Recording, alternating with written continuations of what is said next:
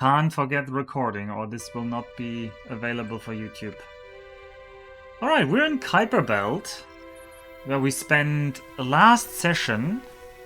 Well, we didn't spend the entire last session in Kuiper Belt, but we ended here because we spent the last session just relaxed taxiing and fixing things for the washing machine, which is still struggling so much to get energy cells, but it's not struggling to make money. Like, the money is going up in the washing machine. It's already at 25 million. Now granted, the whole thing probably has cost around, like the whole washing machine is probably worth 150 million alone. And then the washing machine even has some transport ships. Those transport ships are probably worth another 50 million. So let's say the washing machine is worth 200 mil. Roundabout. Very roughly. So I need to I wanted to make the money back. But Gnaffle last time also pointed out that we should consider flail barrage missiles. If we want to fly our own M8 at some point, flail barrage missiles are the way to go. Oh, I can't go out yet, because this is the best part of the song. Oh, let's check out what this mission is in that outpost. Transmitting information now. Oh, 1.7 million to Ort Cloud. Well, let's do that. It's not very far to Ort Cloud from the Kuiper Belt. I mean, in reality it is, but not in this game, because everything is connected by transorbital accelerators. Glad you called. Transmitting information now. Does it interest you? I'm gonna accept, but I'm not gonna dock yet, because I just love the music. And if you dock, we miss the music. This is almost the end of the music. Or is this the intermezzo? I don't remember. How long have we been flying? No, this is just the intermezzo.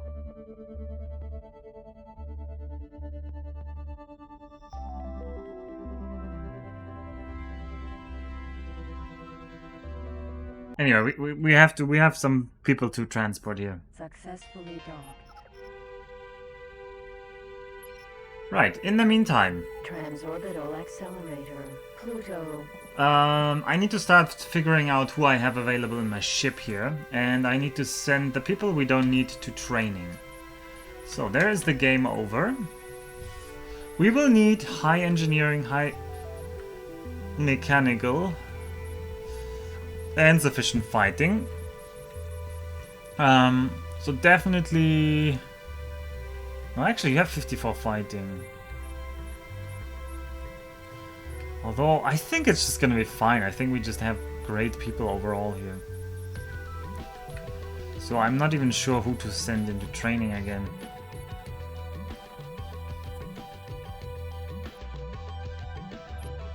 Maybe I want my highest fighters to fight. Who's the lowest? There's a 27... 18. Oh, you're definitely very low. Kulila. 16 on Cleo Gisler. Holy moly, Cleo. Okay, Cleo Gisler, just go training. Why did I even start training Cleo Gisler? Oh.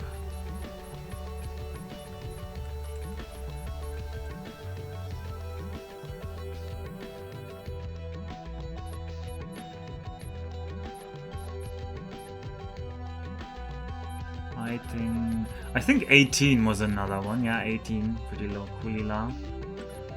Get some hacking, I guess. We only need 21 people, so...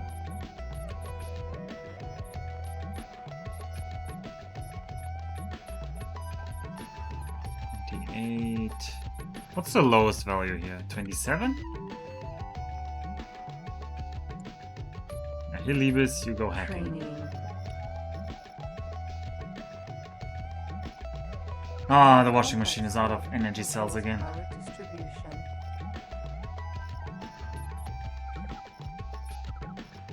Oh, there doesn't seem to be anybody on the way with energy cells. Oh. Ah. I should maybe do some calculation. How many ships do we even Entering need system. Pluto. full of energy cells?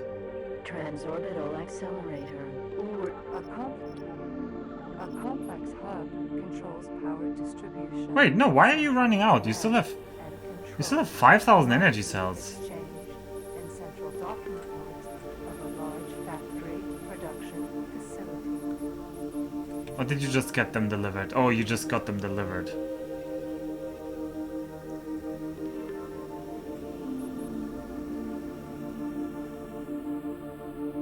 Oh, the hammer heavy torpedoes are just overflowing. Oh, that's not good.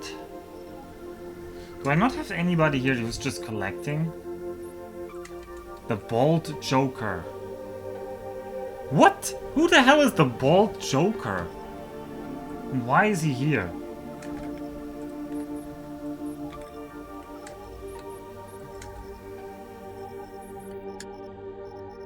What the hell? The Bald Joker?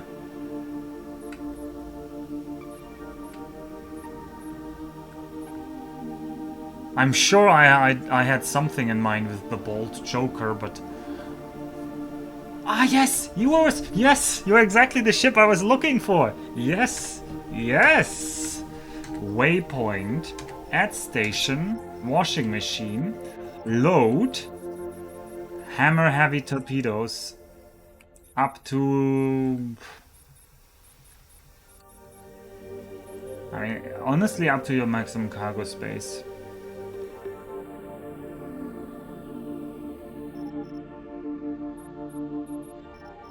But I would like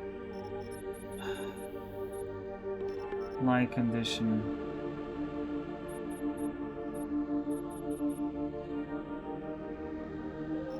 Not supply.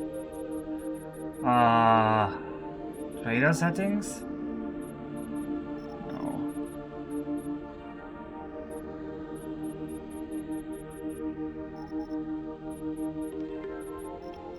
No. I want you to... how do I get them? I don't want him to pick up all the hammer heavy torpedoes all the time. Because I do still want to sell them if I can sell them. So I kind of want him only pick up... I want to tell him only pick up hammer heavy torpedoes if we're running full.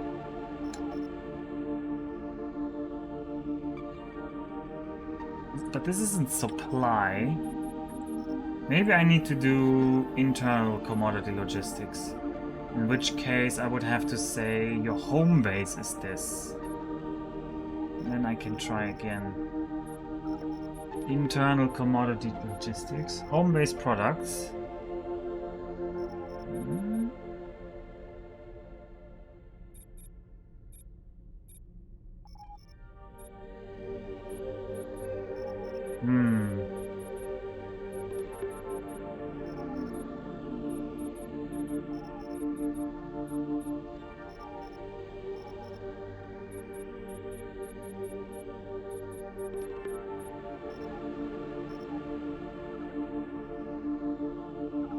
Okay, I guess you're just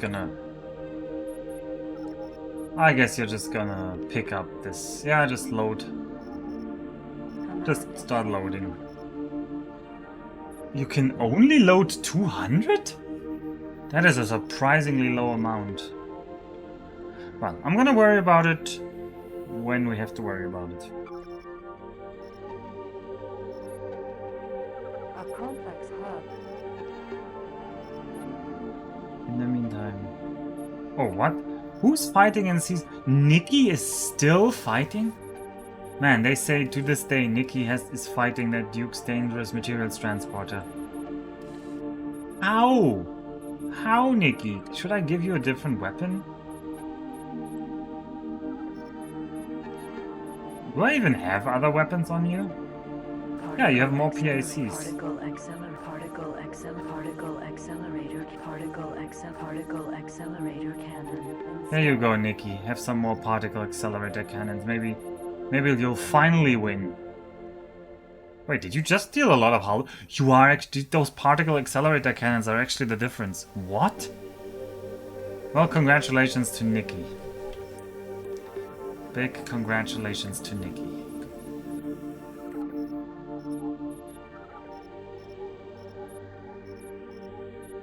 Is there anyone who's going to bring energy cells? Okay, you have 10,000. You have 10,000. You have... Oh, ho, ho. Here come the energy cells. Rub your hands. Solar power. Solar power. Oh yeah, nice.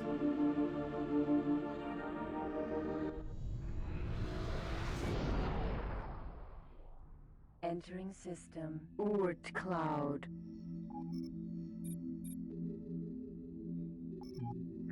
Do I just have to go to any mission? Yeah, any station is fine. Orbital patrol base. What are you doing here? PLS Pluto EC? Mercury is the latest addition to the... Oh, you're just gonna sell energy cells, huh? Ah, nice.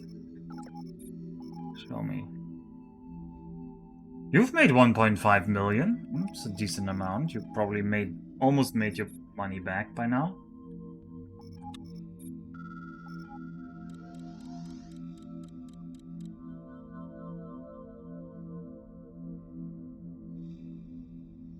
Alright, but I promised a hunt for the Aran, and I promise we'll get to it. I promise we'll get to You are it. talking to Spinner. Great. Encoding data for transmission. Deliver a bolt rig. No. Mining How about no? outpost. M beta.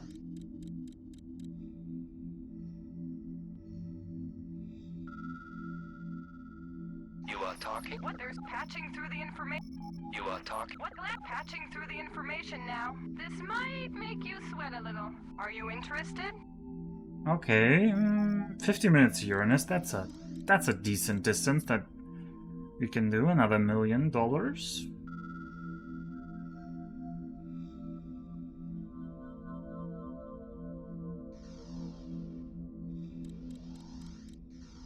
You are talking. There's work patching through the... You are talking. What? Right, we'll take that mission. We'll unload one person and load Successfully another. docked. Ports, take us out. Incoming message.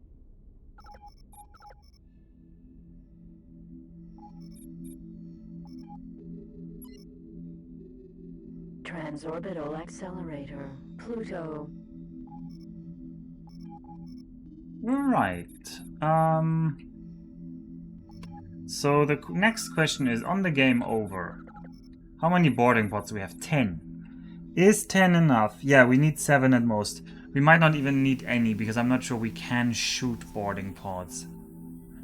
It's fine. Energy cells. We'll need a lot of energy cells. A 200 megajoule shield. Why do I have a 200 megajoule shield in here? Specifically designed for boarding. No, I have no idea why I have a 200 megajoule shield here. And we have our elite crew.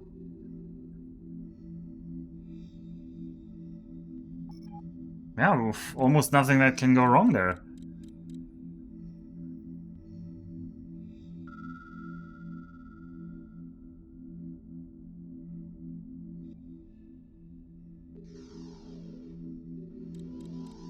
Because you know what? Our target tonight isn't even going to defend itself. No. Our target tonight is an entirely undefended rogue ship that has been stranded in the deepest and darkest recesses of space. I can't even say of this galaxy, because most of the sectors we're going to look for it in are not in this galaxy. They are decidedly outside of it. Transorbital accelerator. Neptune. Oh, we can check out this mission on the way. Matter antimatter launcher forge. Alpha. Right, but we have another 28 million. We could think about several things to spend that on. We could make flail barrage missiles. And we should have a look at what they need. Shipyards are A flail missile production. Our needs This ore. facility produces the Flail Barrage missile. So where could we put that? So one idea would be to put it in shareholders' fortune.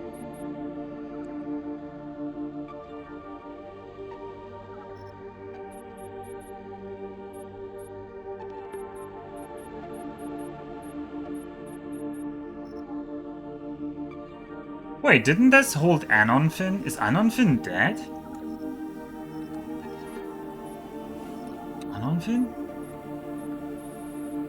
No, Anonfin is still alive. What are you doing, Anonfin?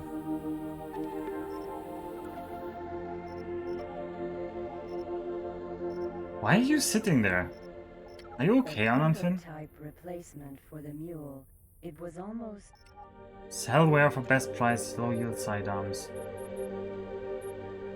Sure, my dude, if you think... Why are you sitting in the... I think I was trading. Okay, yeah, you're gonna universe trade now. I don't know what was up with Anonfin there. Why Anonfin was in a weird position.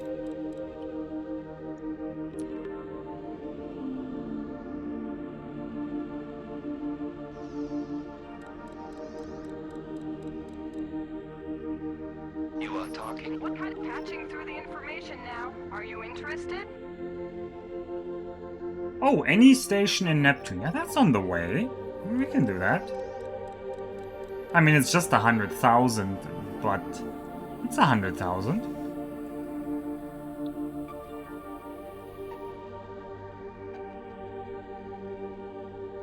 docking autopilot off.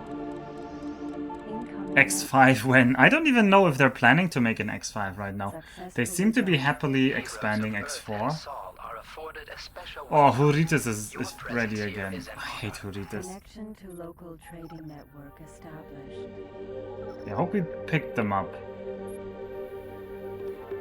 Yeah, so we need to dock at any station in Neptune on the way to Uranus. Transorbital accelerator. And I need to Neptune. quickly send Huritas to training again because this guy is just... Okay, keep training engineering, please. Training. So they made X4... When even? It's been a few years. And now they've come out with 2 or 3 expansions, so DLC for X4. And Entering system. Neptune. I haven't heard anything of them wanting to expand into like a new, like wanting to change the engine again. And I could imagine that they're very hesitant to do anything like, oh, X4 into X5 because of the very bad experiences they've made, like previously with that kind of switch. Orbital defense station.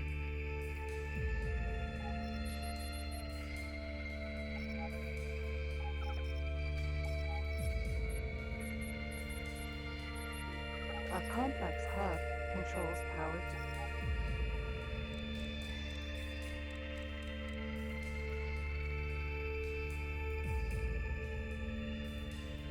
Oh, by the way, Dennis Royal Bavarian a Hunting complex Lodge. hub controls power distribution. No, it's not running. It's full on bow gas, but that's fine. A complex Dukes hub controls power distribution. Central also looks command. fine. A Profits. complex hub controls power distribution. A little high on the hammer heavy torpedoes. And control. Homogeneous And it's system. running full on intermediate products. Docking ports of a large factory production facility.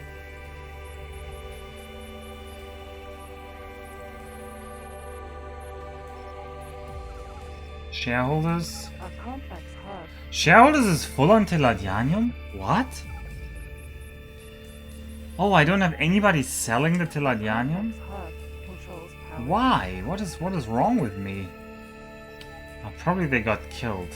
They always tend to get killed over there. Autopilot off. It's a problem. I need to buy some ship here. Ship.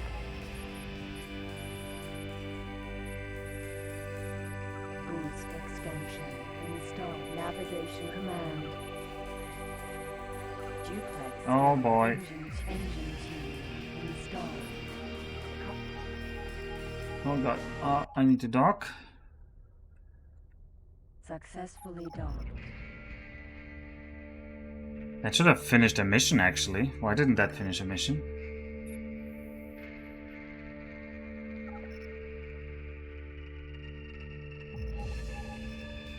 What? But this was a station in Neptune. Why didn't you unload? People? You don't want a specific station, you just want any station in Neptune. Was I too quick? USC food supply fat Terran water matter USC docking ground autopilot on. That's the wrong one. Orbital defense. Okay, let's try that again. Why are they not unloading? Successfully docked.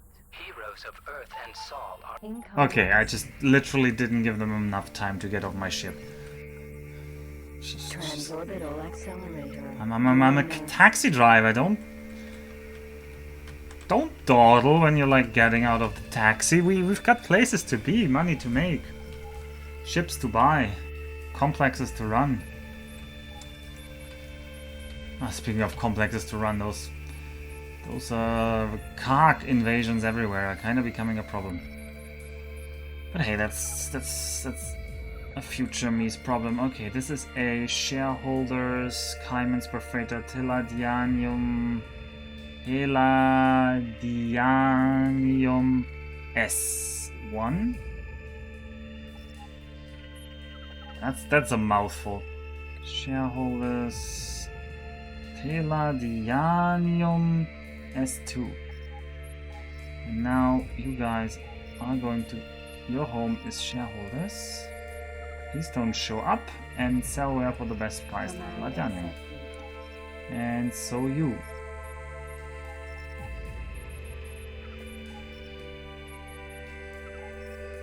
Command accepted.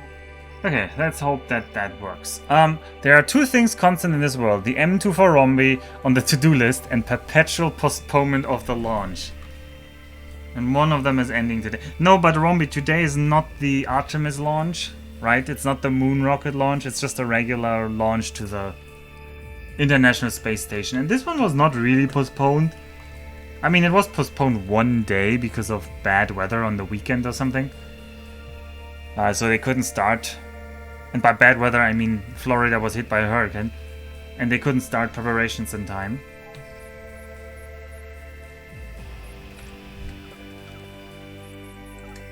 But yeah,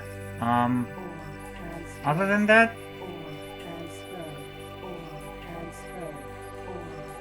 they rarely postpone those.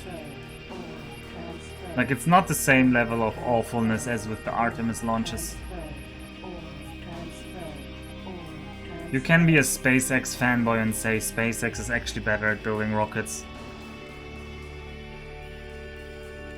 You can. I'm not gonna stop you.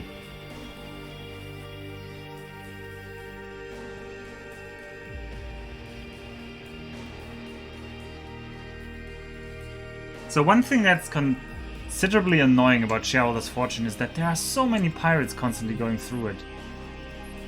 That makes me a bit uncomfortable with it. Oh god, there's another pirate here. Okay, Nikki. No, Nikki's defending profit share, that's fine. Pirate Kea and Pirate Harrier. Okay, where is the Spook Katai? Come to sector... 2 grand? I don't even know why you're there. Command accepted. I could have said... You know, Rombi, you are going to get that M2 when your washing machine, even though it's not really your washing machine right now, but... Okay, let's actually fix that. The maid lovers, in bracket, Rombies. washing machine. Okay, so that I can value Blobber's joke and I can keep calling it Rombi's washing machine. Once your washing machine has earned us 300 million, you'll get your ship, right? You just need to put in the elbow grease, spin up that drum, and start washing me that sweet money. Or laundering that money, I guess. 300. I mean, yeah, the first 200 million are to pay back all the investment I put into that station. And then the next 100 million is a pure profit, and I promise to invest that into your M2. That's very nice of me. Oh, that is a terrible mission. We're not doing that. I mean, it's not terrible, but it's 290,000 for going back the way I don't want to go. Shikujo, what is this, a pleasure cruise? My ma flies faster than you. Oh god, she's getting antsy again. Like, they love getting annoying. Alright, combat. Attack all enemies. Accepted. Oh, Spook Hatai. We can watch the Spook Hatai make short work. No, not make short work? Why is it not moving? Apparently there's like patrol sectors, family I don't know, and shareholders fortune. Actually, that's perfect. Accepted. Patrol these two sectors.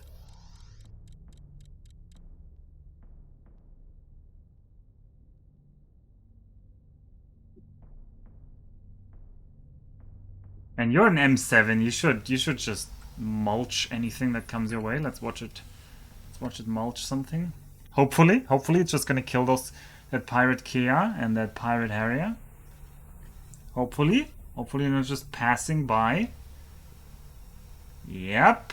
Hopefully, yeah. There's the shot. Any minute now. Any minute now. You're patrolling the system, so you're going to keep it safe. Very safe. Oh, whew, goodbye, Kia. Okay. Well, it got the M3 in one salvo, so who cares about the M5? Oh no, you're under attack by an M5. Oh, that's so scary. Okay, good. Good. That thing is hopefully gonna keep that part safe. Alright, that's $1 million for us for transporting that lady, who was once again extremely unfriendly. Oh, and there's Sending through the data now. someone who wants a baldric. Accelerator. Uranus 2. I don't want a baldric. Transorbital accelerator. Saturn. Uranus is such a nice system. I really like it. Transorbital accelerator. Uranus 2. Am I even fully supplying all of these systems here? Oh god, that ice is over Water full. in the form of ice.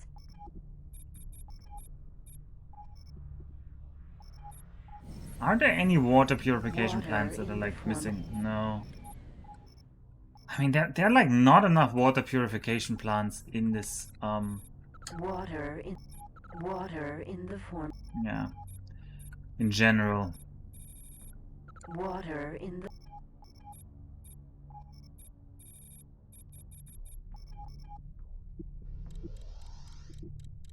Alright,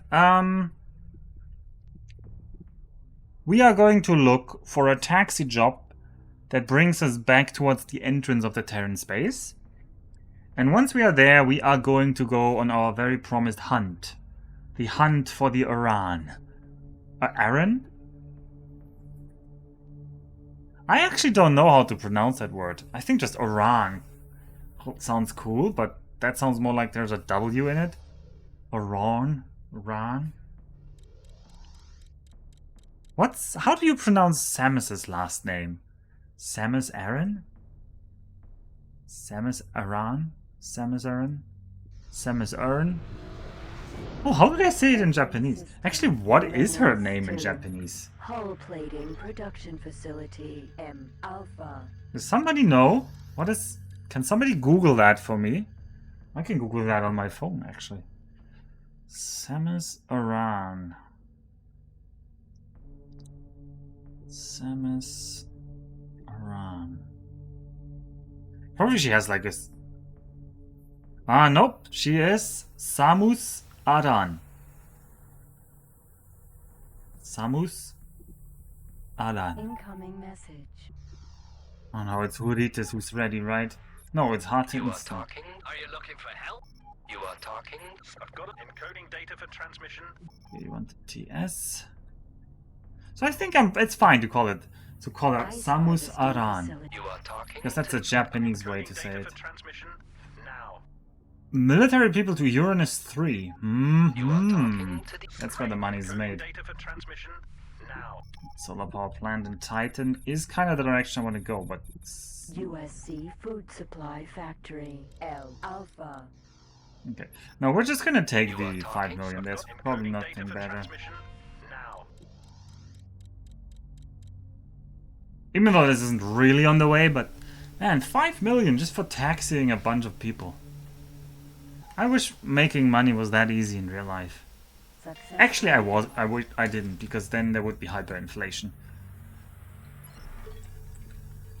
Transorbital Accelerator. Uranus.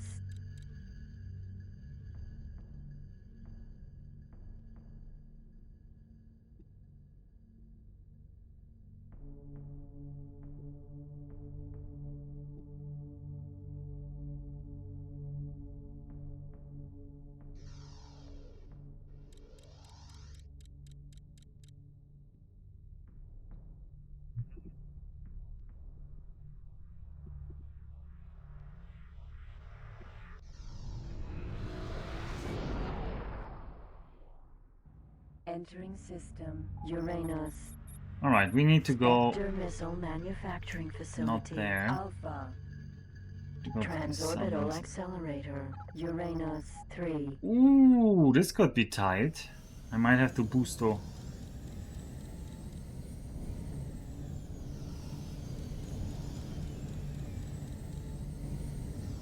Out of order. Command rejected.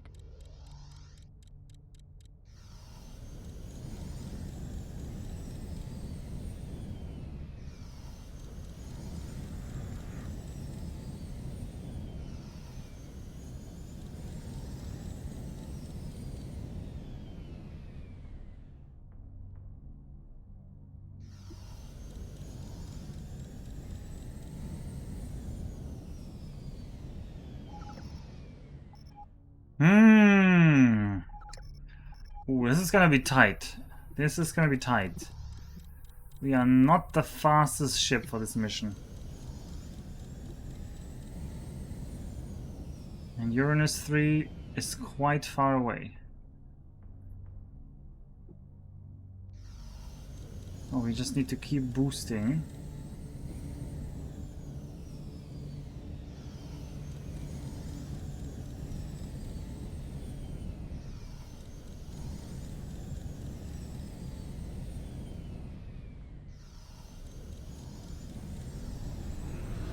Sorry, that's a lot of boosting on-off sounds. Uranus 3.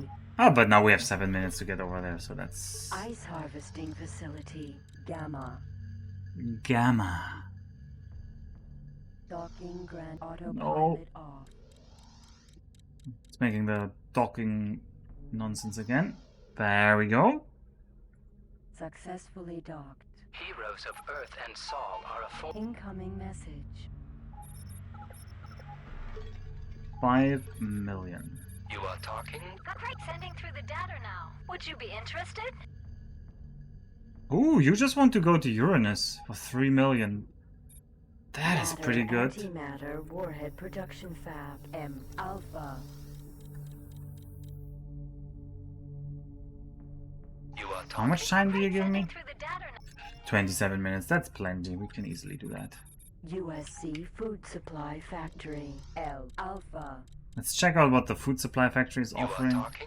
This is what we're... Nope, that is nonsense mission. Matter Antimatter Warhead Production Fab. M Alpha.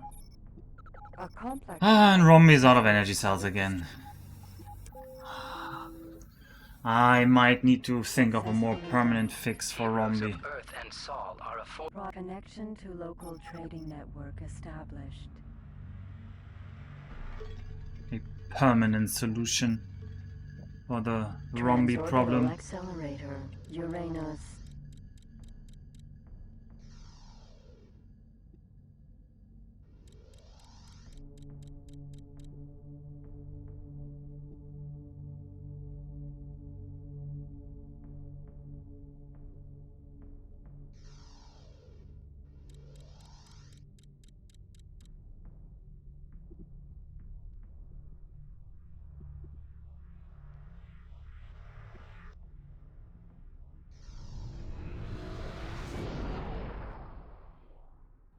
Entering system, Uranus. USC orbital logistics dock. USC orbital logistics dock.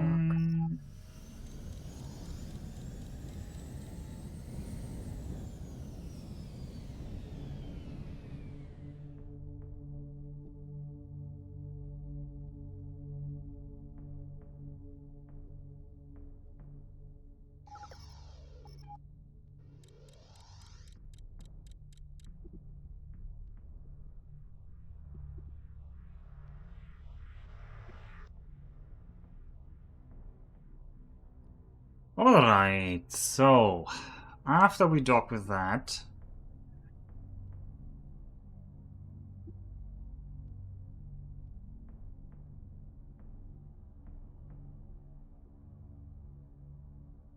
well, who am I gonna lie to? I just love making the money here. So if I find good missions, I'm just gonna keep doing good missions here.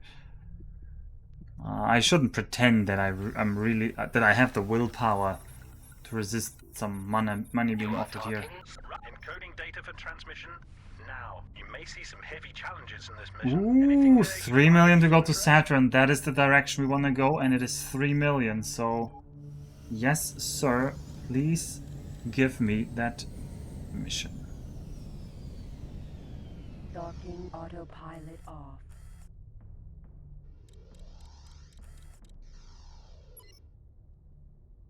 USC orbital logistics dock.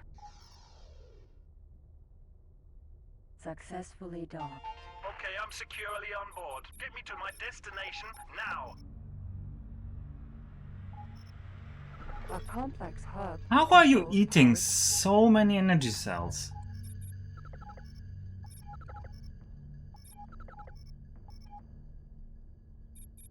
How? Solar. Also, there are so many solar power plants near here.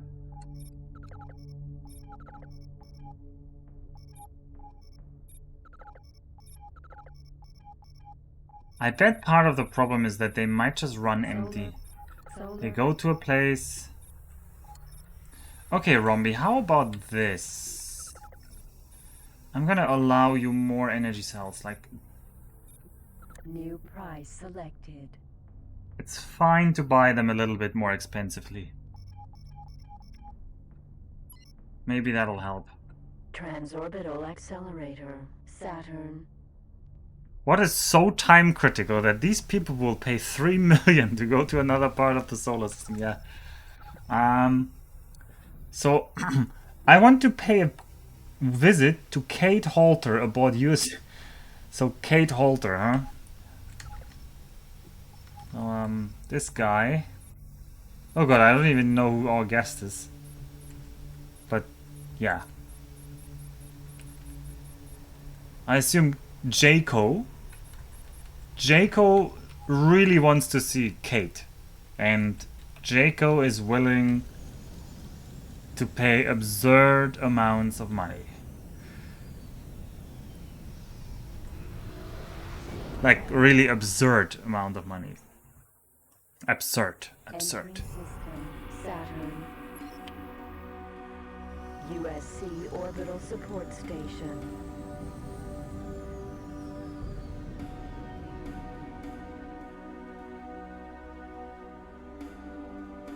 Also, I might not have made the smartest setup here.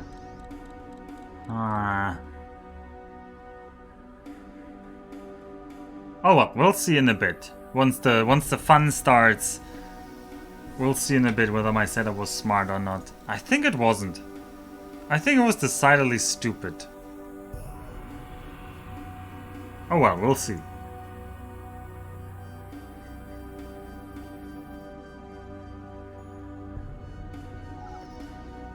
Yeah, you have 10 minutes.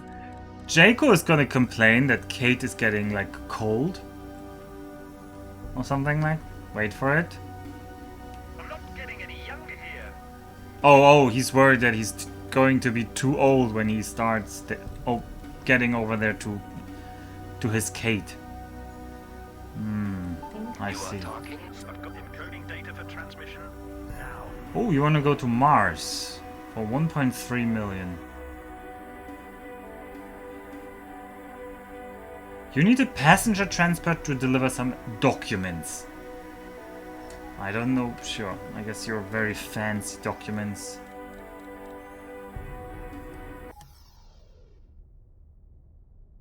Successfully docked. Connection. Okay, I'm securely on board. Get me to my destination now. Oh, we got another guy here. Saturn Research Station. Potentially somebody on the Saturn Research Station wants to go somewhere.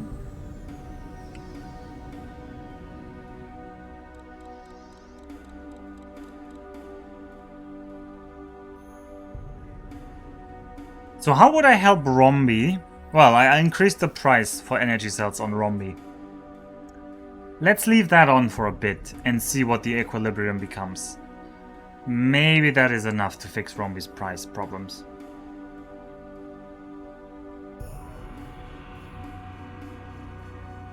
Then we're gonna go on a hunt. And then I have to think about flail barrage missiles and where to produce them.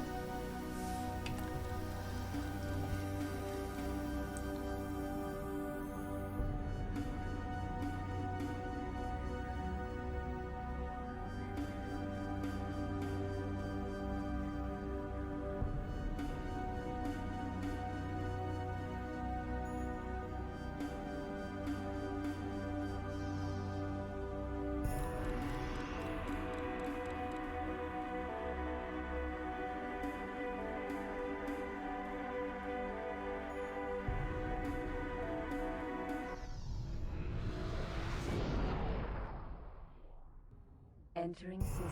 You made stations for direct NPC profit? What do you mean modules? I don't know what you mean with modules. Transorbital accelerator. Asteroid belt. A complex hub. Oh yeah, they are producing some shields. Central command. And Like for control. well, they're producing PPCs, photon pulse cannons, Central docking ports. and selling some of those. Factory production. Part of the part of this factory's mission is just to produce absurd amounts of microchips, and we are not selling any of these. These microchips are needed for, yeah, dangerous things. It's producing lots of computer components, and those I am selling for profit. And then it has lots of intermediate stuff that it's just producing for itself. And a little bit of selling on the side, I suppose. It should, in principle, be selling some sunflowers, for example. Yeah, the famous M word. I shouldn't even use it. It's a little bit offensive.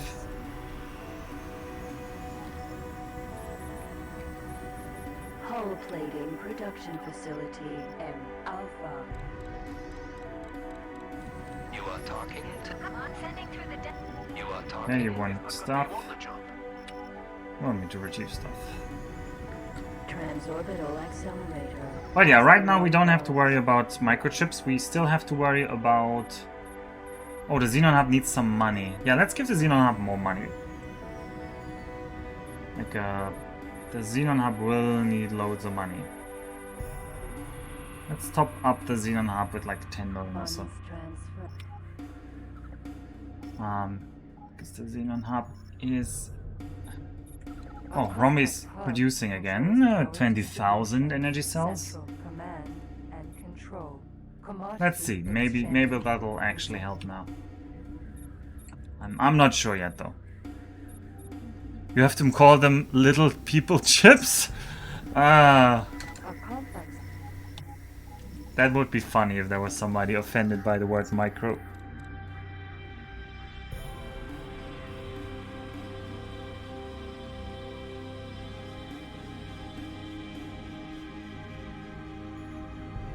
It's actually the opposite, right? Because there's nano, like nanobots, nanometer, nanoscale, nanotechnology, and nano actually is the Greek word for dwarf. Like the medical condition when people are short of stature genetically system, asteroid belt, is called like, or not necessarily genetically, just medically, Mars, is called nanism. So yeah, we are already, I guess from that perspective, what is the correct word for, is there a politically correct term for what to call people who are of short stature? Like who suffer from nanism? From like dwarvism? I mean, I personally think being... one of your ships Oh no. is under attack. Shareholders' fortune. Spookatai. Are you taking care of it? My mother calls them vertically challenged. Somehow I'm not so sure your mother is the go-to source for really having the politically correct terms. If you are anything go though. I believe they force us to say little people. No, I cannot believe. That just sounds... That sounds... Little people sounds like intentionally belittling, literally, so...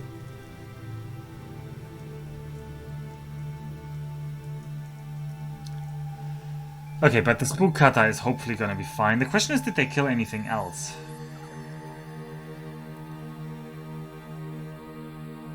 Yep, they killed the ore seller. Ugh. And that shareholder's fortune thing is really... That's why I'm not keen on building more in shareholder's fortune. You know what? I think we're just gonna build something in Antigone Memorial, because I love Antigone Memorial. It's one of my favorite sectors.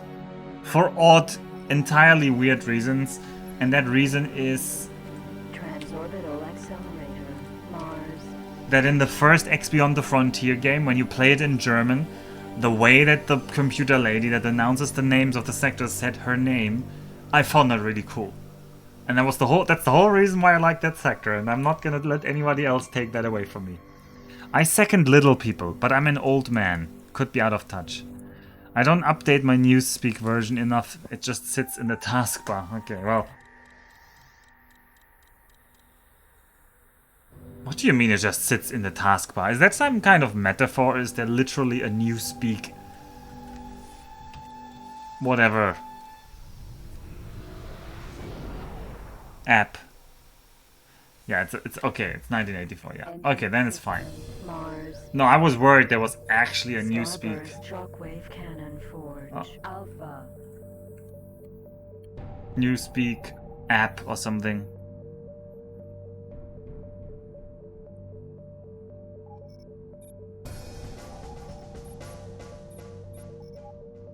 Alright, but anyway, also the game over had some people like Huritas is back again. Jesus Christ, Huritas. Can't you stay in school? Training. And then who else was back?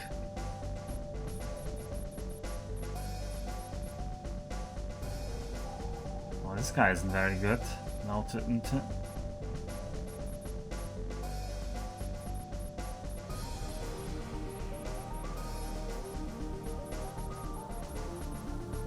And some of these people have like 40 fighting out of the bat. 49! I should have picked those instead of picking the ones I have, but hey. Hey, at least we have Hard to Insta. Ah, Hard to Insta was the one coming out, because Hard to Insta is kind of crappy stats overall. But fighting is really good. But no, we need good engineering at the very least. Training. At the very least, we need everybody to have good engineering.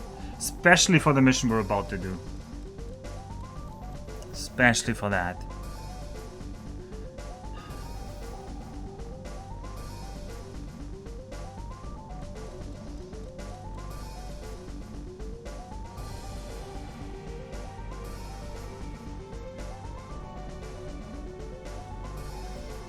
A complex No, hub Rombi. controls Oh, power no, Rombi has energy cells. A com- Rombi's now losing money.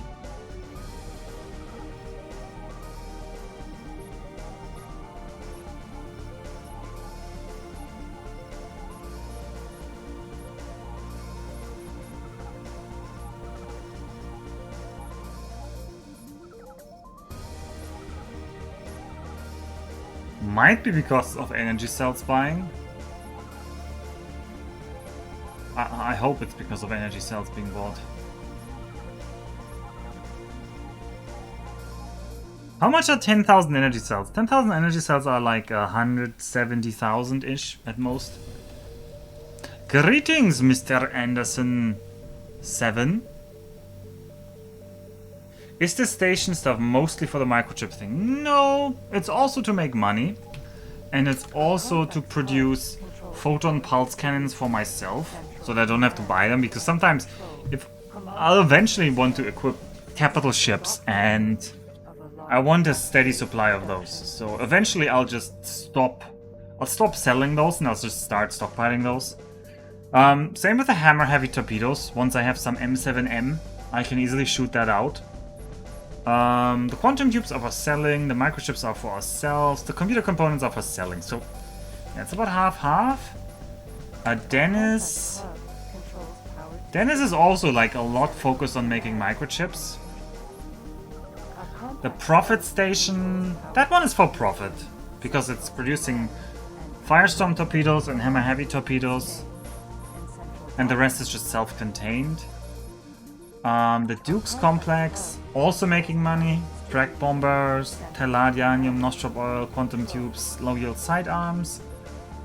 And Chowder's Fortune is right now also making money with Telladianium and ore. Very simple ups, but that's barely worth being called a complex. Barely worth being called a complex.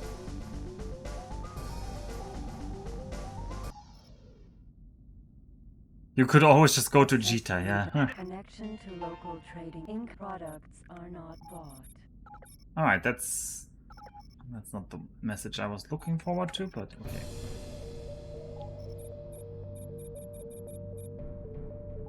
Okay. Is there gambling? There was gambling in the second game. Transorbital accelerator. There was a thing called the lottery, and you could buy a ticket, and it'd just be like a random. I don't even know how many digits. A lot of digits.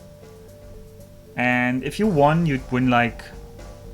Does someone remember how much you'd win? I want to say at least 1 billion credits, but I think it might have been 1 trillion. No, the stock market isn't gambling, because the stock market is actually like a mechanical thing. That like a lottery thing in X2 on the billboards, as far as I know, that was just pure randomness. There was no skill involved. Meanwhile, there are exploits how you can like make money off of the. Basically, you can insider trade on the market. Also, what is that? Is that a Yokohama? Shipyard. Hello, friend. No, that's an Osaka. Aran, Osaka. Ooh, look at that.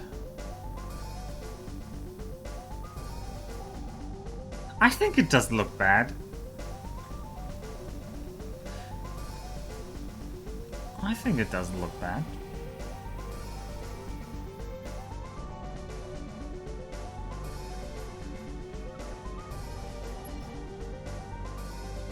The place where no Mahjong? No, this is not the Mahjong's channel. A complex hub controls power distribution.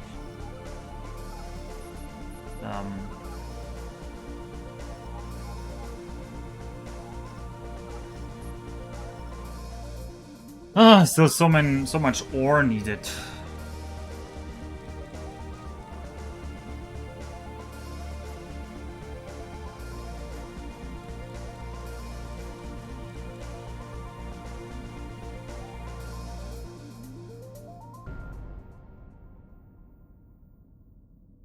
Alright, oh yeah, I need to actually send over the game over. Game over. Now it's... The time is now, everyone. The time is now. What's the worst fighting we have? The worst fighter goes back to school. You have 28. So, allowed to go to hacking. Training. And game over, navigation, jump to sector. And Ronka's trial, right? That is not... Actually, we can just jump to you. Let's not do it the reverse. Let's say we can go there. Just pick up some energy cells. Also, why do we still have 6 people in here? Are these still like pirates that we kidnapped?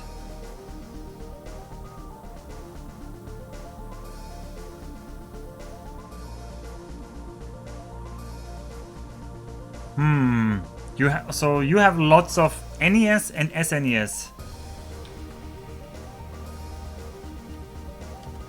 So yeah, Jake is going to argue that you should not have any physical possessions and just liberate yourself of all of them. I'm of the opposite mind. I think if you can store them effectively, I think they're gonna be like a nice memory.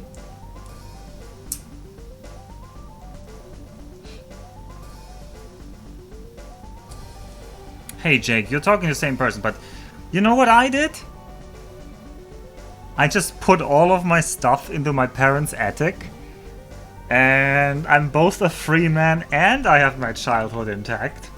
It's like the best of both worlds. So, I get complaints. It's like, your boxes are still here. And I'm like, yeah. And I'm secretly thinking, yeah, that they're gonna stay there. Oh, why can't we just dock? Okay, well, we have to dock the long way, apparently. You don't have any stable basement or attic. Well... What are you doing, autopilot? Don't crash us into this thing. I'm gonna save now that I saw that. Holy moly, did you see that? That autopilot was trying to kill us. Oh. And we don't know how old Loco is. Might be a very sad story, might just be old people's story. I mean, I guess it's still sad. Sorry for being heartless. Okay, well then it is even sad. But in any case, you can... There are even storage spaces. You can rent.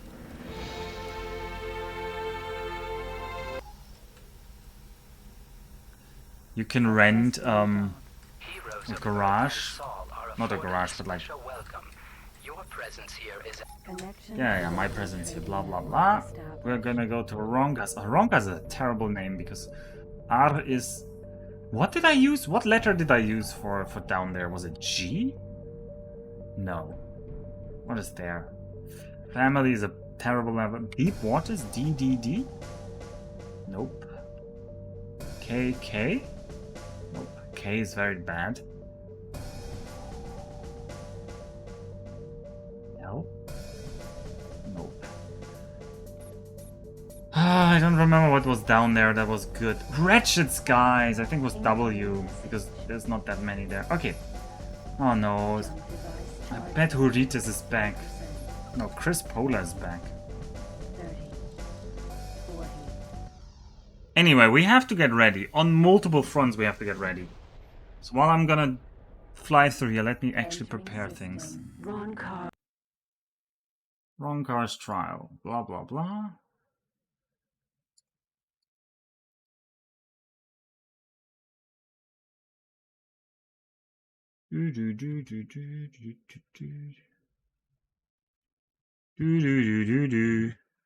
Very specific question. Are there any Cold War era civil protection bunkers in Japan? Are you worried about me? No, but as far as I know, the subway is designed as a bunker. I mean, a ton? How much is a ton?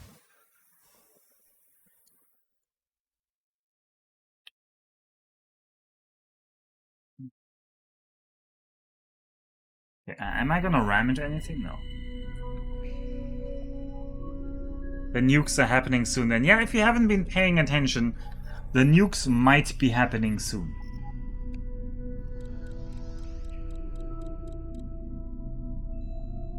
And there's probably a higher chance than in my lifetime for nukes to fly around, so yeah. If you're one of the persons who would like to be prepared, as in, I don't know, have iodine tablets or have a Geiger counter or something, it's probably already too late to get one cheaply, but it's going to be a lot harder the longer you wait. So, if you want your Fallout gear, even just for your own peace of mind, I'm not judging you for being like a whatever. My only recommendation is you should have gotten it a year ago, or you should get it now.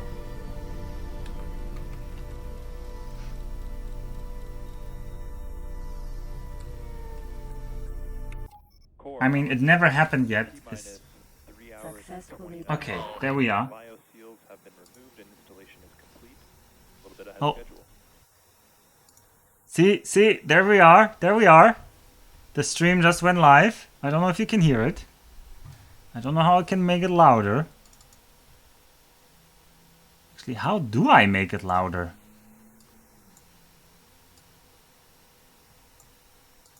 Is that like a separate sound source? Oh, audio mixing. No, maybe there is no sound.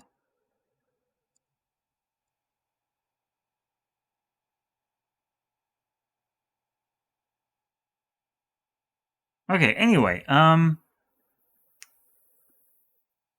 you wouldn't, I mean, I think a Geiger counter is pretty useful because if you think everything is just going to be blanketed with radioactivity, you're overestimating the radioactivity.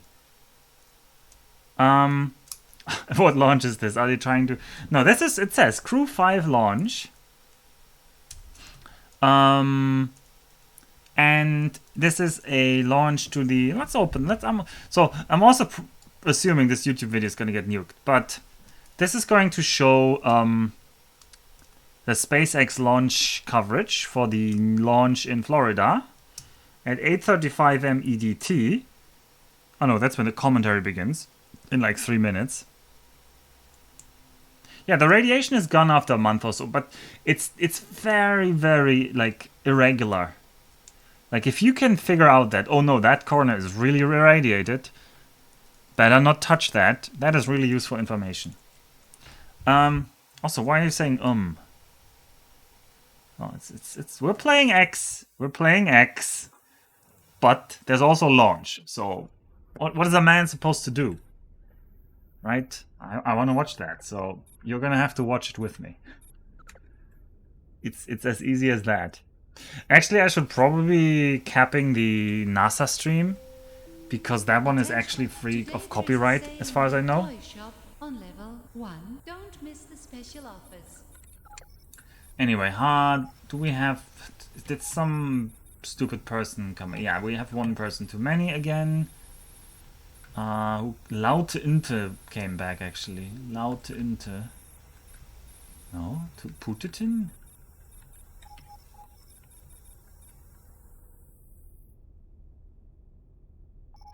No, it wasn't Laute Inte. Okay, who's pretty bad? Oh, you're 27. Frank Gusta. Yeah, get some more engineering. Training. And we are going to... Oh, more boarding boards. Yeah, please. Boarding pod. And we're going to stock up on energy cells. Energy cells bought. And I should have probably bought some fighting drones. Do I actually have any weapons on this ship? Well, we're gonna figure that out now. Why do I have nothing in my rear turrets? Okay, that is bad. Can we buy anything?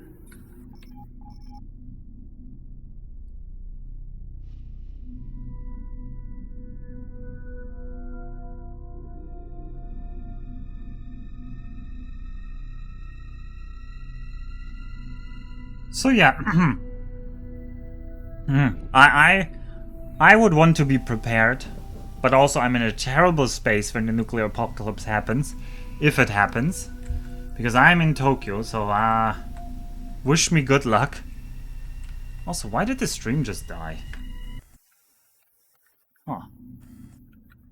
Did you see that? Did the stream on stream just die?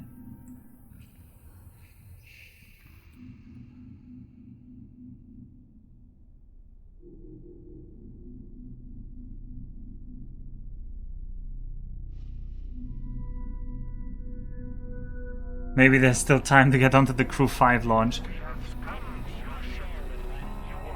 Oh, we're getting... We're getting like the NASA TV thingy. So don't be surprised when there's like weird sounds now, because...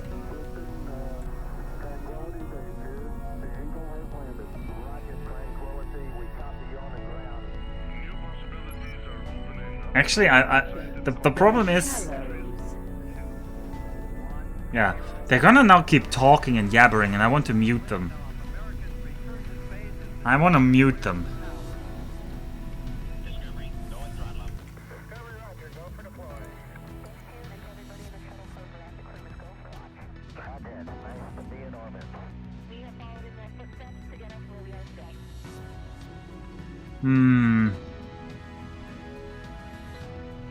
But actually the YouTube stream is behind the Twitch stream.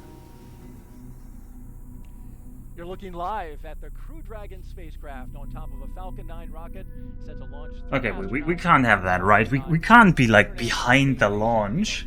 Somebody else could watch the launch on another screen. Beautiful sight outside, beautiful weather here at the Kennedy Space Center, where we welcome you. Okay, I'm gonna prep that.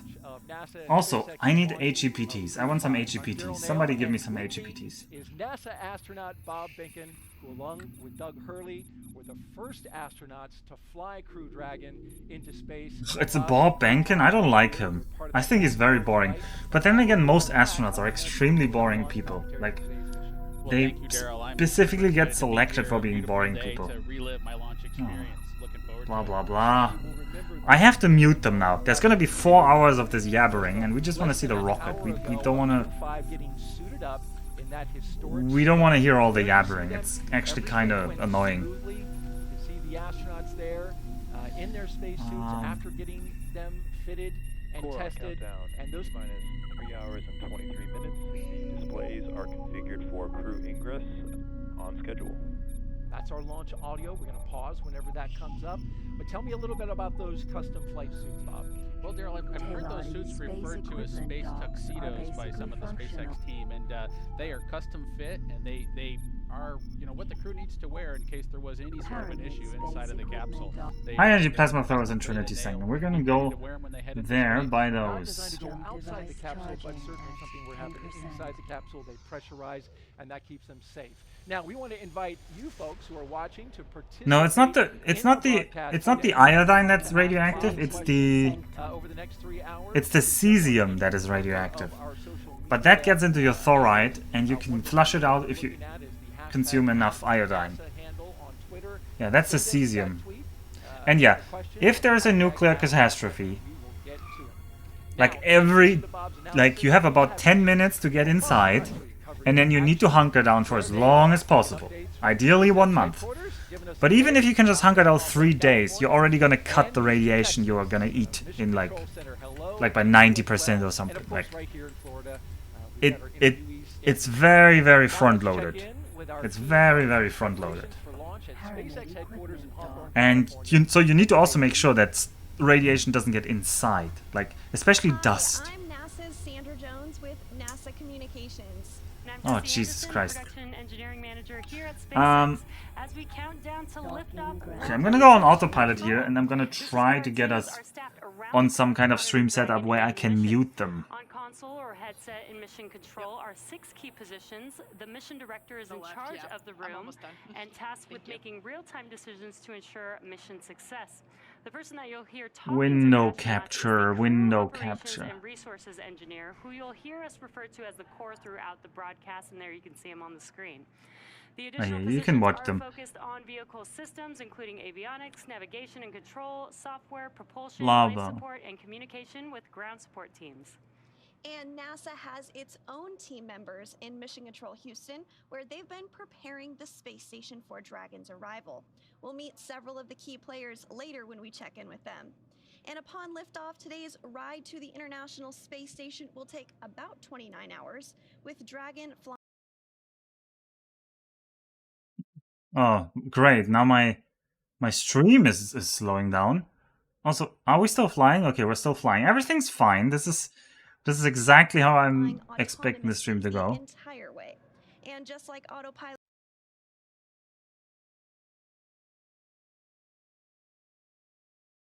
Okay, yeah, that is terrible.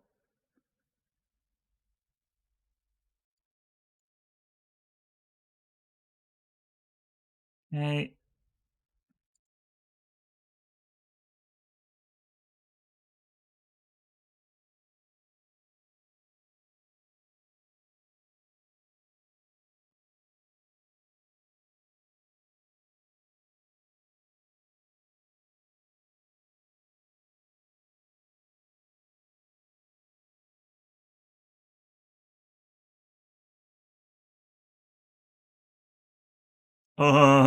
Wait, is this what I wanted?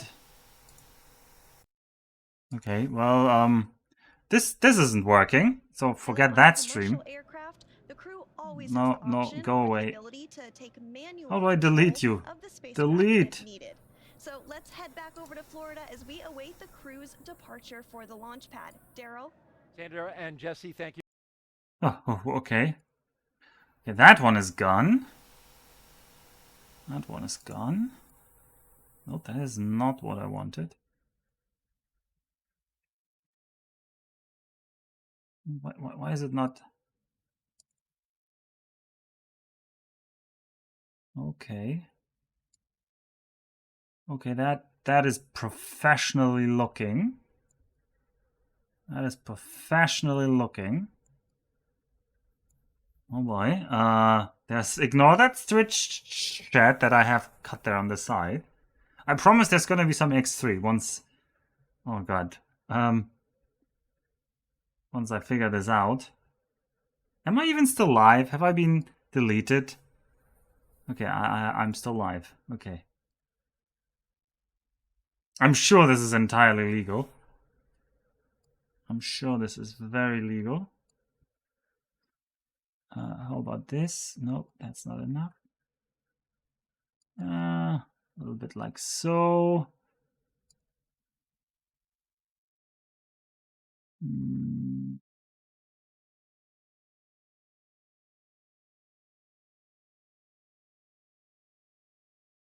Okay. Almost there. We're almost there, everybody. We have the power to fix this. Oh god, Jesus Christ, you two are still going on. I love to talk about nuclear war, but why do we have to have the interesting nuclear war talk on the day when there's a rocket launch about to happen? Huh?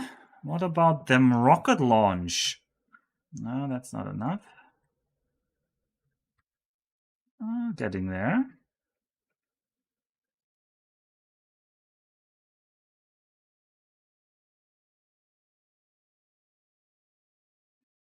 Okay.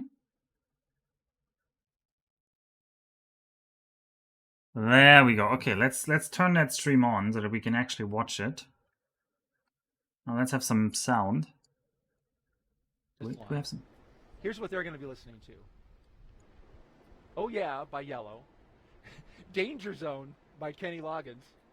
Stronger by The Score. Slow Ride, Foghat. Everybody Got Their Something by Nikki Costa. Sabotage by the Beastie Boys. Mainstream Kid by Brandy Carlisle.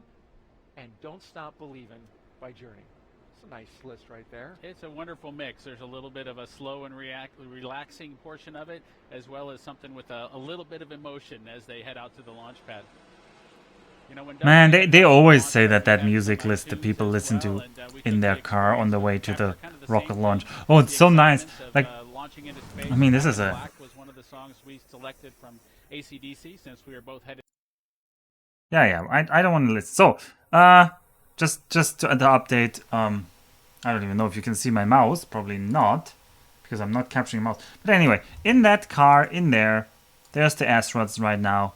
It's Tesla cars, because this is going to be a SpaceX launch. And SpaceX is also owned by Elon Musk. So they're going to drive in Teslas to the launch stand, blah, blah, blah. And in the top it says it's still 3 hours 15. And there's not going to be much super interesting happening. Like they've suited up and now they're going to travel to the launch tower. And there's actually going to be like a 10-minute section where they're like just driving those Teslas to the launch tower. That's why they actually have a music list for that part.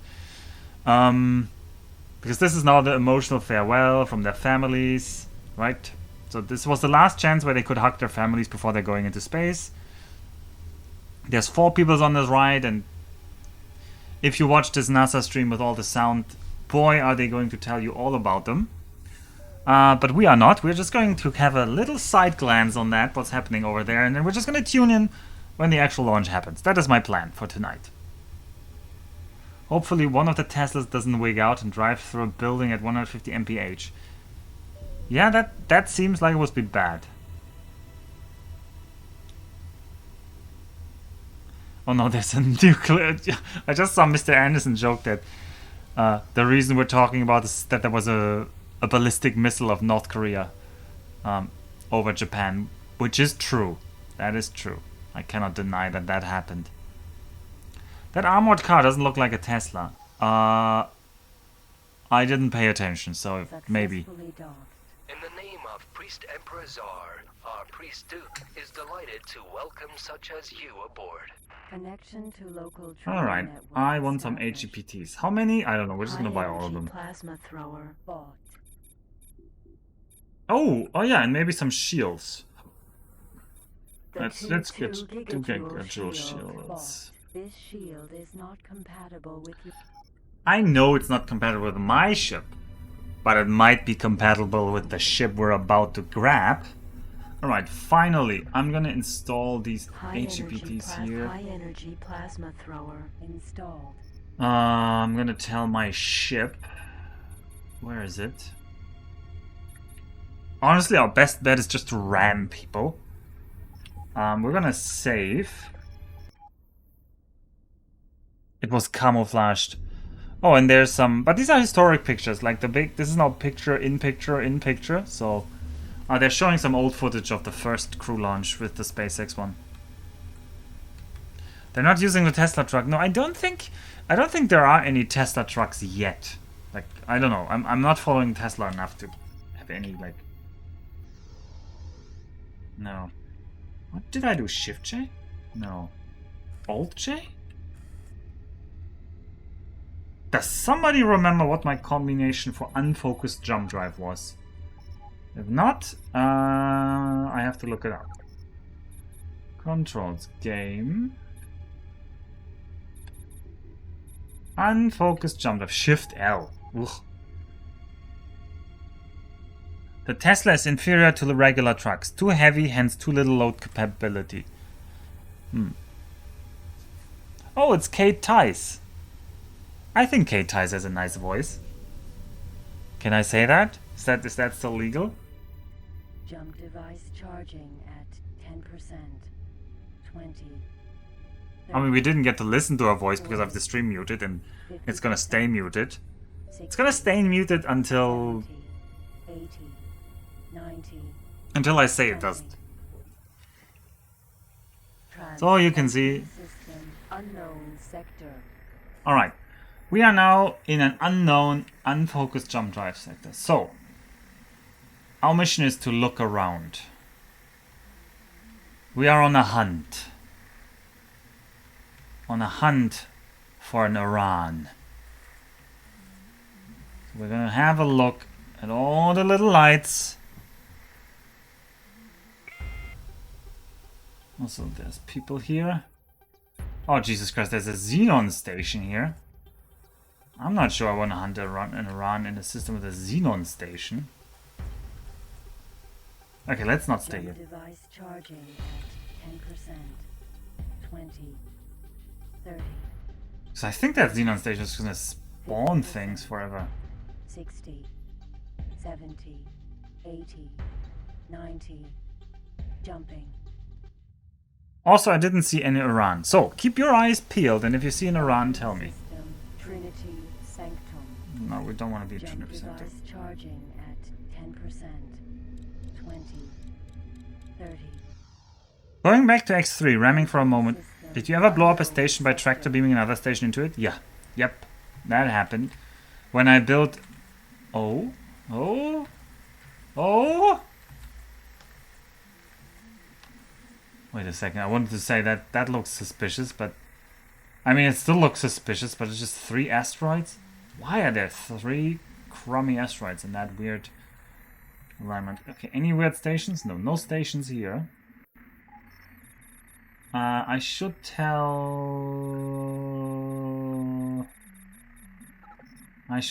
our turrets.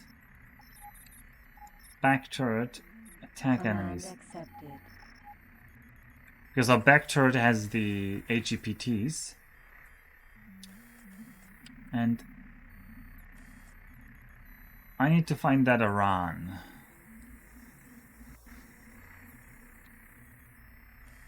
Are you in Aran? Just more asteroids.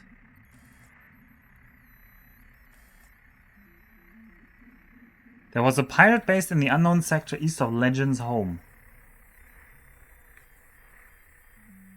There's an unknown sector east of Legends Home? I had no idea. That's a spoiler, or it might not exist in this game. I don't know.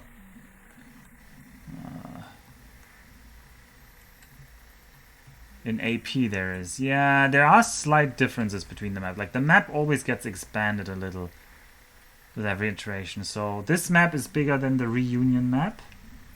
And the AP map is bigger than the Terran Conflict map.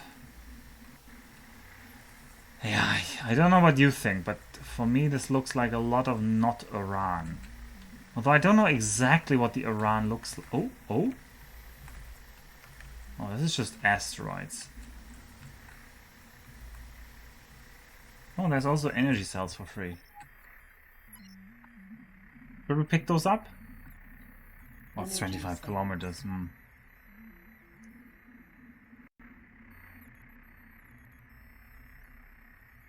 Actually, if I do it like... What if I do the exterior view? It's a bit of cheating, but...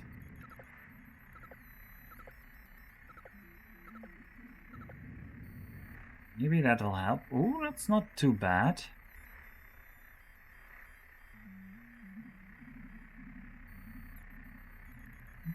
Not too bad for looking around.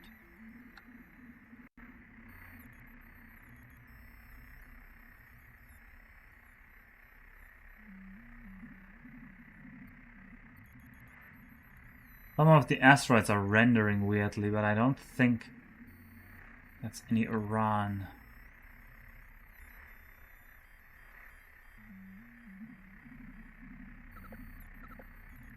Alright, we're going back and we're gonna enter again.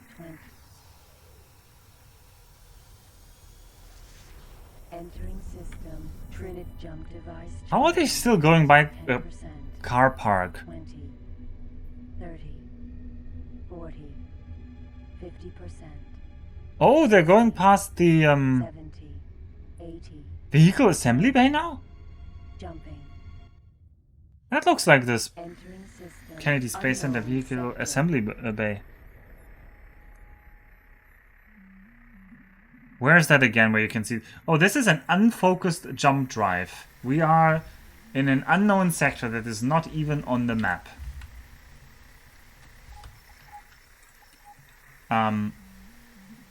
Yeah.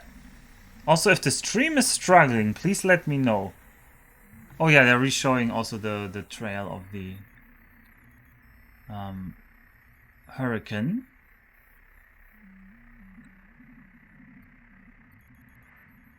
And yeah, we're not just outside the Milky Way, we're like outside everywhere. Like, we're so far out, we don't even know where we are.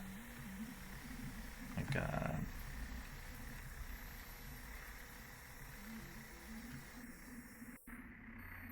I wonder if there's ever a position where the galaxies on the sky would look that big. I think usually galaxies are further apart. But hey. They aren't flying to space this time, they just decided to drive. I don't think they're the ones driving the Teslas. I think they have like drivers because they're supposed to like mentally prepare and focus and not be distracted by driving a Tesla.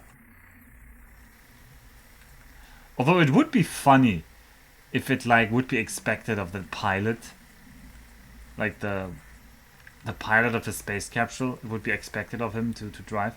Even though I say pilot, did you know that in these space missions, the guy who's called the pilot isn't actually the one flying? He's actually like, effectively he's the co-pilot, because he isn't doing anything. And actually the person called the commander of the space capsule is the one flying and doing everything. Because there isn't really anything to command other than the space capsule, so yeah. Technically, you could drive to space with a far enough car, yeah, and high enough ramp. Yeah, that is a very technical way of achieving that. Alright, we didn't see anything, so back we go. And I have to admit to everyone now, I have no idea how many times we have to try this. But NASA is still going. So we can also be going. I have an excuse. You want to listen to the talking? If you want to listen to them talk, just let me know. I am obliged. But there's also going to be a point where they give like individual backstories of all the astronauts involved. Yeah, and I find that part always so second-hand embarrassing to watch. Because they're kind of trying to make these people sound so cool. And while I think being an astronaut is cool, I don't think the actual astronauts are that cool. Like, they're not that amazing of people that I want to like know everything about them.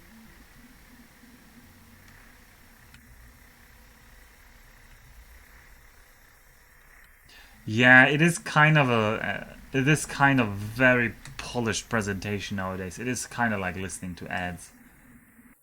Okay, I think even this red nebula sector, even though it looks nice, I'm not seeing any Arans. So I don't know how many Arans there are. 30, 40. Anyway, they're still going with the Teslas, and we are now 3 hours away from the launch. Jump device charging at 10%. Entering system unknown sector. Yeah, there are Xenon here.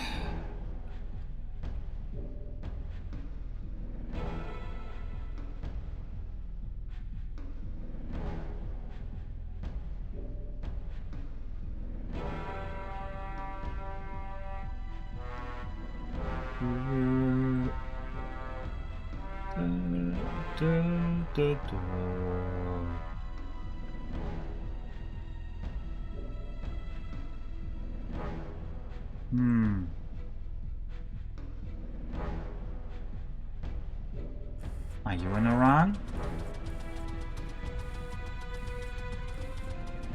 Oh, maybe just a...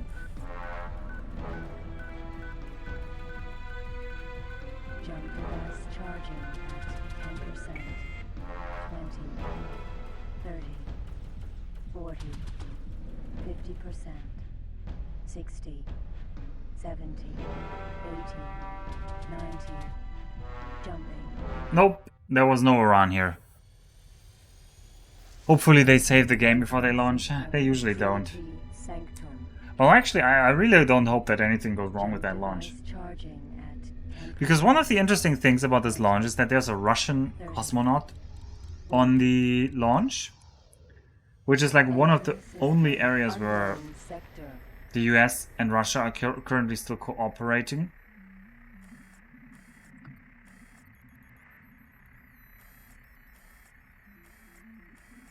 What is this? Holy moly, either these asteroids are really small or they're really far away. Oh god. I hope the Aran isn't like that far away. Also, I shouldn't zoom in so much because I need to see things.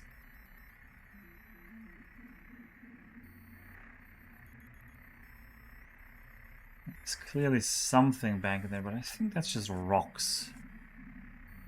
Just space rocks. The Fermi paradox. I don't think the... I don't think the Fermi paradox applies. And I think we found some xenon Qs. Those are not Arans. And we do not have the weapons to fight xenon Qs.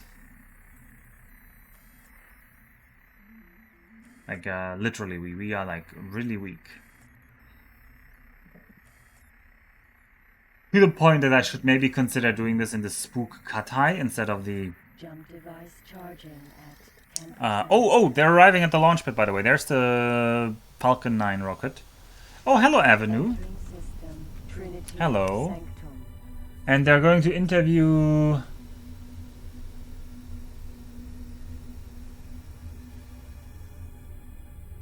Phil McAllister. Dr. Com?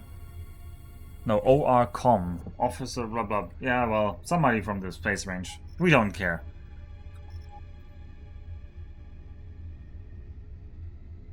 Jump device charging at 10%. There are two possibilities. Either we are alone in the universe, or we aren't. I guess? Although that's not a well-defined question.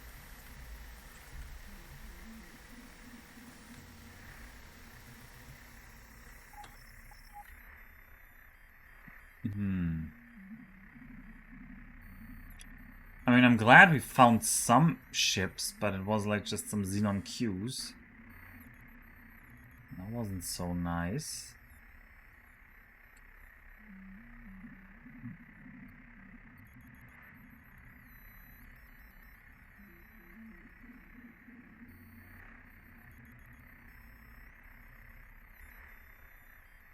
Nope.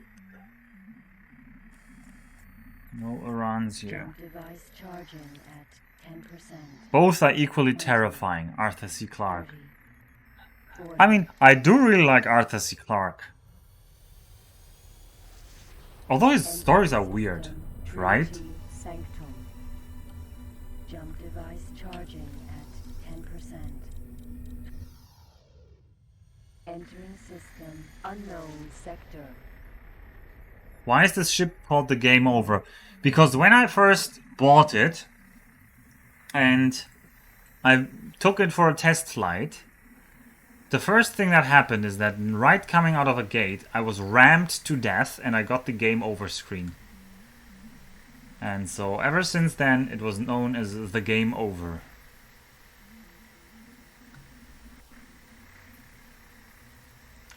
Everyone keep your eyes peeled. Not just for this launch, but especially for Arans around.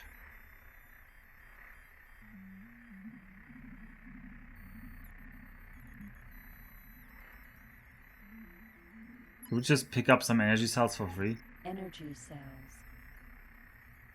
We still have so many. I Jump don't need more. device charging at 10%. The alone one is terrifying, not the other. No, I think the other one is terrifying. I think the alone one is not so terrifying. Did they use real galaxy and galactic cluster pictures from Hubble and similar for the background for these sectors? I've asked myself the same. Unknown sector. But I think they are not real because they don't look like real ones. I don't know. I can't say more than that, or NASA will kill me. No, but seriously, I can't say more than that because I'm not sure. Also, there's a big fat rock in my view field here, so let's just go to the other side. Oh, by the way, Rombi, are you actually producing? Yes, but no, you're also out of energy cells soon.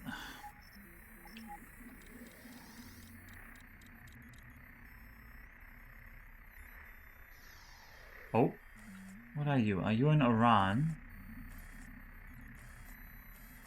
What are you? Oh, you're just a background star. So this clearly does not look like a real galaxy, does it? But I guess it could just be a false color image from something.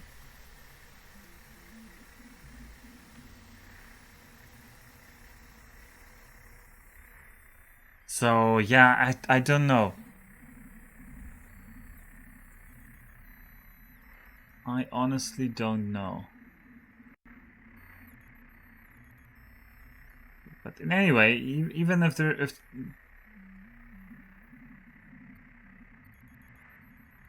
they wouldn't have to worry about the copyright because the copyright would take millions of years. Yep. Also, that is another Xenon Q.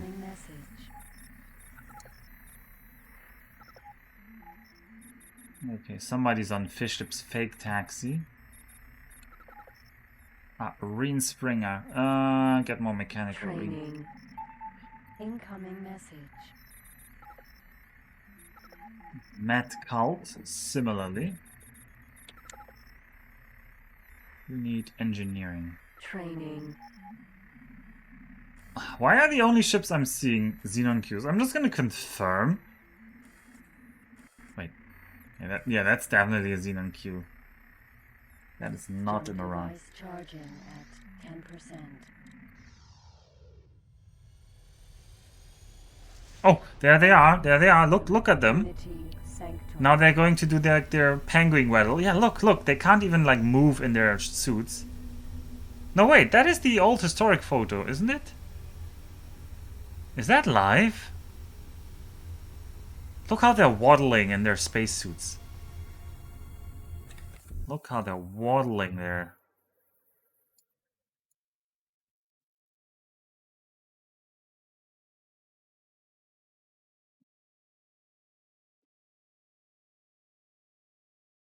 Did you know, like, they also have diapers inside there, so... Yeah, you know why they're waddling. That elevator there on the 39 Alpha launch pad is just a wonderful experience to kind of be able to bring it back into the game and be able to fly kind of, if you will, slowly up to the pad surface before making... Oh, Jesus Christ, he's talking about the elevator, how amazing the elevator is. Yeah, that's launch coverage day for you. Jump device charging at Luckily, we have X3 to distract ourselves, even though it's not going so well right now with the hunt for the Aran. I can't even remember what space stations still exist. What do you mean, what space stations still exist? Mir has been deorbited many years ago, so if you're thinking of Space Station Mir, the answer is not that one. And there's now a Chinese one, and there's the International Space Station, which is a joint Russian, American, European one. And these guys are going to the International Space Station. Actually, China is banned from participating in the International Space Station program by the US because of the Wolf Amendment or something. There's like one senator who always put that in, that like under no circumstances is NASA allowed to do any kind of anything where any kind of any money could end up with China.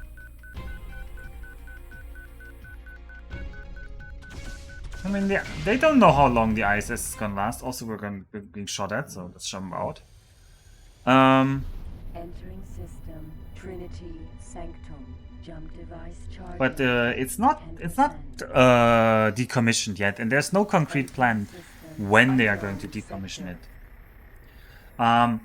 Its current lifetime is until 2024, but several people have already like several participants have already said they want to keep it going until 2030. The only one constantly being on like, no, we might just do our own thing is Russia, which is like the least believable of all of them, that they could just go and do their own thing, because they're not just because of the war, just already before that their space program was like in shambles, like underfunded, things just not working well. Generally, the leader of that space program, a certain Dmitry Rogozin, was also a very inflammatory guy. Oh, that's another Q, isn't it? That looks like a Q. Okay, I need to know if these are Qs, but they're moving. Surely those aren't Arans. Doesn't Aran look like a Q? I can't believe you're streaming X. What do you mean you can't believe I'm streaming X? Is that irony, Bass? Are you being ironic here?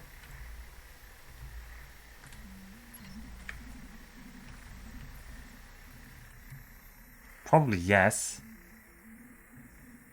Asteroid. But also today's launch day, Bass. So we're not just streaming X. We're also watching the live coverage of the launch. Jump device charging. And we're trying to find an Aran, and I'm not finding any. Clearly, you only stream other things. Exactly. My man Bass would never use irony. Also that. Let's just save, by the way.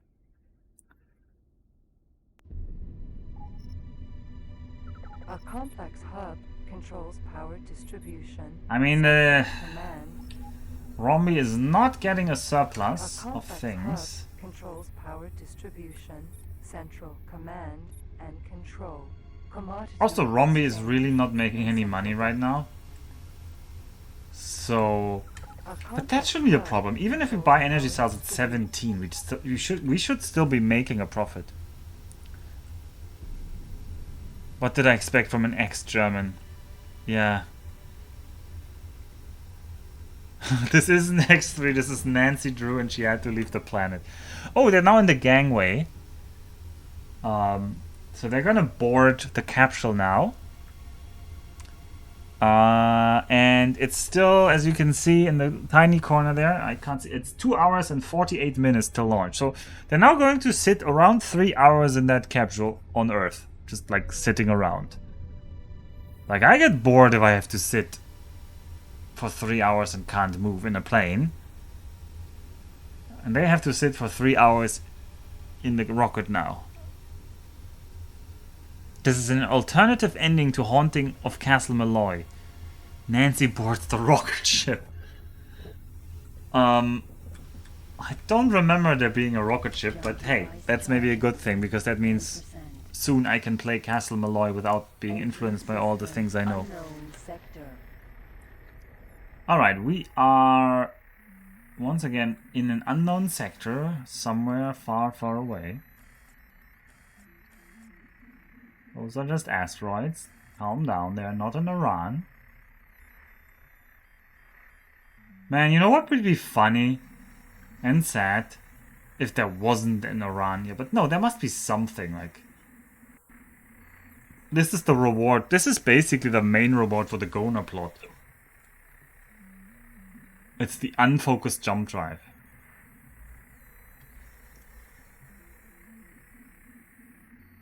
We blew up those pirates in the name of pacifism and peace.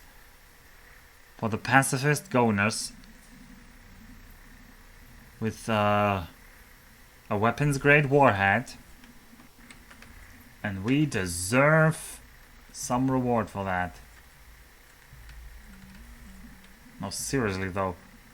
Where is this? Ah, and Rom is out of things. No run here. Did they violate the NAP? I mean, I don't know. Did they make any lore about the X3 jump gates? Yeah, there is lore about the X3 jump gates. So I'm out of... You're out of energy cells. What did I say again? Complex hub controls power to... So, historically, the,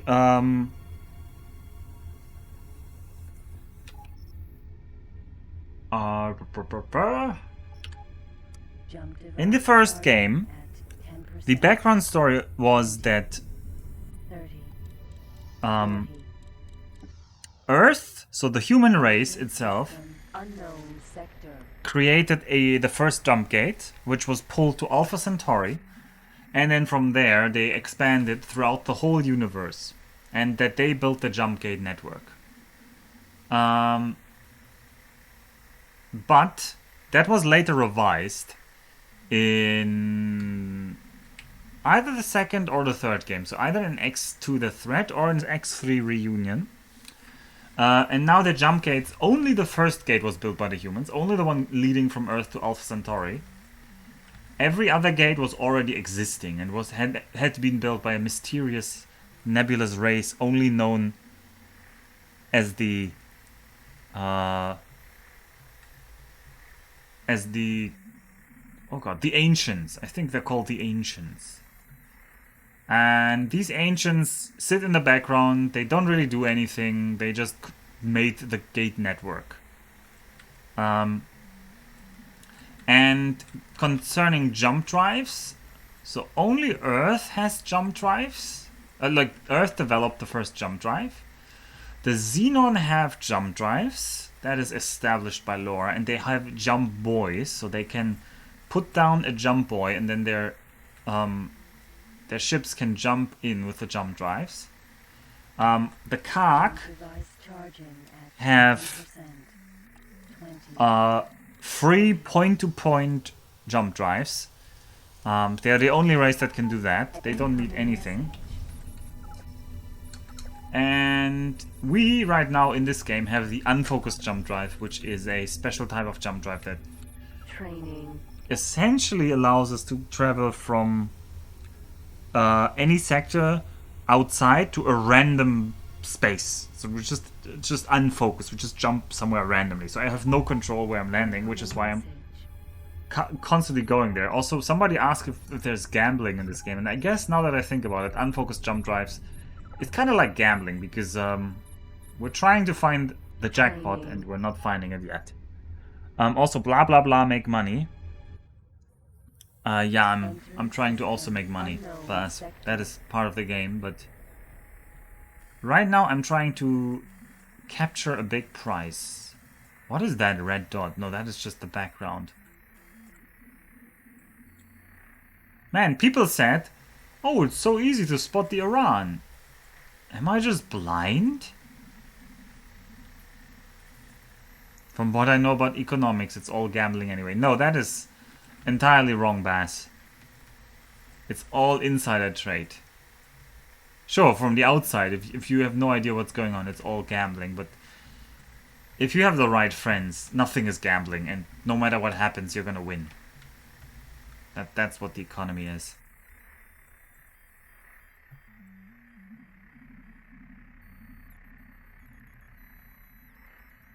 Look, I'm looking.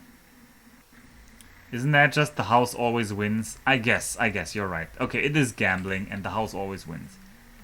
Oh, is that in Aran? No, that is just rocks. Come on, how can there be no Aran? Huh? Incoming message.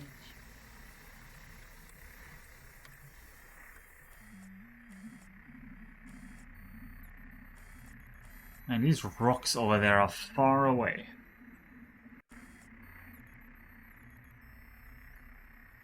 Jump device charging at 10%.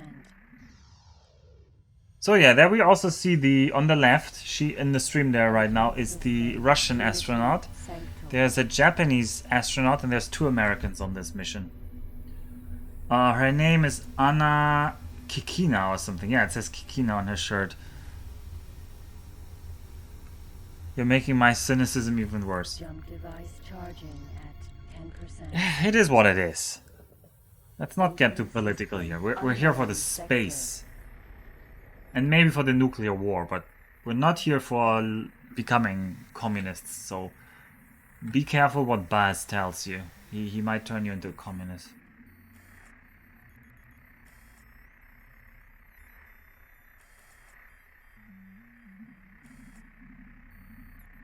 Nuclear war! Why are you so excited about the nuclear war, Mr. Anderson? You're entirely too excited about the prospect of nuclear war.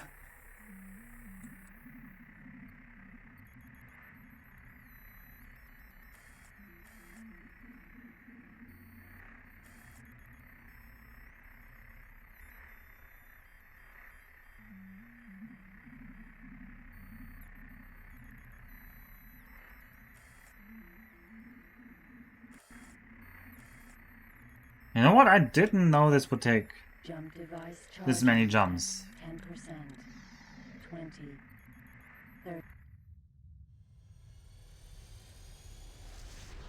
Entering system, Trinity Sanctum. Also, by the way, there is a NASA stream on Twitch.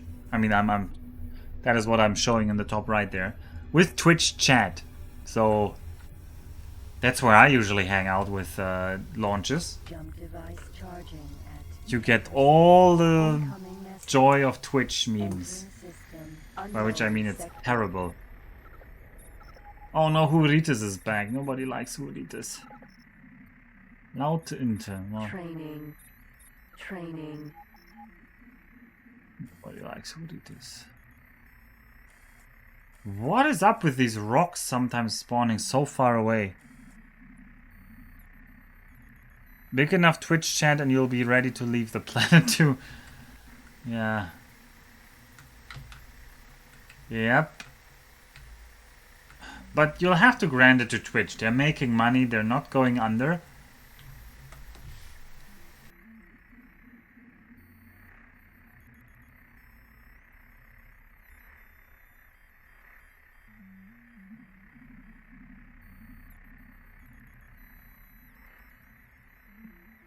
Like a lot of things are going under. Like a lot of video is just monopolized by YouTube, right?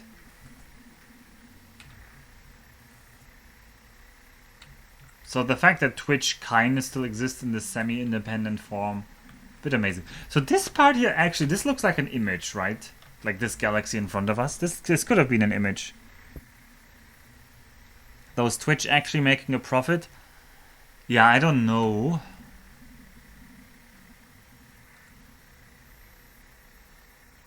Also, it's owned by Amazon now, so it's not like it's super independent anymore, so...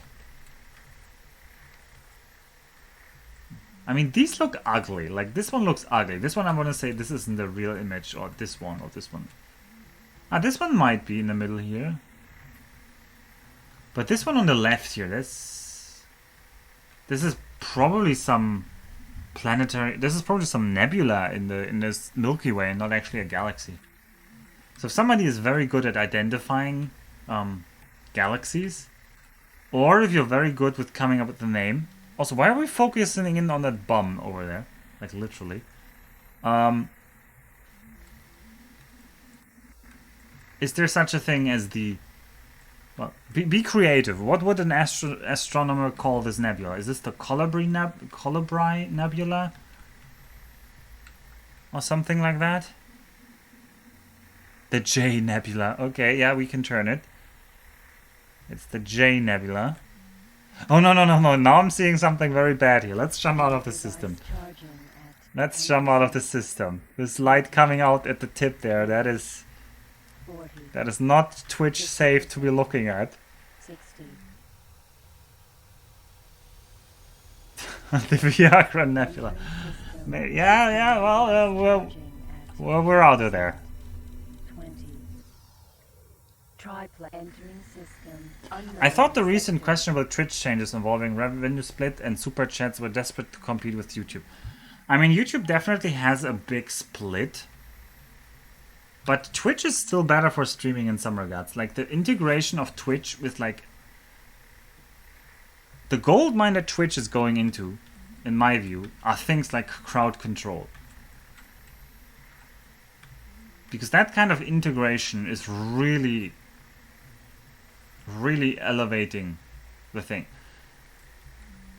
And yeah, even stuff where where the people in the chat can interact with the streamed game or environment or whatever. So also like the new kind of interactive VTubers, that kind of stuff. That's probably a solid thing to be following. Also, I'm not seeing any solid Arans around here.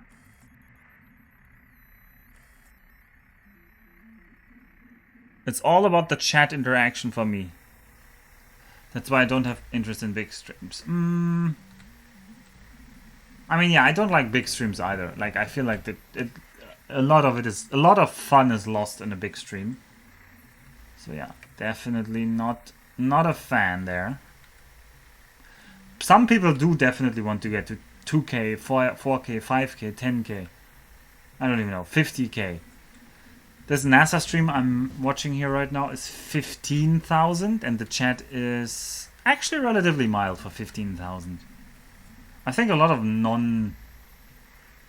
non-Twitchy people are tuning into that. Okay, I'm not seeing any run. Are we lifting off yet? We just rammed something, but I think we survived. And no, Gnaffle, we have not lifted off yet. They are now in the capsule, and it's still 2 hours 35 to launch. There's also going to be a weather briefing at some point, but I don't know. Jump device charging at 10%. Entering system unknown sector. We saw somebody jump in over there, huh?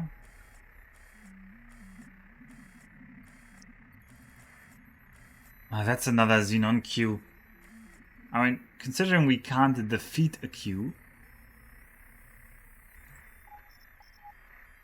Why are there always queues jumping in? Do I have to bring the spook Katai? Because if I end up seeing an Aran and the system has a queue in it, then it's already game over. It's already gonna be game over. NASA's still waiting for that atmospheric lifter. Yeah. Oh wait, are you saying the atmospheric lifter that I liberated was exactly going to NASA, and now they're scrambling to get their people off the ground? Oh, the freight scanner was destroyed? God damn it, unfocused jump drive destroying things is just the worst. Why the freight scanner? Well, not that I really need it right now.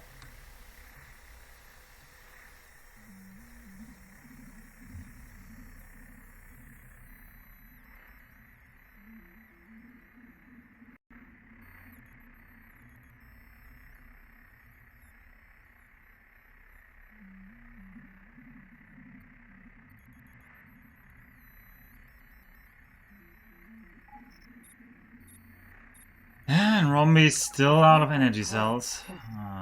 A complex hub. I don't want to turn Rombi self-sufficient with energy cells.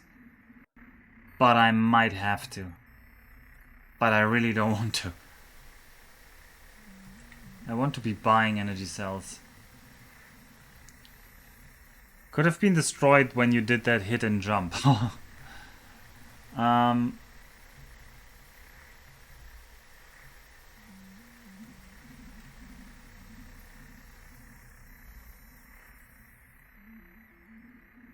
No, I'm not seeing anything here.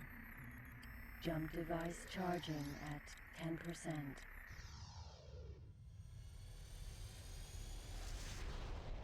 Entering system Trinity Sanctum. Can I buy a freight scanner here? Space equipment docks. Yeah, I can. So let's buy a freight scanner. Haranid shipyard. No. Haranid equipment dock. Because I want to replace our freight scanner that we just lost from the unfocused jump drive. Also, I want to know the spook Katai. How many people can you transport? 20. I may have to switch to Spook Katai. Successfully docked. In the name of Priest Emperor Czar, our Priest Duke is... Connection to local trading network established. Entering system. Unknown sector.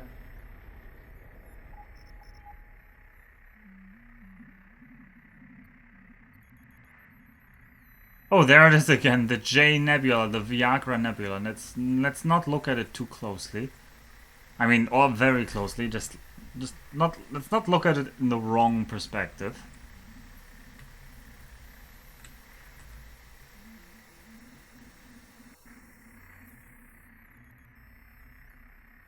By the way, you do have something to deal with the Aran's shield, right? Yes, something, but I don't know how much of a shield it's going to have. So part of this is an investigation. The first attempt may fail. That's why I'm saying the Spook Katai might be the better option. Wait, why are they showing Jarek Isaac Man? Oh, they're showing Polaris Dawn? So this was a private mission. This Jarek Isaac Man guy, that guy on the top there, he's like a billionaire. And he's been privately buying flights now. And he's going to fly more in the future. And he's also planning to... He's like offered to just fly to the Hubble Space Telescope and try to help boost it to a higher orbit and repair it in one of his privately funded missions.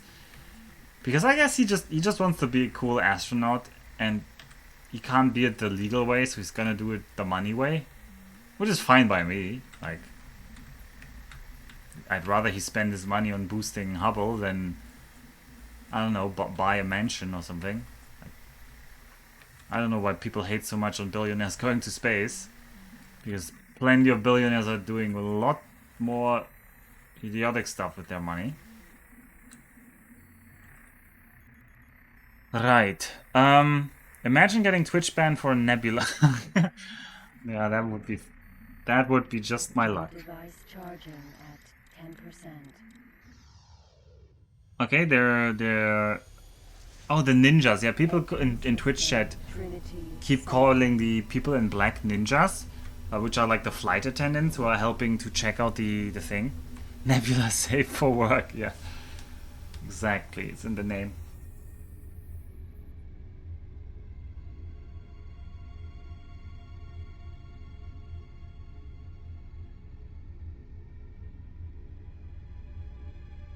I'm so close to just, yeah, I'm so close to just switching to the Spook Katai.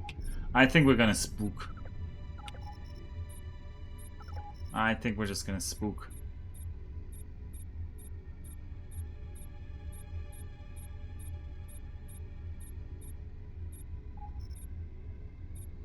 Command accepted. Not exactly hating them for going to space, just hating billionaires in general. Okay. Fair enough. But I see plenty of people just hating on them specifically for going to space. Command accepted.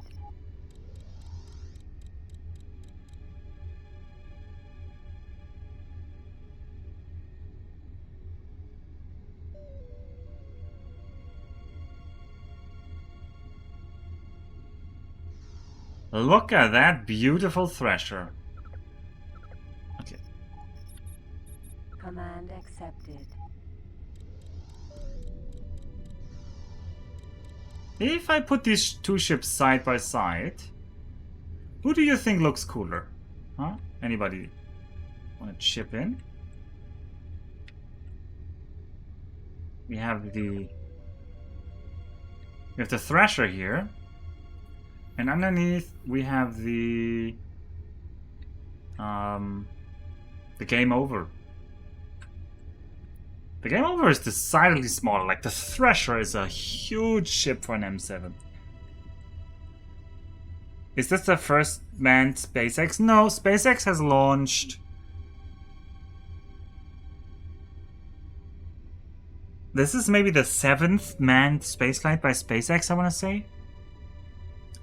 There was the demo 2, Crew 1, 2, 3, 4. So this is the 6th official NASA SpaceX flight. But there were 2 private flights as well. One was Axiom 1. And the other one was Polaris Dawn by this Jarek Isaac Mandai. What is this launch then? Crew replacement for ISS? Yep.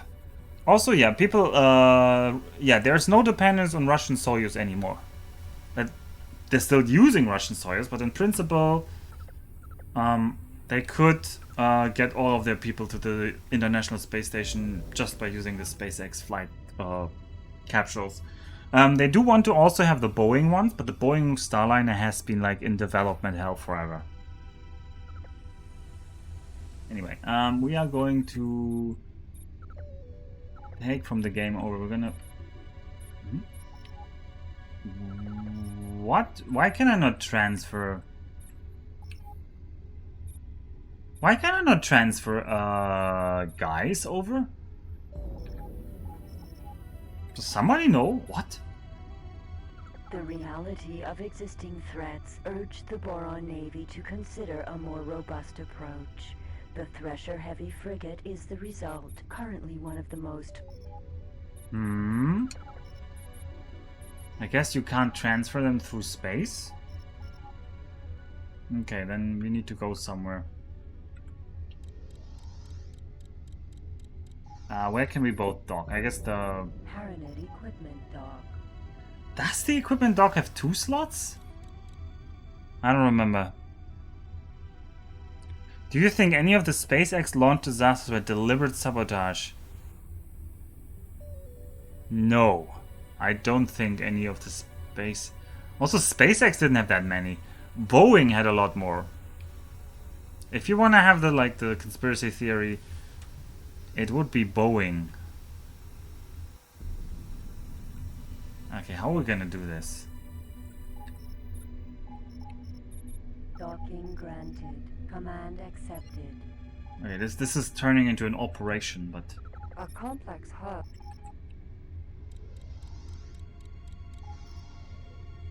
And yeah, Rombi is now losing money. Rombi, how are you losing money? Central command and control. Commodity exchange and Ah.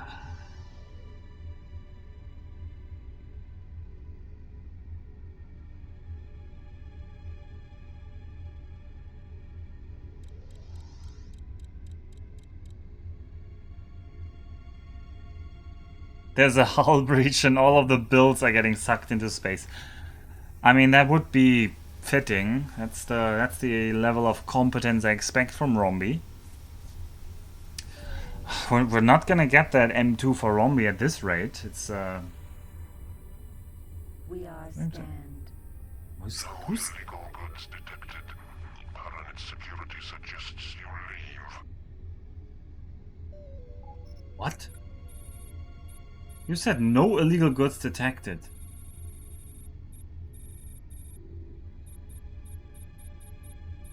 What? Why did he say Paranet security suggests you leave? What? Yeah, they suggest I leave. I mean, I do want to leave, but I do need my Marines with me, so we need to somehow transfer all of the Marines. So, okay, so the Paranet equipment dock. The Game Over has docked. The Spookata has docked. Successfully docked. In the name of Priest Emperor Tsar, our Priest Duke is delighted to welcome such as you aboard. Connection to local trading network established. Okay, trade exchange. Okay, do I not have cargo bay life support? Is that the thing? Am I missing cargo bay life support? The reality of existing threats urged the Boron Navy to consider a more robust approach. The Thresher Heavy... Ugh, we need to find some cargo bay life support for this thing. Where can I buy cargo bay life support? I was trying to put them into a vacuum, like hard vacuum cargo bay. But come on, they're like space marines. Why are they so fuzzy about needing like life support?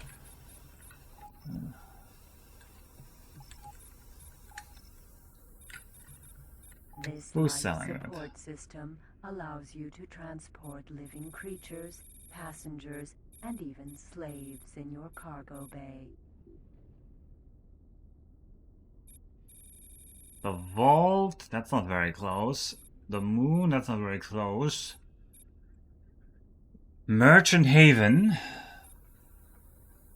Home of Opportunity. Grand Exchange, Getsufuina. Merchant Haven, maybe. No, but I don't remember where Merchant Haven was.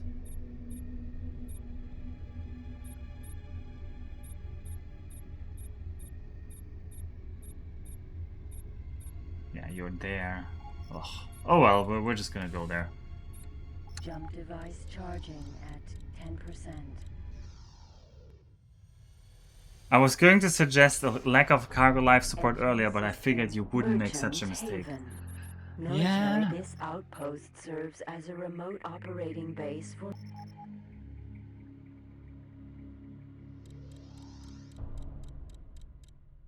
Alright, it's 2 hours 20 minutes to the launch. Let's see if I can actually capture an Aran before the launch. I didn't know this would turn into a race. This was not the intention. But it's kind of turning into a race.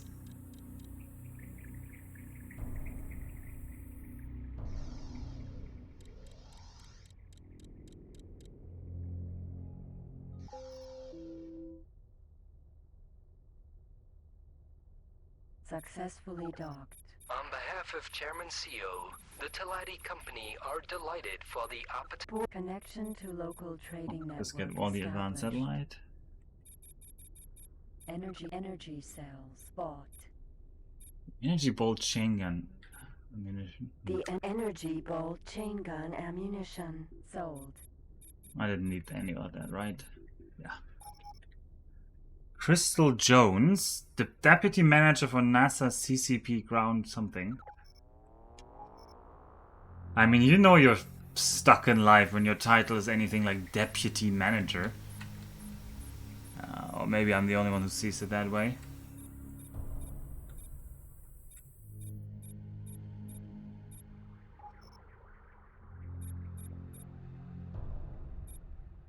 Jump device charging at 10%.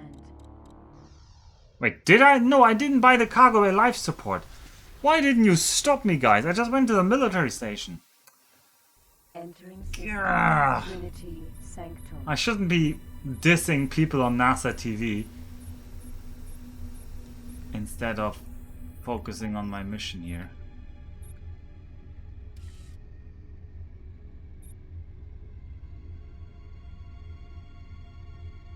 Jump device charging at 10%. Oh, cool. No. That deputy manager, he has very aggressive. This outpost serves as a remote operating base for military ships, well connected. Wait, where is the cargo life support? Teladi space stations are basically... Teladi trading docking denied. This is a trading station. I can't dock with that. Oh, this is turning into a disaster. An utter disaster.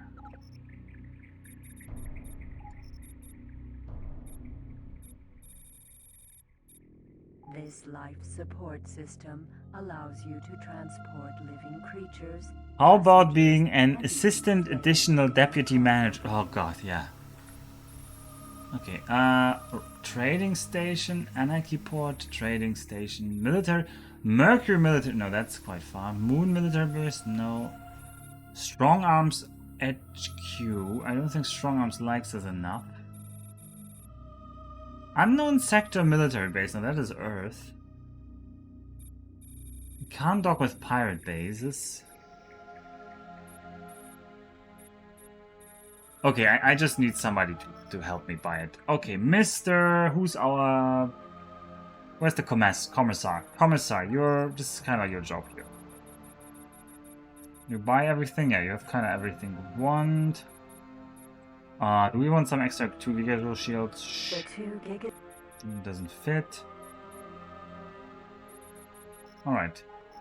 Commissar, jump to no. Jump and fly to station.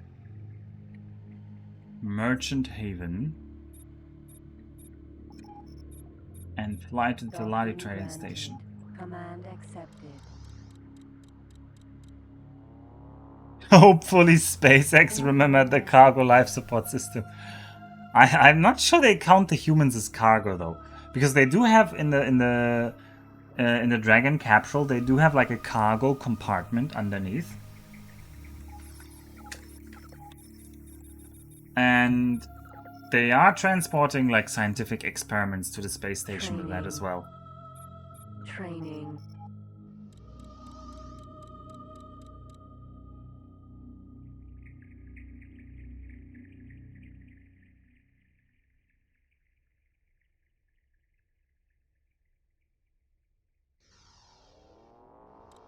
Oh, and now we get like the whole introductions. Nicole Man. You surely don't want to listen to any of that, so we won't. Alright, landed ships, Commissar Zephyrs, buy yourself... Oh, you do have cargo life support system, well. Well, how about you follow me? Command accepted. And then just exchange your life support with me.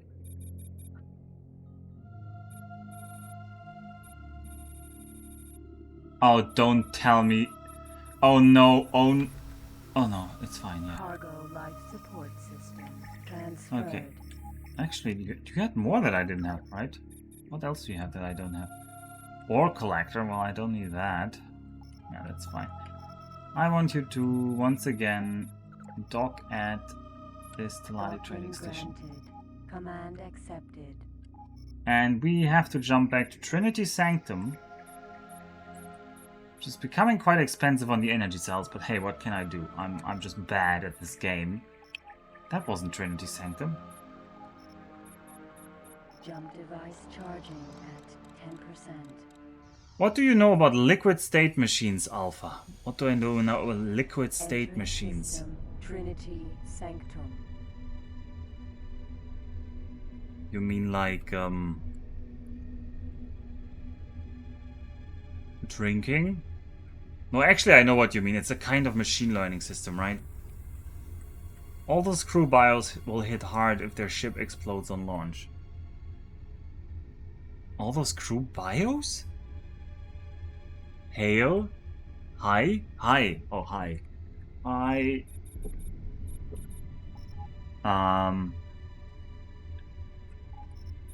Yeah. Paranet equipment dock. What do you know about liquid state machines? Hi, Vo, yeah.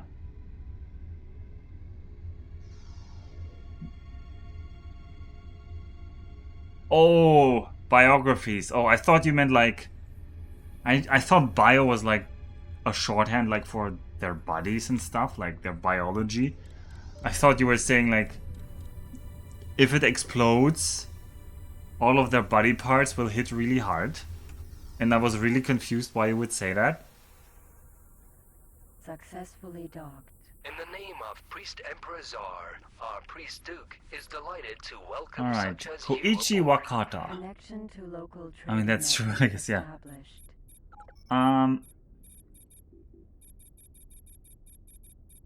Don't need an ore collector, but we do need... Man, this took more time than it should have. We do need to get... Marine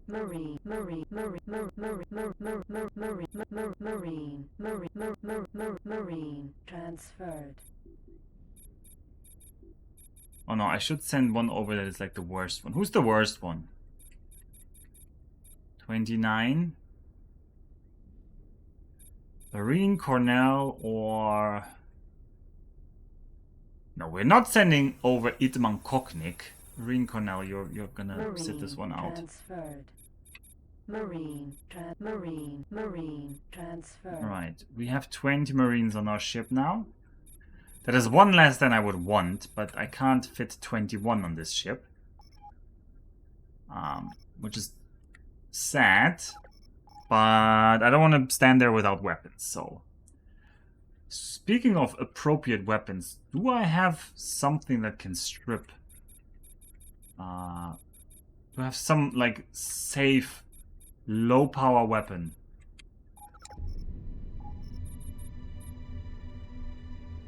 This thing does hull damage, right? A deadly weapon found. Yeah, it does hull damage. Trying to apply to it LSMs to certain neuroscience problems.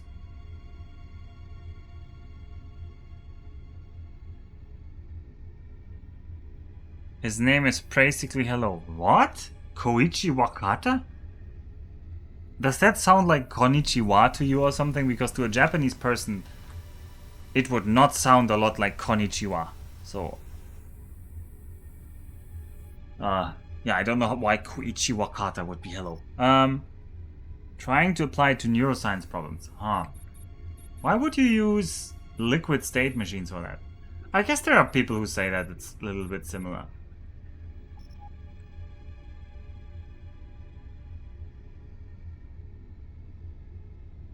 I guess there are people who say it's a little bit similar. I think people say the cerebellum or some part of the brain is similar to a liquid state machine. Well, that's something I heard. So, if you're thinking about doing that, that work has been done. And then they say the neural cortex is like... question mark, and then everybody inserts their own thing.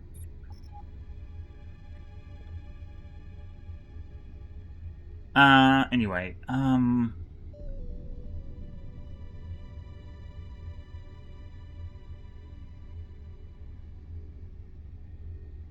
no, not that. Okay. What did I still need? I need like a good weapon. Oh yeah, I have an iron disruptor. And an iron cannon. Okay, how about them apples? How about group 4 is just... Oh, I can't install... Why can I not install... Oh, wait. No, there should be iron... Why can I not install an iron disruptor here? What does fit in my main base? Let's investigate this ship. I mean, I forgot. The reality of existing threats urged the Boron Navy to consider a more robust approach. Iron pulse generator. Oh. Is the result, currently one of the most potent warships available. But I can run iron disruptors in some turrets, but that's really awkward.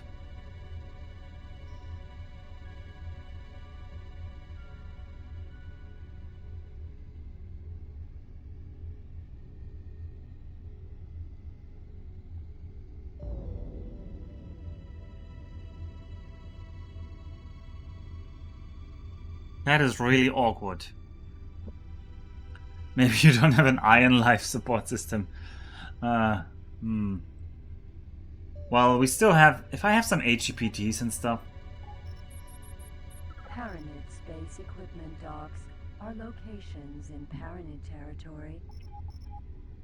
Yeah, how do I keep the shields low? That is going to be annoying. I need some low power weapon. Very low power weapon. I need some... like... PPCs or something. Not PPC, PACs. Where am I gonna get PACs? Oh, Jesus Christ! Why didn't I prepare for this? Why did you guys let me be so unprepared?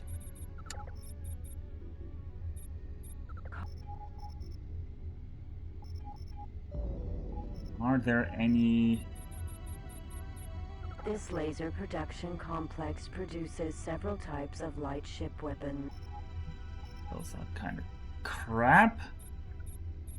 I don't even know what's going on. Well, Bass. Wait, Bass, you haven't played X?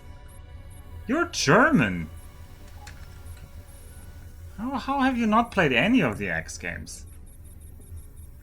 This laser production complex produces several types of light ship weapons, used mostly in fighter craft. Yeah, I think some HGPTs might be fine. Well, actually, no, the other guy has HGPTs. We just dock here and we grab his HGPTs. Why would I? German status rogue. Yeah, I think you're more of a shooter guy. You don't like strategy games. Our priest Duke is delighted to welcome such as you aboard. Connection to local trading network established. Yeah, we have some High-energy HGPTs. plasma thrower transferred. Oh yeah, and I wanted to take the 2 gigajoule 2 shields. gigajoule shield transferred. And the rest we fill up with energy cells. Energy cells transferred. Okay, I think we're ready, everyone. We are ready once again to go out into the big, big wild. When am I playing the Factorio Japan app? You know, Romby, that is an excellent question. 30,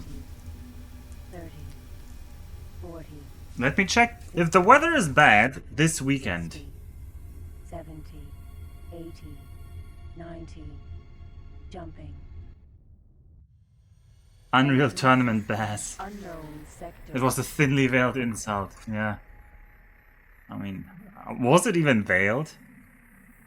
Spoiler, the weather's looking bad. Yeah, exactly, Ninjan. So, on Sunday, early morning Tokyo time, I might just do another Death World run. Wait, what was that sound? I mean, there's a Xenon M. I don't think that's the rocket launching, because the rocket launch shouldn't be happening yet. I mean, it's gonna take all day. So, very potentially there might be a Factorio stream on Sunday. Holy moly, who's destroying all the asteroids? And why? Was it me? Why? Not installed. Oh yeah, I think we just spawned inside some asteroids. Also, we are really big, so figures. If I'm turning around, I'm just hitting things. Huzzah Ninjin. Why Huzzah Ninjin? Oh yeah, because Ninjin is gonna be the only person who can appreciate this. But yeah, I was thinking about playing Factorio again. I actually hadn't considered playing the Japan map. And I'm not like, somebody tried to talk me into it, because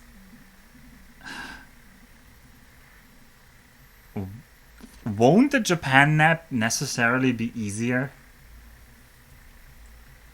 than just randomly creating a map? Because in general the layout seems really defensible. But then again, I also have to think about the scaling.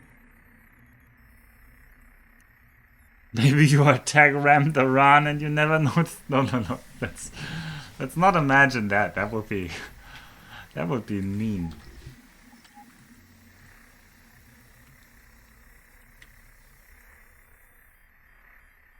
Also, I'm spending way too much time in this system because I'm thinking too much about Factorio and I'm not focusing enough on effectively scanning the sky here. Jump device charging at 10%.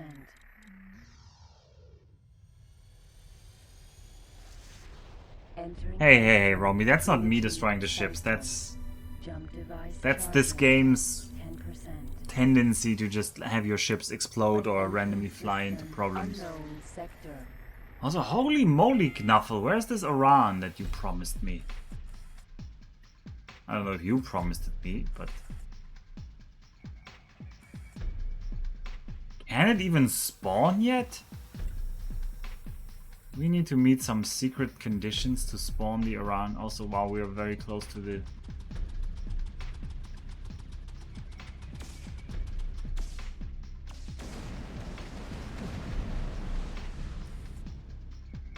At least in a Spook Katai, I feel like a real fight. Like, I feel pretty solid. I feel pretty solid in a Spook Katai. I don't like that it's so big though, because it's eating a lot of shots. Like, size is actually a bad thing for a ship in this game. For in-sector fighting. Out of sector it doesn't matter because dodging and missing shots isn't calculated, as far as I know. But in sector, oh boy, you're gonna eat all of the salvos because you can't turn out of them when you're like a huge honking ship. Well, it is supposed to be killing large ships. Oh yeah, I mean, you mean the Thresher, yeah. Oh, by the way, this is old footage. Anne McLean.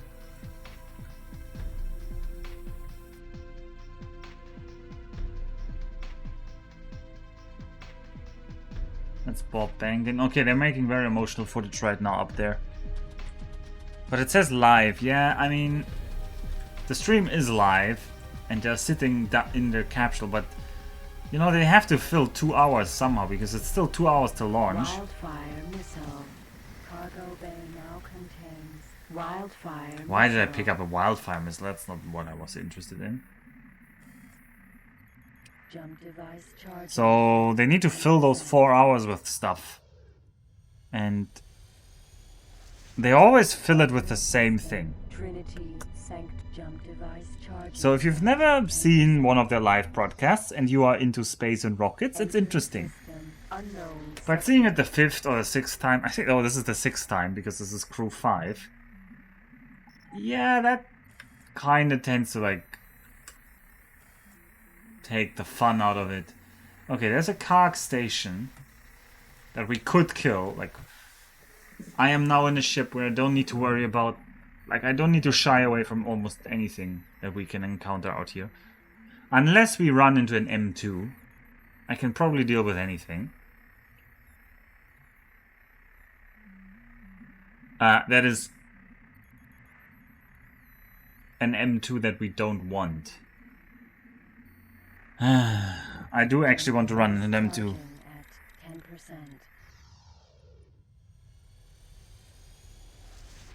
Entering system. There's a trick I just saw for seeing the Aran.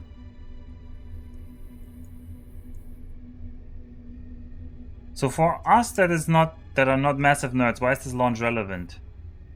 Apparently Alpha wants an M2. Yeah, but this is not going to be you, Romy, because it's not getting you bought. Also, the washing machine needs to earn the money.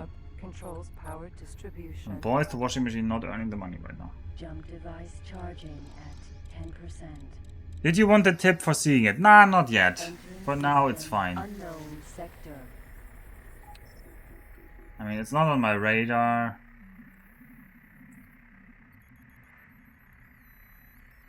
Also, if it's some really weird tip, like, that involves, like, set your screen to something, then I don't want to do it. M2, yeah, M1, sorry, Knuffle. Also, how far behind are you that you said M2 now? Incoming message. It's not weird, huh? Yeah, if it's not a weird trick, then I should come up with it myself. So I'm gonna think. What could I do to spot more? I mean, I could drop an advanced satellite. They have slightly more range. But that would require extra knowledge. Like, I would have to know at what range these Arans tend to spawn. And that I actually have no experience with. The only thing I kind of know is that they're far outside. They're like flying, just kind of flying out there.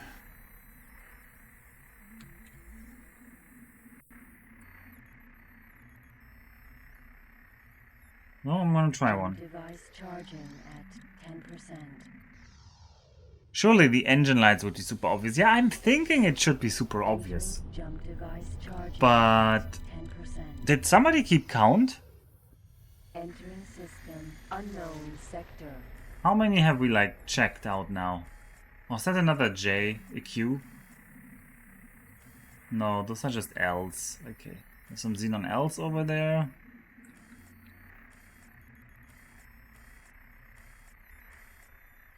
Let's just background.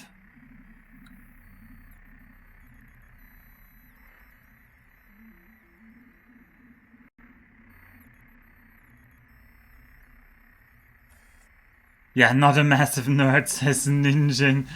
Also very true. Very, very true. Ninjin is kind of a massive nerd.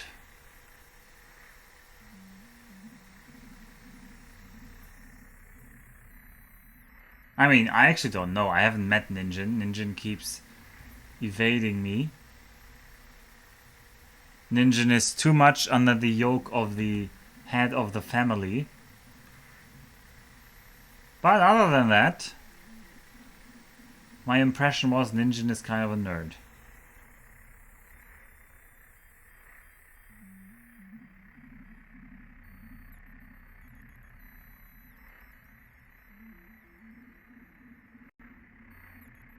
I think this purple-green galaxy is...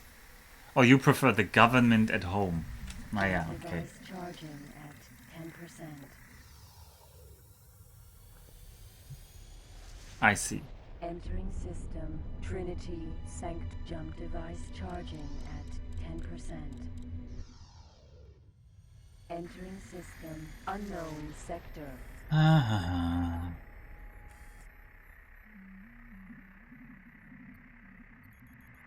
But maybe I'm thinking about this the wrong way. Maybe it's not spawning until later. Maybe I have to fly around a bit in the sector. And sometimes there's like super far away asteroids. Maybe it's hidden behind them. I mean, now I'm getting really paranoid. It's like actively hiding. But it shouldn't be able to hide because it's flying around. If it exists. I'm pretty sure it has to be flying. Right?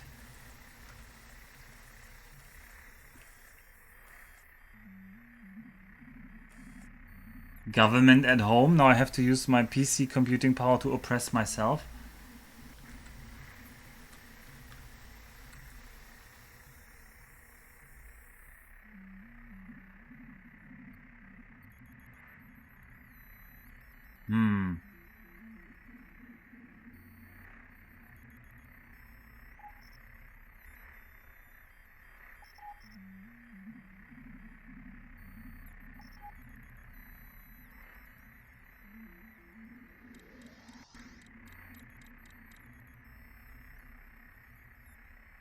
And we can fly around with Sita.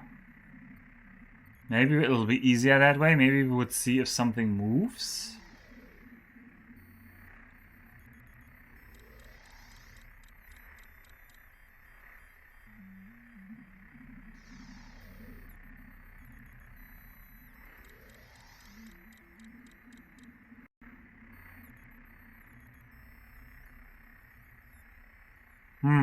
Also, we would be passing more time, which would help with our money making. Training. Jump device charging at 10%. Oh god, that is terrible, Loco Turbo. Entering system. Trinity Sanctum. Is there any reason why the Aran is out there somewhere anyway? You mean like in story, or you mean like... Why am I even assuming that it is out there, not just in the middle of a sector? Short answer, I don't know where it's supposed to spawn. Lore answer, I don't know where it's out there. It's probably like some escaped Ota's prototype or something. Hey, what is that? Oh, it's gate leftovers. Right, well, we can't really take over gate leftovers. I wonder though if there's something to scan near there. I assume not, but we could try our luck.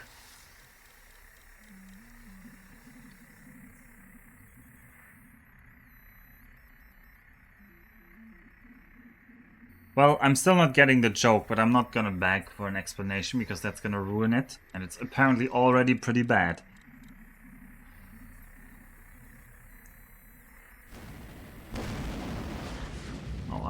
I accidentally rammed some asteroids.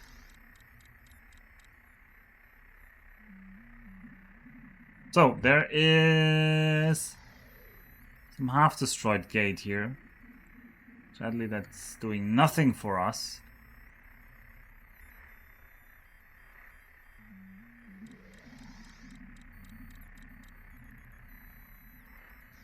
I have 1 hour and 50 to find an Aran. Incoming message.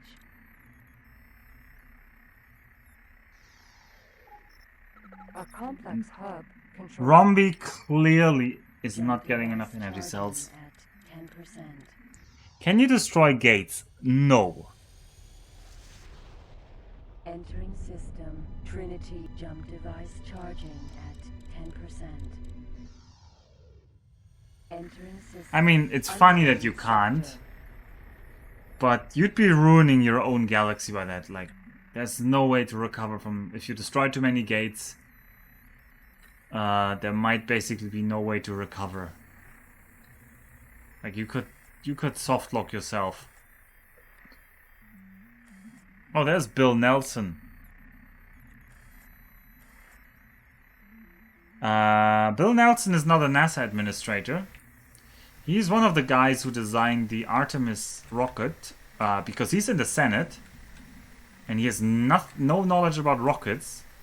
But what he did know is that he wanted to keep everyone employed who worked in the space shuttle program, so they just forced NASA to build a rocket out of the spare parts for the shuttle, so that they could keep everybody on the payroll. And that rocket is a huge disaster and is not launching today. It has been postponed again, and it's costing tons of money, and it's very terrible. He also flew on a space shuttle mission.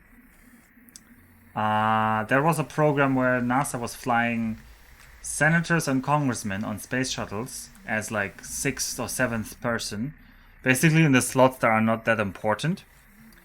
And he was known as Deadweight Bill, because essentially he was just cargo, right? Because he didn't contribute anything.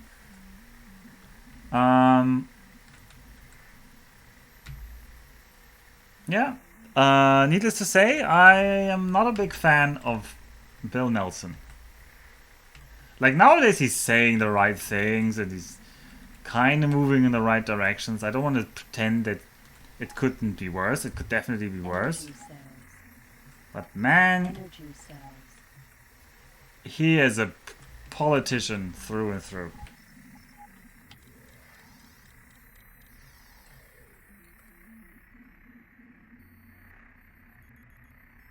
Well, in extreme circumstances, he could have been used as food.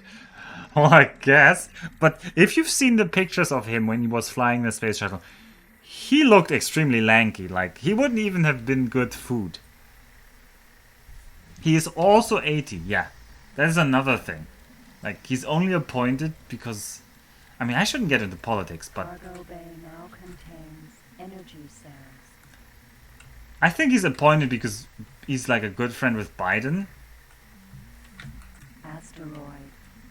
Jump device charge. And Biden is also like a living fossil, so Biden wouldn't think, oh, somebody with like... Obviously Biden can't be thinking, oh, I can't appoint somebody so old to such an important job. Because that would be kind of admitting that he's too old for his own job, and he's not gonna mentally do that. Therefore, he has no problem appointing somebody as old as that. Why is SLS so disliked? SLS is the Space Launch System, which is not launching today. That is the Artemis program main rocket. It's a rocket that's supposed to go to the moon, not just to low Earth orbit. And so that rocket needs to be a lot bigger, because it takes more energy to get to the moon compared to get to the low Earth orbit. There used to be NASA programs that could go to the moon. It was called the Apollo program in the 1960s. The last Apollo mission was in 1972. And these missions weren't actually that amazing from a scientific perspective, because they mostly were like there to prove that the US was superior to the Soviet Union. And so after that was achieved and Kennedy's vision was like, oh, we'll bring a man to the moon and return him safely before the end of the decade, blah, blah, blah. When that was fulfilled, basically public interest really decreased and NASA funding rapidly decreased. And their next project was the space shuttle. The space shuttle was really ambitious, but it never got, like, they wanted to have a reusable rocket, the space shuttle. Everybody knows the space shuttle, right? It was like riding on the side. But because of some weird last-minute requests by the Air Force to have certain capabilities, basically the space shuttle had to be humongous. It had to be way larger than NASA ever needed. And it had to have weird, like, flight constraints. Like, it had to be able to fly such and such distance and such U-turns. And people were saying, it was like, yeah, that is like the Air Force wanted some kind of secret capability to use the space shuttle to deploy nukes. Haha, coming back to the nuke program.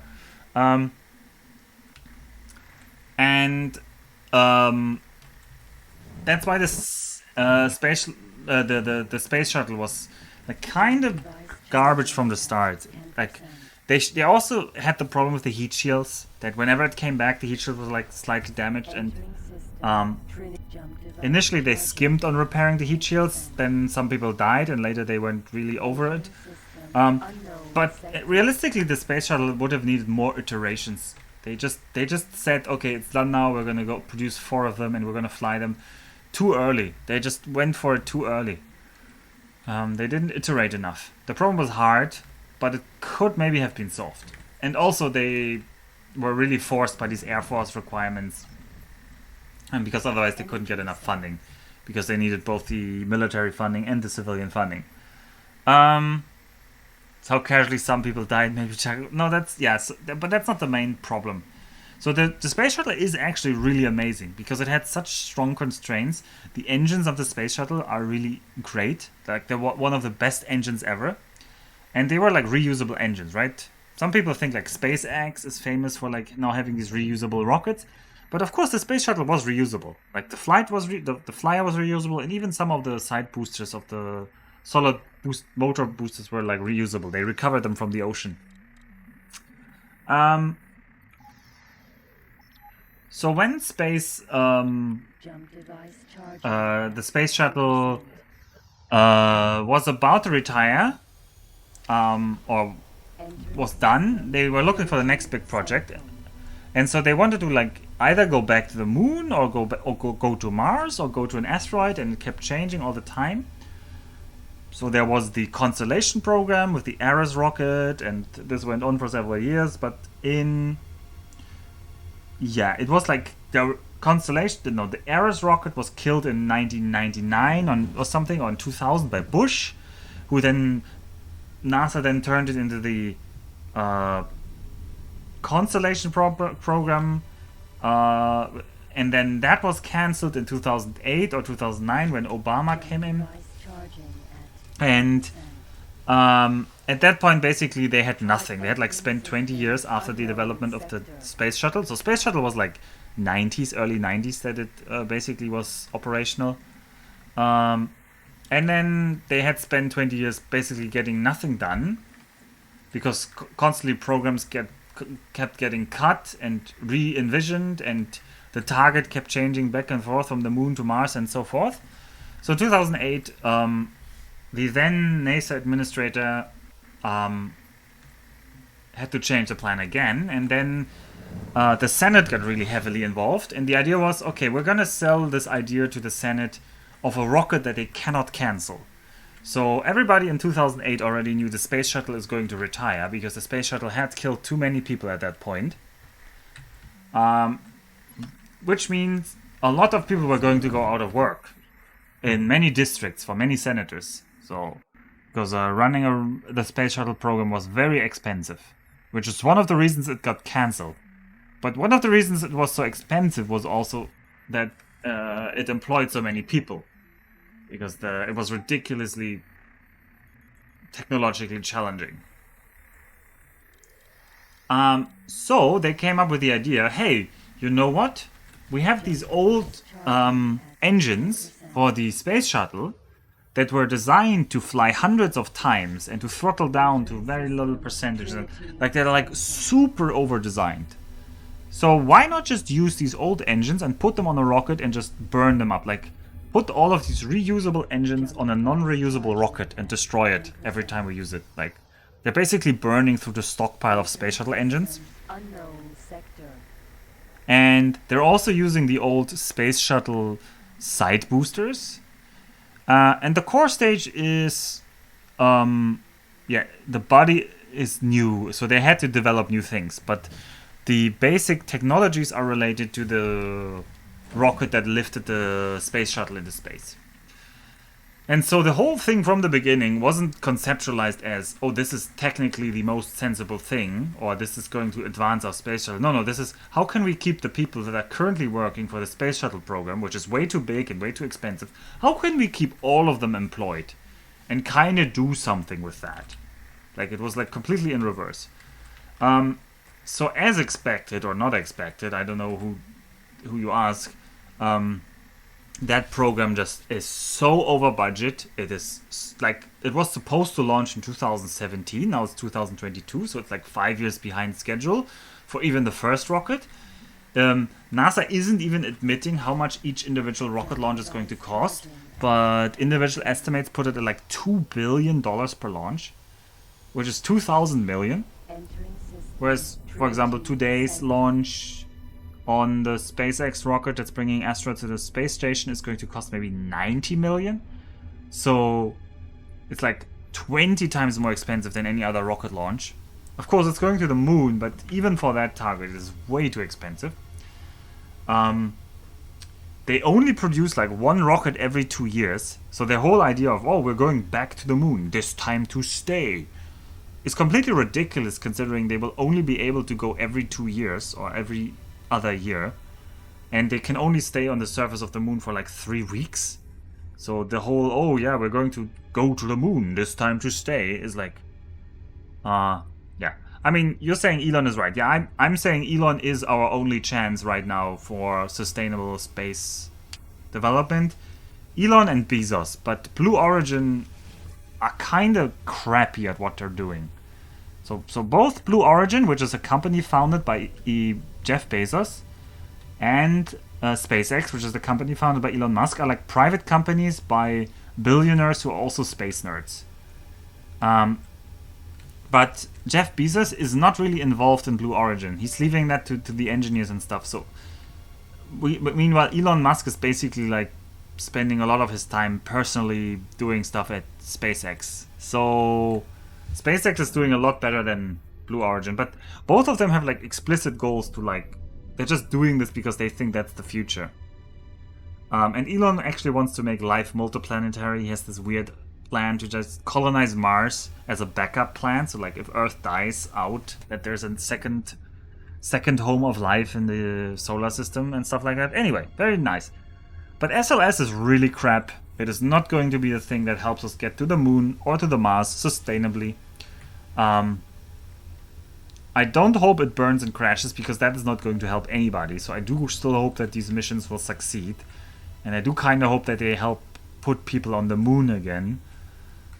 But I also hope that eventually NASA is going to be allowed to just privately contract out these missions and just go fully like commercial. One of your ships is under attack.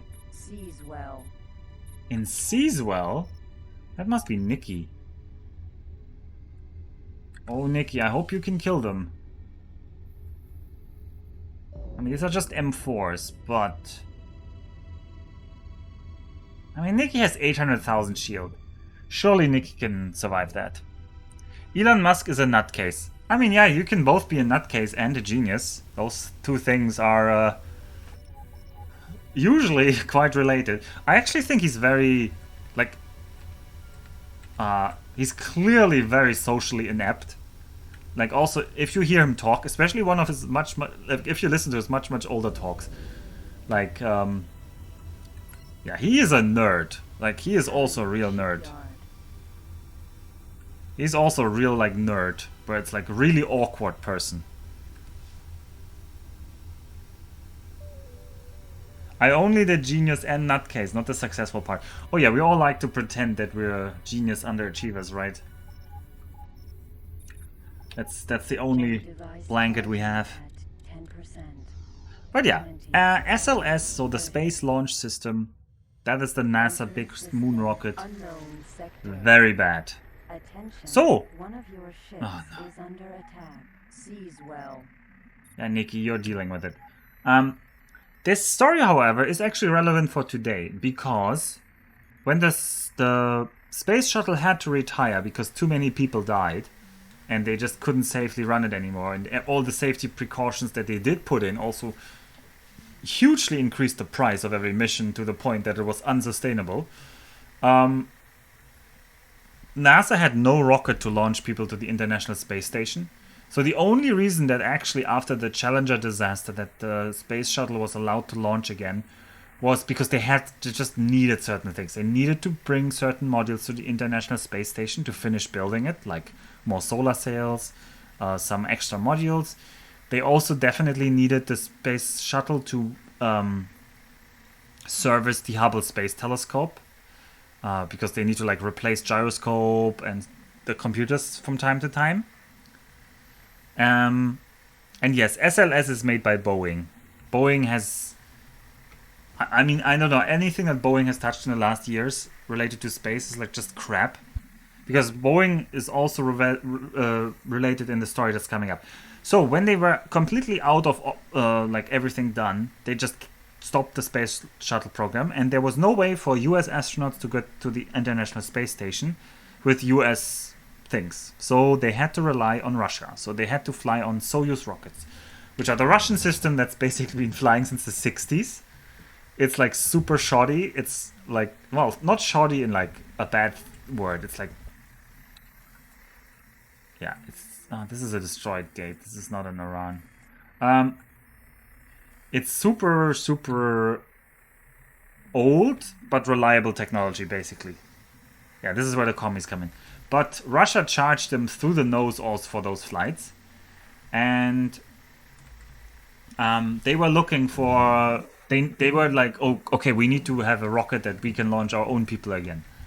And so at that point, some very brave people at NASA advocated for the commercial program. Yeah, we can talk about the story of SpaceX. So SpaceX was founded by Elon Musk in like 2003 or so, together with the rocket engineer, forgot his name, and some other people.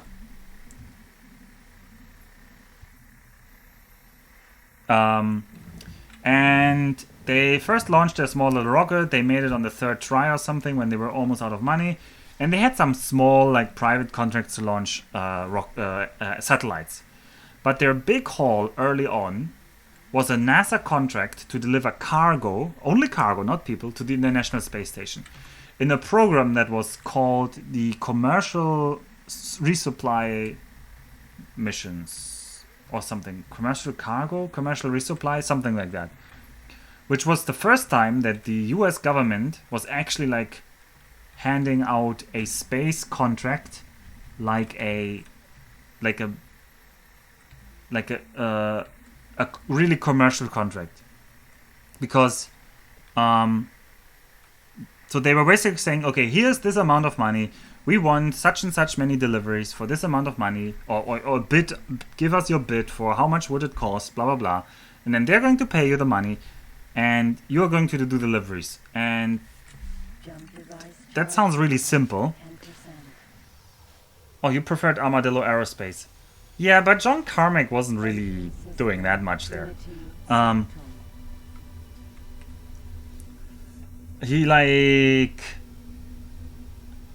He went into doing like VR stuff and other things. Like he lost his focus a little bit. Anyway, if you the previous space contracts until that point were all cost plus. Cost plus is the following structure. The government is saying, we want to build a rocket, and somebody else is saying, oh, what is that? Oh, that is a queue. Why are we only seeing queues? Why can't we see some other ships?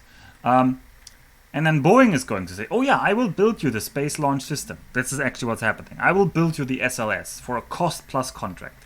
So Boeing is going to say, yeah, we think it's going to cost $1 billion. And the government is going to sign a contract for $1 billion. But there's going to be a clause in it that says cost plus. It's going to say, well, we'll actually pay you whatever it costs you to produce this rocket plus, I don't know, 10% or something. So your profit is going to be 10%. But if something unforeseen happens, this is like untested technology, anything could happen. If you need to like redesign something, or if it doesn't work, or it becomes more expensive, we're going to pay. Why do I know all this shit? Because I love space. I'm literally playing X3. Do you think I don't like space? So, what do you think could go wrong with a contract where there's a clause in it that whatever happens, we're going to pay all the costs, and by the way, the more it costs, the more profit you are going to make. All the companies that get these cost-plus contracts basically just stall for as long as they can, pretend that it's like real reasons.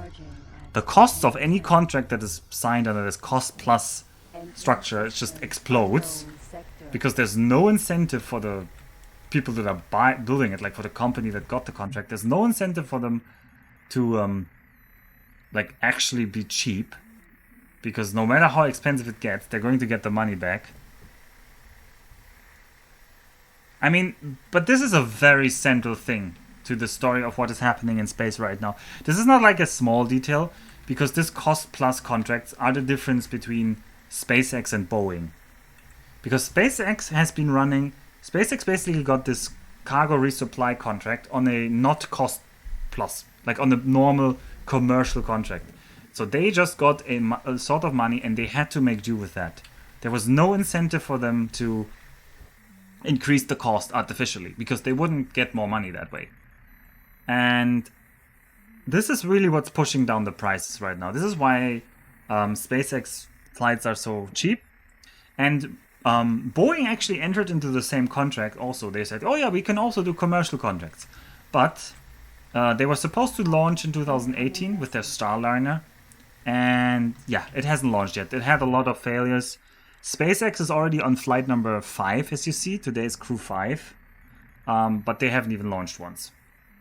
So yeah, so that's actually the story. Like later, the commercial cargo mission, there was also an extension to a commercial crew once the space shuttle was retired. And they were like, oh no, we need some way to send astronauts to the space station again, because we don't want to buy Russian Soyuz all the time. And they ended up using the same structure as for the cargo supply. Okay, I think that's the main mission. I think that's the outline of what is happening. And the reason why SLS, the Space Launch System, is so bad is because this is still an old cost-plus contract from 2008. And the reason why these commercial crew missions are so good is because they are just fixed price contracts. And fixed price gives everybody an incentive. Fixed price contracts are better. That's my TED Talk. Thank you very much. I mean, it's fitting. If I'm going to tell this, I should tell it on a launch day. So now I kind of want to play KSP. Yeah, I mean, go ahead. KSP is fun. What's the phallic nebula in BG in the background? Was the J nebula here again? No, you're just asking me what it is in real life. Oh no, there it is again. Oh no, there it is again. No, this is just a J. Don't look. I'm gonna turn the camera. See, it's just the letter J. Ignore everything else. This is just the letter J. It's a perfectly normal nebula. Oh, you're not seeing the J. Yeah, look. It's like it's like the down bit, and then it goes up here. And ignore the white stuff shooting out the top. It's just the letter J. Jump device charging at 10%. Just the letter J. Nothing to see here. The Kark have not invaded us yet. Entering system. Trinity. Jump device charging at 10%. Entering system. Also, by the way, up over in the stream, they're currently closing the hatch, and they're going to measure, like, there's like a little vacuum chamber in the door or something. So they're going to depressurize that intermediate vestibule so that they can check that the seals on both sides are correct. Because the inside is pressurized, the outside is pressurized, so if they can create a vacuum in the middle, they know there's a good seal. That's what they're currently doing over there. Wait, who's that? Who's sitting there? Is that Buzz Aldrin? No, that's Thomas P. Stafford. Oh, I think Buzz Aldrin is already dead, isn't he? A NASA astronaut. Man, he looks old.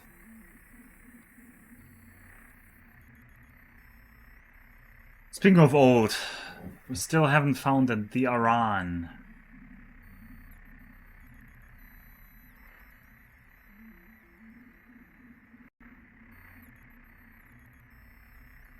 You know, I'm starting to wonder.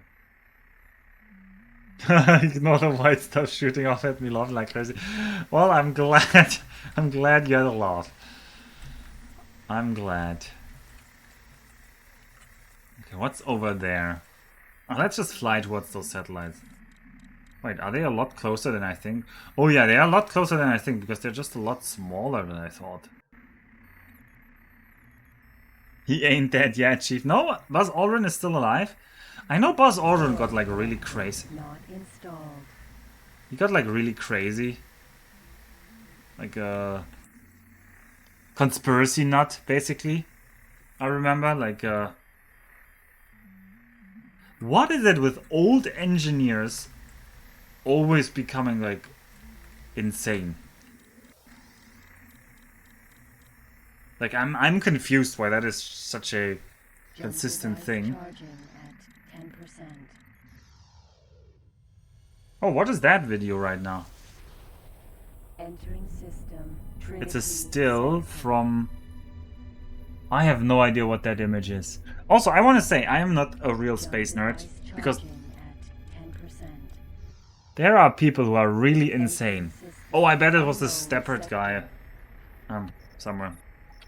There are people who are really insanely knowledgeable about space stuff. They will know, like you know, like that Scott Manley guy on YouTube. If you like space, you should watch Scott Manley on YouTube. He gets my full recommendation. Lifeless? Are we talking about the guy on the chair or about space nerds? I guess he's an astronaut, so by definition he's a space nerd. Didn't Buzz Aldrin punch a guy who told him he never went to the moon? Yeah, that's the funny thing. Like, he believes a lot of the conspiracy theories, but the one that says nobody ever went to the moon, he's really aggressively against that one. Curious.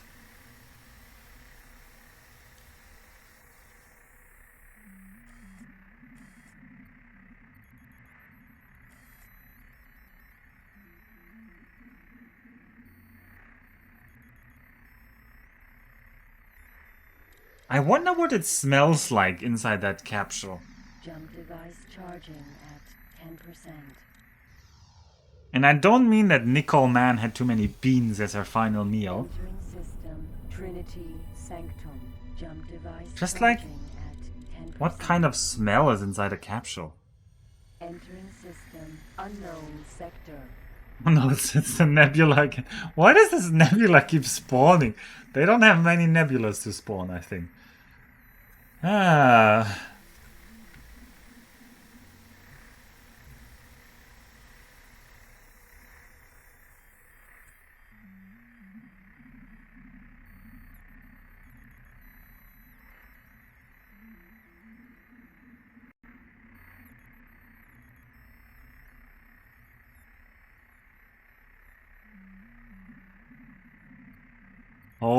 No, this is just more rocks. Ugh.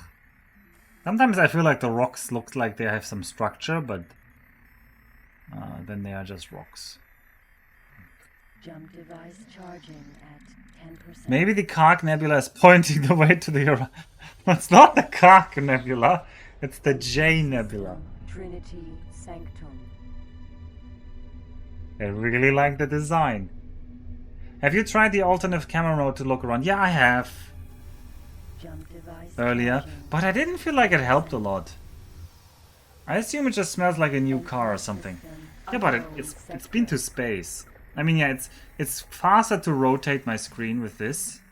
But then I can't zoom in. Like on this view, I can't zoom in on things, you know? So I actually find it very hard to like see, is that an asteroid or not? Like maybe it would be really obvious if it's in Aran, but I've never seen an Aran in these systems, so I don't know if I would recognize one this way. That's why I've been hesitant to just use this.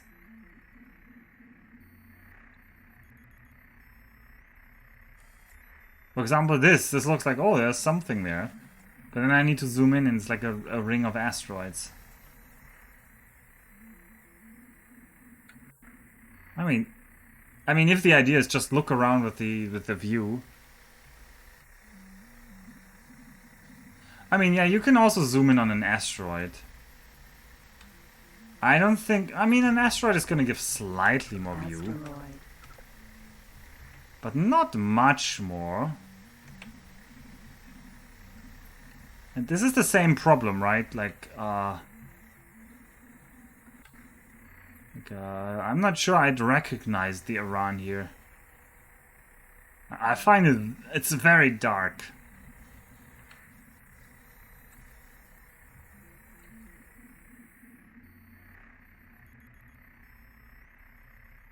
That's our thresher up there. And even seeing our thresher... No, even seeing our thresher is kind of hard. Right? Like from this angle or something, like...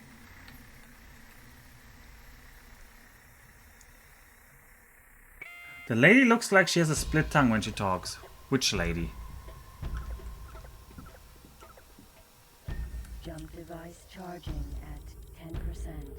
They also said it should be 50 kilometers away and lit up. Well, I knew it was something like it's far away.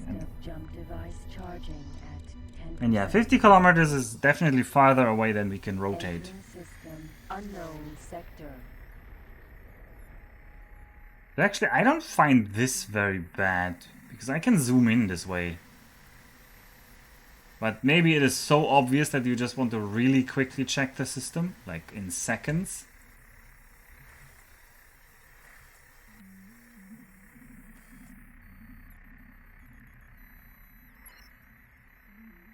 Asteroid. Although you can zoom in a lot here. That's actually true. Actually, this is a good rotation. Okay, I admit this is further, because the camera can zoom away like 40 kilometers from the asteroid, so...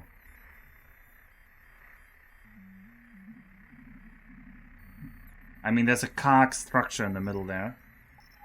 Right? That is a cog. Yeah, that's a cog base. There's a lot of rocks here.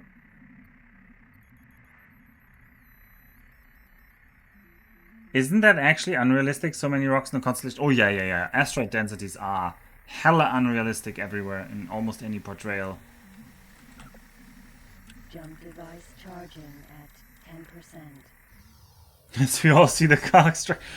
Calm down there, everyone. Entering system Trinity Sanctum.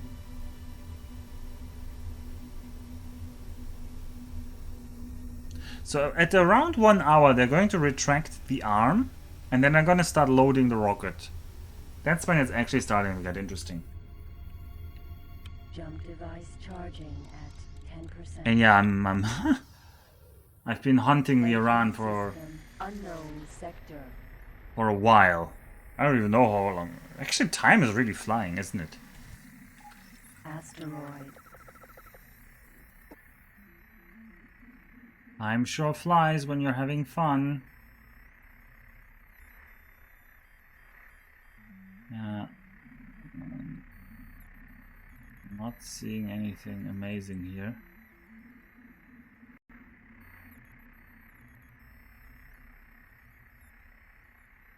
Jump device charging at 10%. It's not like past midnight yet. Entering system. It's all that space talk. Yeah, that space talk is fun. Jump device charging at 10%. 20. Don't tell me you're not enjoying it. I know you all are aspiring space nerds. Sector. Asteroid. You're just happy to learn so much about the American way of funding space missions. Oh no, it's that nebula again.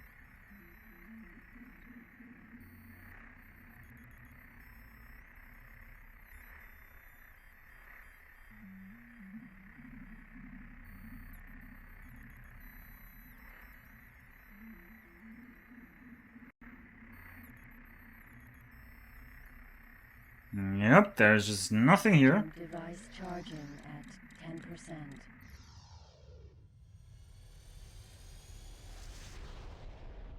Entering system. Trinity Sanctum. He's doing it on purpose now. Oh no, what am I doing on purpose now? At 10%. Oh yeah, the Entering system. Unknown sector. No, I'm not spawning these nebulas. I have no control over what nebulas we get. Over 100 jumps, they said? Well, I feel like we've had quite a few jumps here now. So a Thrasher. Man, I'm glad we have something like to watch on the side, because otherwise this would be terribly boring.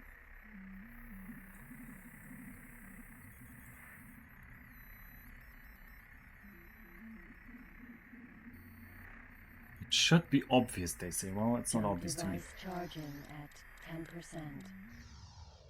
Yeah, you can't blame a man for what he has no control over. That is true.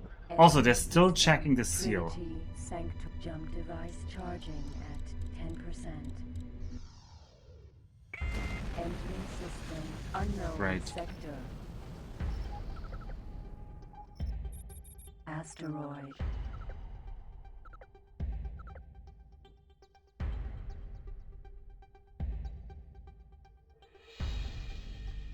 There's a Xenon Q. That is not an Aran. We ever want to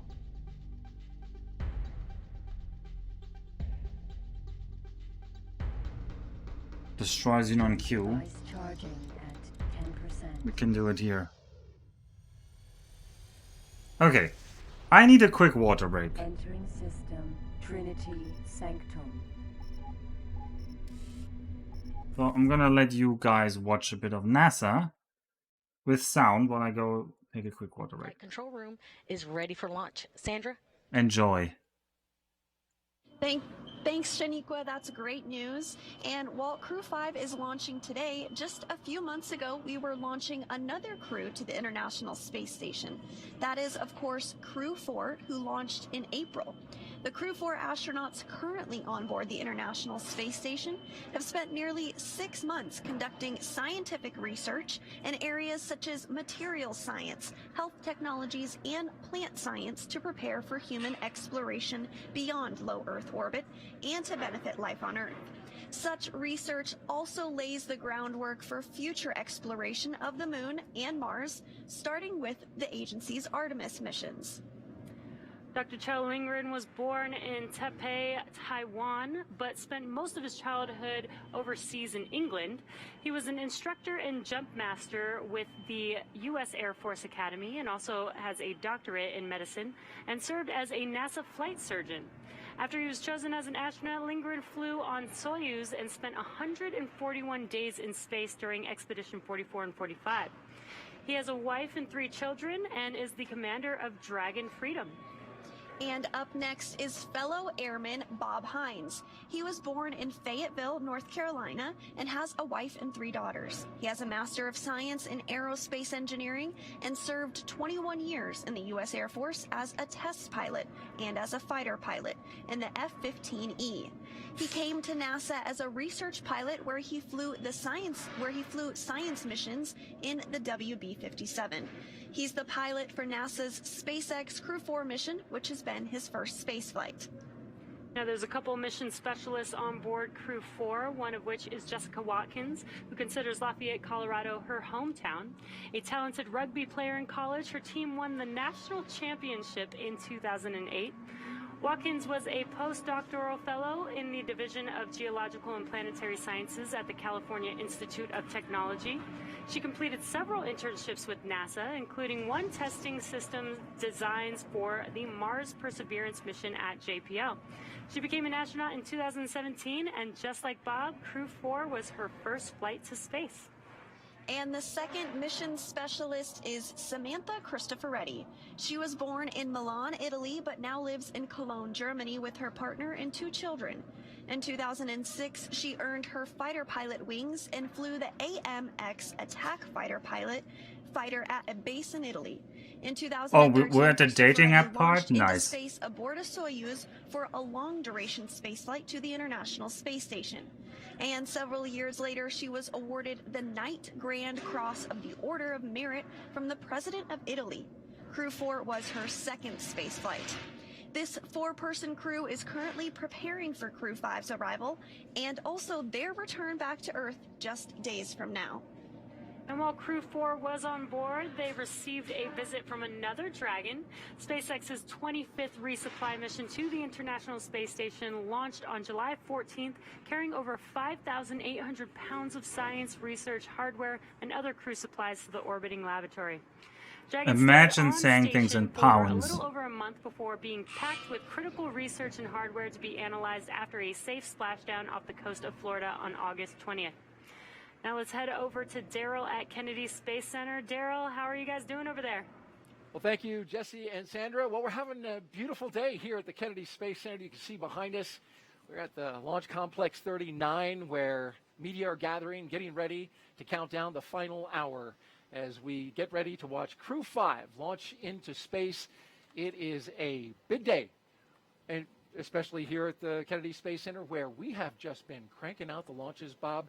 3 launches in 3 days from 3 different pads. We had the Atlas V going off from 40 yesterday. We've got Crew-5, of course, from Launch Complex 39A today. And then tomorrow, SpaceX launching from their other launch pad, Pad 41. It's hopping. Outstanding to see all that action down.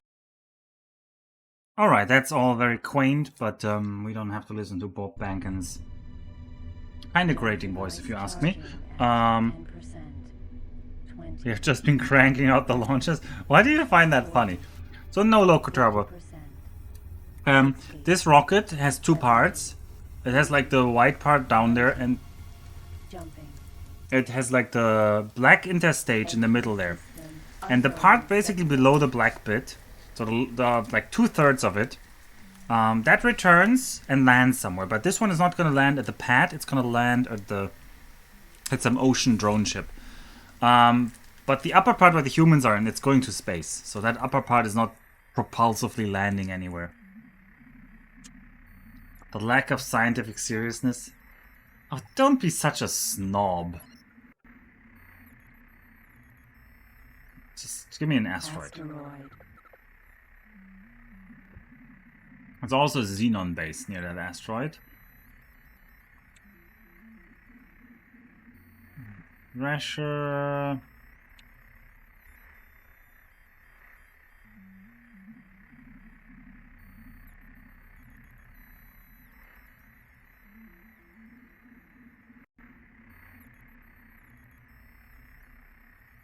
There's a weird rendering with some light here in the middle. Do you guys see that?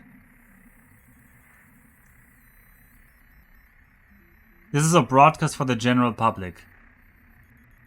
I preferred the coverage of the recent telescope. I mean, there is more space nerdy coverage of the launch. We could be switching over to the NASA space flight, which has nothing to do with official NASA. They're just using that name. Which are some space nerds which are giving flight coverage. You'd get way more nerdy coverage from that. Unknown sector.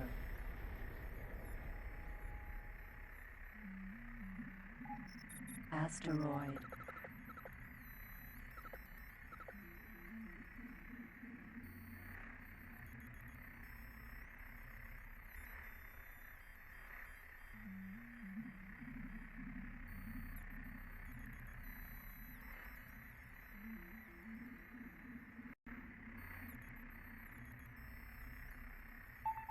Incoming message. Oh, it's Huritis again. Training. Training. Jump device charging at 10%. The main broadcast, but silent is perfect for you. Okay. But some other time we're going to watch the not main broadcast, maybe. Crew-5 is slanted for February. Who? Raise your hand if you think that we'll still be playing X3 Terran Conflict in January.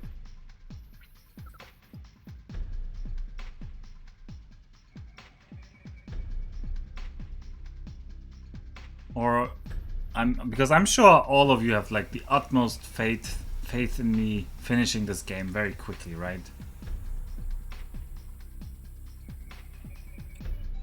I'm not sure I'd see an Aran here.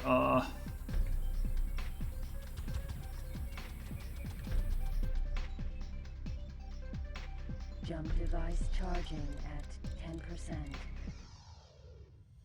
Raise your hand if you think you won't find the Aran by January. No. Trinity Sanctum.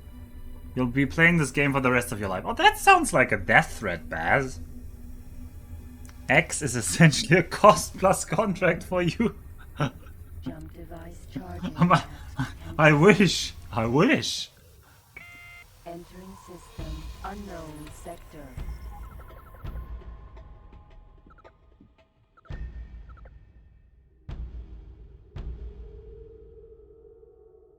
Baz would never. You'd never threaten people with death, huh? Oh, look, there's 2 Qs. They're not in Aran, but... I mean... I wanted to say it's nice to see some life out here, but then I guess... Your mileage may vary whether Xenon counts as life. It's probably easier to see against the background, I guess. Yeah, but then there are also like these small asteroids like structures. Entering system Trinity Sanctum. Jump device charging. Like as I said, it's not trivial to see them. Entering system unknown sector. Oh god, there's a Xenon station here. Xenon station.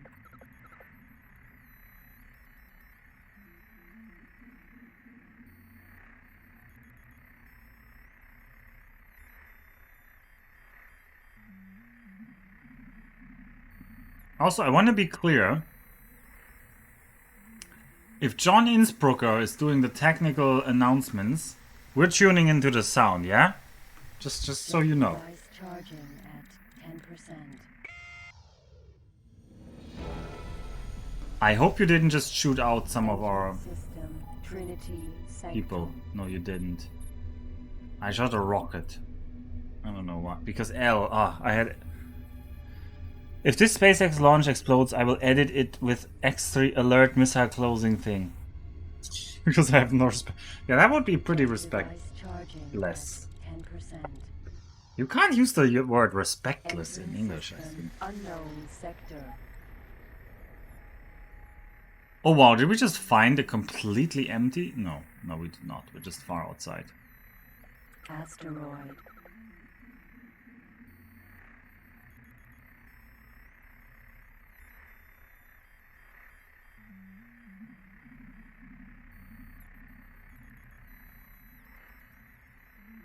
Right, is that a Xenon Q? That is indeed a Xenon Q.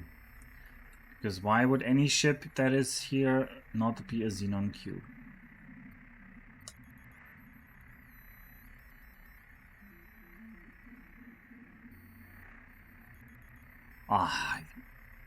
You guys say this would be easy to say. Device charging at 10%. Why are we searching for the Aran again? You know, I'm starting to ask myself that question. Entering system Trinity jump device charging at 10%. Because it's a unique ship. Entering system unknown sector. Asteroid. And it's a big ship.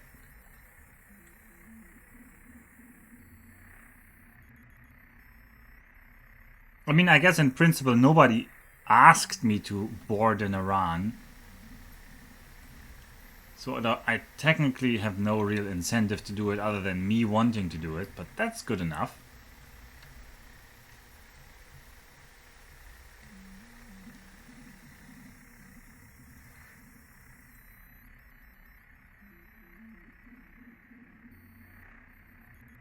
I still think boarding this Aran might turn out easier than boarding the Tire will be for Chosrau.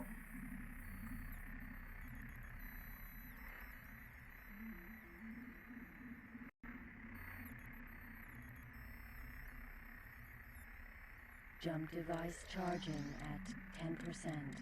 Well, I should say boarding the tour. Also, speaking of being boarded, hello, Marek. Trinity Sanctum. Jump device charging at 10%. How goes the conscripting? I don't even know. I just noticed your online message was you are now conscripted. Oh, and we ended up in Great Trench, huh? Device charging at 10%. Howdy. Entering system unknown sector. Yeah. Asteroid. You've come at the right time. If you want to see a man search for a needle in a haystack.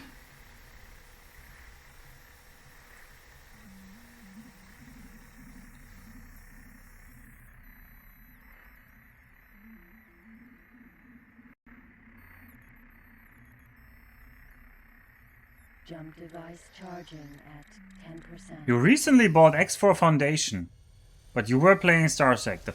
Yeah, a lot of people here love Star Sector. Great Trench.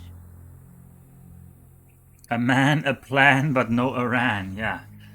Yeah, that is pretty much it. Device charging at 10%. Entering system unknown sector.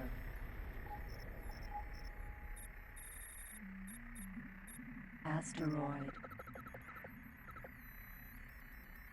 Oh, it's one of these dark systems again. It's very tough to see anything in here. Oh no, it's the nebula again. Let's not look in that direction. Let's not look in that direction. Even though some of you might be asking, where is that nebula pointing? We are not going to investigate. Jump device charging at 10. Alert. Missile closing. I don't think Star Sector is very good for streaming though. I mean, I don't actually love Star Sector, but people still want me to play it. I'll probably end up playing it at some point. Trench. So why are they rebroadcasting them? They're already showing a highlight reel, even though we're still an hour away from launch. Jump device charging at 10%. Entering system. Viewing that nebula could be good for retention of rates. I mean, it probably could be, but like viewer retention is not a major concern in this channel. I mean, that's not quite true. I do want people to have a good time. But there's a difference between trying to be nice, there's a difference between doing the kind of stream you'd want to watch and pandering in a way that tries to maximize viewers. There's a big difference there. Oh, I think I'm on the wrong one, yeah.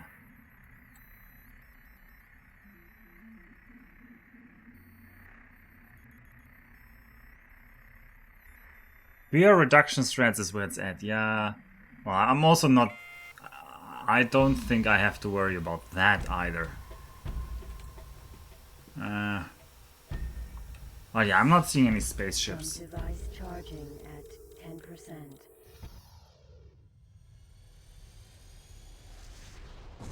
Entering system Great Trench. I think we just killed somebody because we spawned in too close.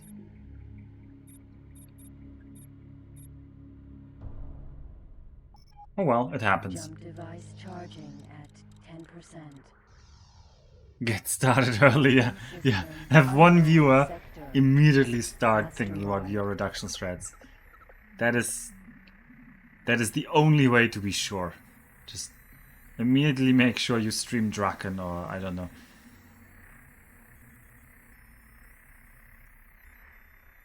Or ask the viewer what he doesn't like and then stream that.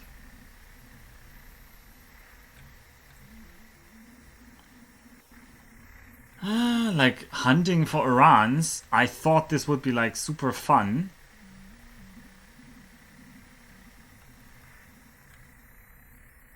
But I don't know why I thought that. Jump device charging at 10%.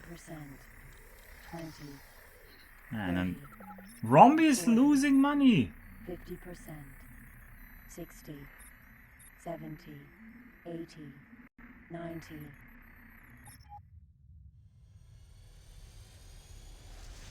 Oracle entering system. Great Trench. How about a prediction for the number of jumps?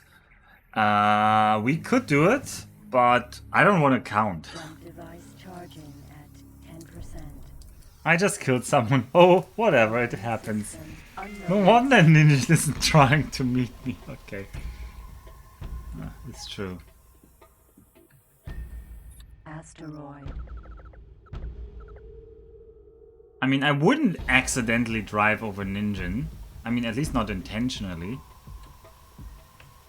Oh, there's more Xenon Q here. I mean, why? And look, even seeing the Xenon Q from this direction is like super tough. Where is it even?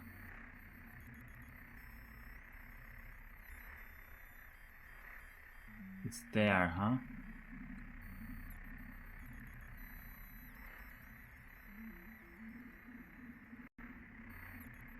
Oh, it's so tiny. There's like a tiny speck here where my mouse is now.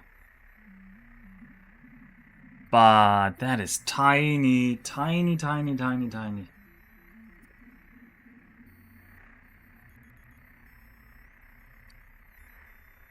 Screw counting. You could use a target time.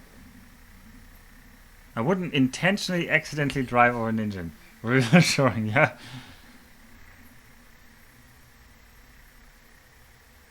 Oh, this is like searching for the shiny Pokemon. Actually, I had people tell me it's not that hard, but at least, well, I don't know. I have the diffusive memory of it not being that hard. But yeah, we could make a prediction. I guess you'll have to ask Knuffle if Knuffle wants to set up one. Because I'm hunting in Aran.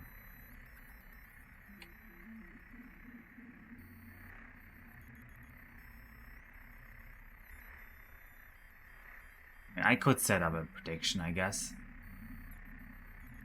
Oh no, that's the nebula again. Let's ignore that nebula.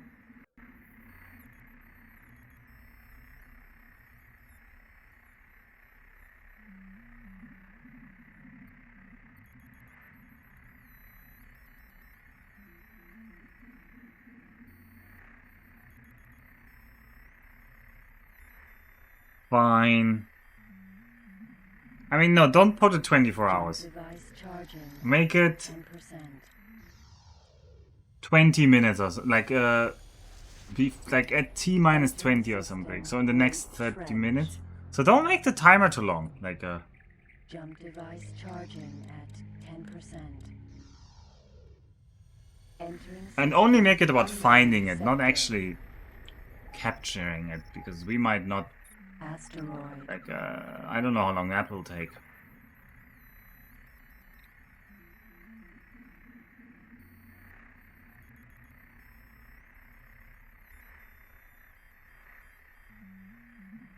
We will have to avoid it. No, if there's an option that I won't find it, then the people win who say I don't find it. Okay, will Alpha find the Aran? I don't see the rest of it. Okay, there's a prediction. There's already people predicting. I don't yet know which option is which, but I'm sure somebody put all of their 900 points in there. So amazing. Then we have Dutch people who can't. I mean, you don't have to bet everything. You can just bet a little bit. Let's like bet like 1,000. Okay, there's 10 points on what I assume is yes. Which option is which? Somebody tell me. Jump device charging at 10%. 900 is on yes. Oh, oh, Loco Turbo believing in me. Great jump device charging at Ho ho ho. entering system. 900 on yes. Sector. Oh, holy moly, this is a Asteroid. carg heavy sector. I hope it's not here. I also kind of hope it's not here because we're already voting. People will very much skew the vote.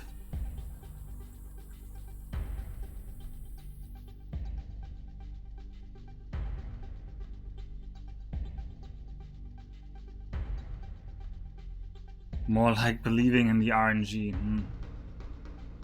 We're already getting shot at by a lot of carg.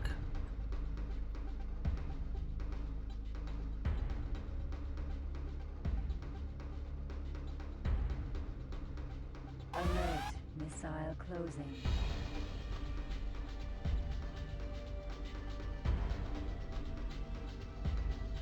Jump device charging at 10%. You have to believe in the Aran RNG. There's no need to be so cynical about the world, you know. Great trench. Jump device charging at 10%. Entering system. Unknown sector. We all learned today how to prepare for nuclear war, right? Oh no, we're in the danger zone again.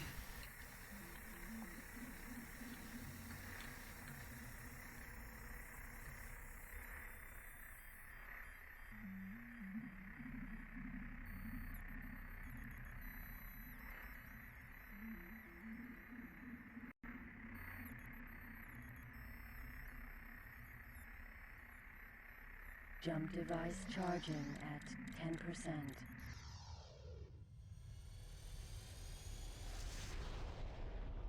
Entering system. Great trench. By the way, I don't like the main NASA commentator guy, the Daryl or whatever his name is. Jump device charging at 10%. 20. Entering system. Unknown sector. Asteroid.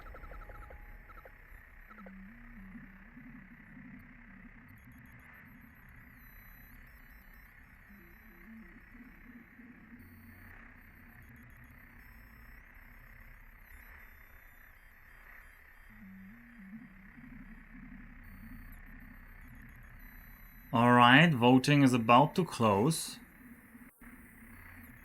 You can now easily get a very good deal if you just vote no.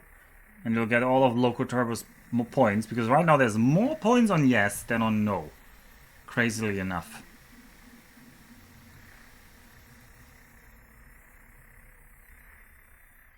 Jump device charging at 10%.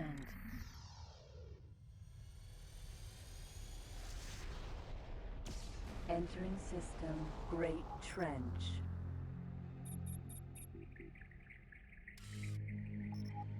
Jump device charging at 10%.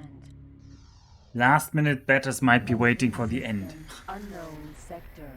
I mean, I guess if you want to vote no, you want to wait until the end.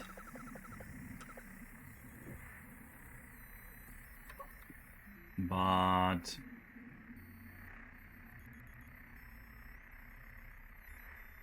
oh no, it's the...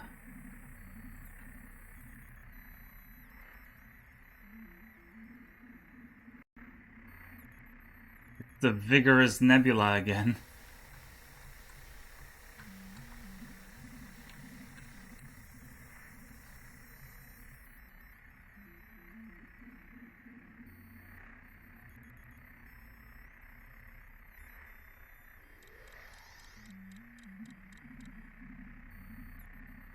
Jump device charging at 10%. Alright, so what is the voting state? Can somebody tell me? Entering system. Great trench. Did anybody put anything on? Jump device charging. No. 10%. I mean, there was 310 points on no last I saw. Entering system. But I didn't see the Unknown end of the sector. voting period. Asteroid. Okay, it's time to repay Loco Turbo, who believes in me. Oh, somebody else went in? Onto yes? Who are these crazy people? Holy moly.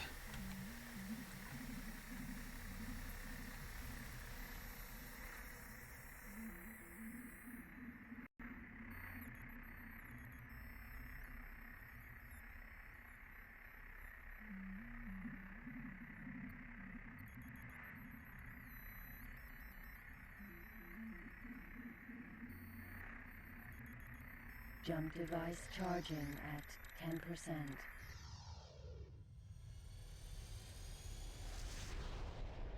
Entering system. Great trench.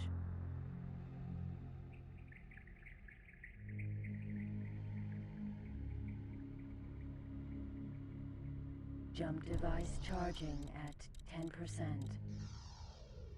Alright, I'm just gonna check. There's the retraction of the arm. We gotta watch it. Did you see it? Oh, it's retracting. The crew tower. Of course, the big transporter moment. will move away from the rocket as it lifts off and just shortly before liftoff. So that, in fact, will be the last major physical change that we see to the pad. But this crew access arm retraction is the final, will be the final state for the access arm for launch. This retraction should take about a minute to complete.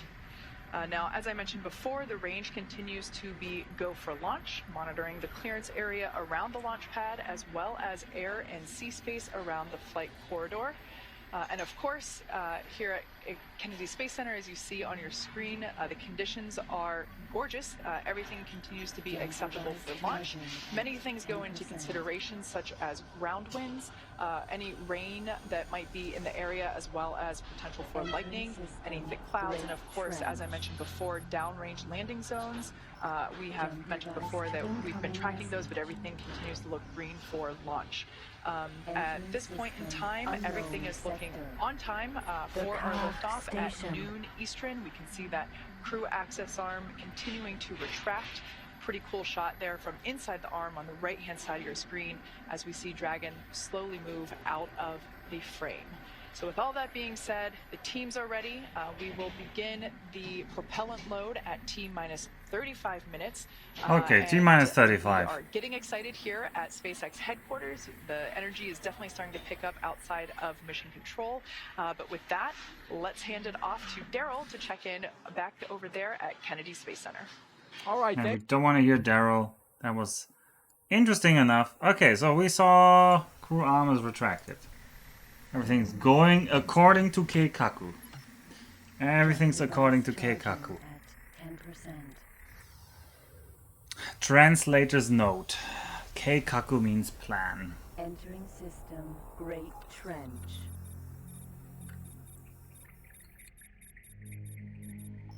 Jump device charging at 10%. Entering system. Unknown sector.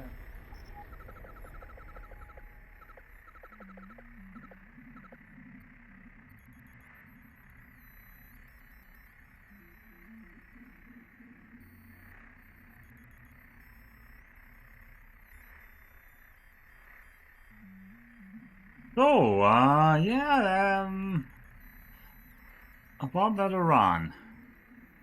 But no, anyway, they now retracted the crew arm, which means we missed another important point. Well, not an important point, they're all relatively boring. Like, unless you're really into rocketry, all of these points are relatively boring. But before they can retract the crew arm, one thing they have to do is arm the emergency escape system. Because basically, once you retract the crew arm, the crew can't run away. If anything goes wrong, they can't run away.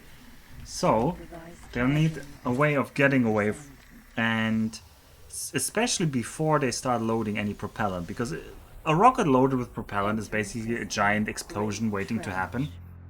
Jump device charging at because they're putting extremely explosive materials in there. Because they want to use basically... Like a rocket flying is a controlled explosion. Controlled and steered explosion, right? So... They have these little extra emergency rockets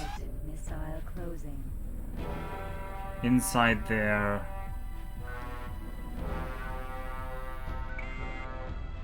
capsule. So if anything goes wrong, the Dragon capsule can just, like the little capsule on the top there, can just escape. It can just like shoot off and fly away. And actually, there actually was a test, the emergency abort test. A pad abort. This is called a pad abort if they do it from the pad. But this like their own little capsule flying away from the rest is also possible during the ascent. And this is one of the ways how this is kind of safe, right? And Soyuz also, for example, has this. And famously this happened a few years back, that a Soyuz actually had to use this mechanism to save the crew because there was something wrong with the rocket. Entering system, unknown sector. But yeah, this system needs to be armed at some point, where it's like, now it's active. And yeah, now it's active. Now, you could say, wait a second, emergency abort system, tiny rocket motors, that means they also have explosive fuel right in the capsule besides them. So what is saving them from that explosion? If something happens to that, what do they do? And the message is, yeah, if something happens to the thrusters in the booster, they're just dying. Like they don't have actually any option. But they don't need to worry too much about it because such thrusters in the boosters have only exploded once in recent years. So yeah. Jump device charging at 10%.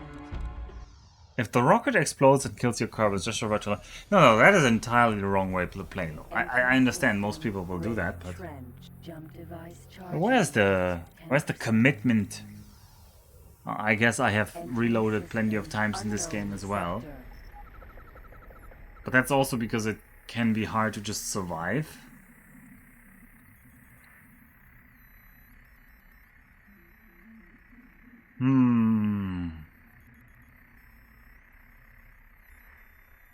I wonder how must it feel to die in a rocket. No, please don't wonder that, Rombi. You should be thinking about those things. This is supposed to be a light-hearted fun stream. If you want the gruesome story... Jump device charging at 10%. 20. Read about the... Entering system, Great Trench. Oh god, now I'm gonna lose my nerd license. I forgot the name.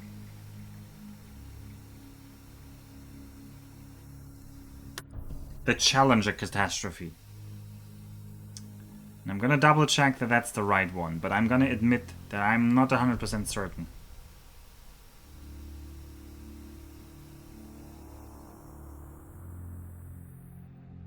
Yeah, I think it was Challenger catastrophe. Yeah, read about the Challenger catastrophe. Columbia was 2003. Yeah, they're both with C. Actually, I was gonna say it was Endeavour in 2003, but that's wrong because that was the final launch of the space shuttle. So anyway, jump device charging. Yeah, Challenger catastrophe was when. Yeah, it's pretty brutal. So actually, I don't want to talk about it in this channel because people already say I'm like not taking enough care about people dying.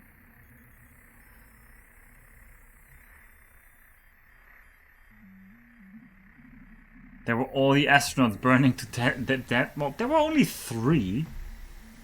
That was one Apollo test that happened. I'm pretty sure there was only 3 people. You're making it sound like there were multiple tests. I think it was just Apollo 1, right? Also, there seems to be no Daddy Innsbrucker today. It's a sad day. I mean, it's taken over by the lady with the nice voice, but... Yes. Challenger Catastrophe was the one where in the end Bridget Feynman was in the committee. At 10%.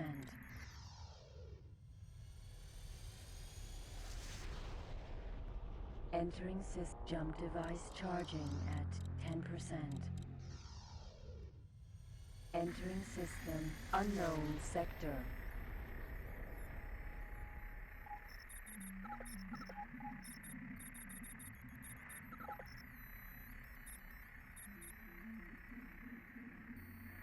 Training.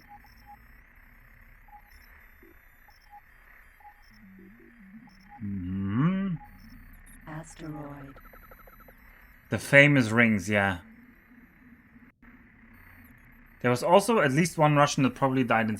Yeah, there was a Soyuz test where they died on descent because they... of low pressure, basically.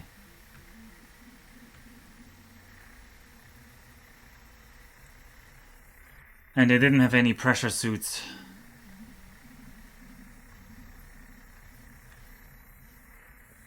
Jump device charging at 10%.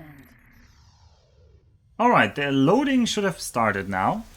So they are going to load liquid oxygen and kerosene, or RP1, which is highly refined kerosene, into the first stage and the second stage. Entering system unknown sector. Until when is that running, by the way, Knuffle? I didn't read the text. Or anybody else can actually tell me.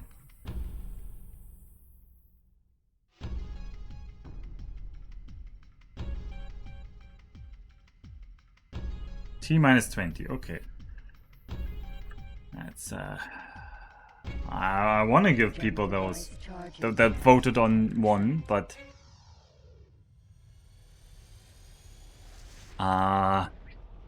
also because that means I will find an Aran. Man, we're doing many jumps. Anybody estimating like how many I did?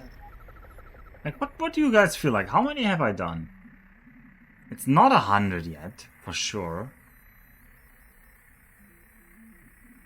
But it's definitely like dozens.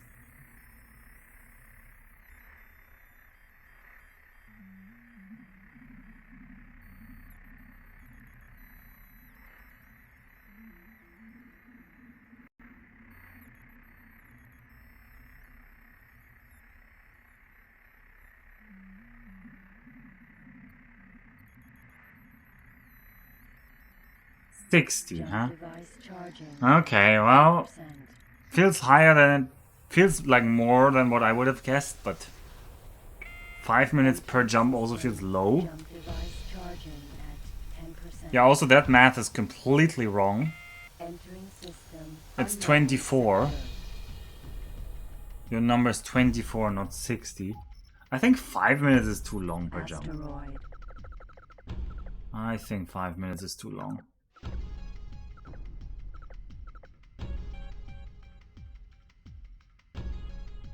Oh god, I hope it's not in one of these systems, because these systems are hard to see.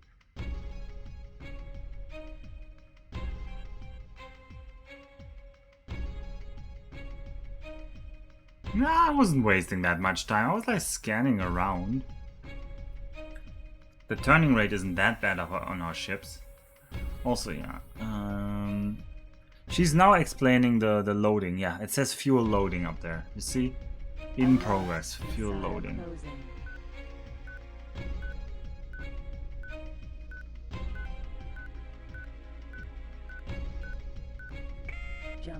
Oh, when I was switching the ship, yeah, I lost a lot of. But the whole stream has been going for 4 hours now, and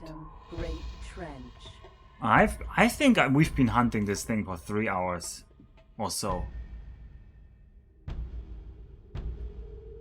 So maybe half, like maybe 2.5 hours total, like more than 120 minutes maybe. Like the 120 minutes definitely include, we can get to 120 minutes pure search, even excluding the setup parts, I think.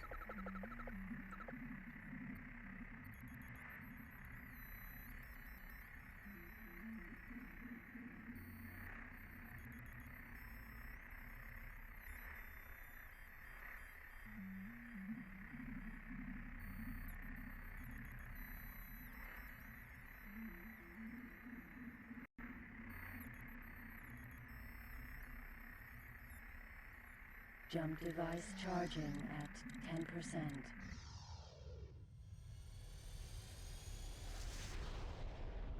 Entering system, Great Trench. I wonder if Freeport will show up. Freeport is like a proper space nerd. At least in my impression. Jump device charging at 10%. Entering system, unknown sector, asteroid.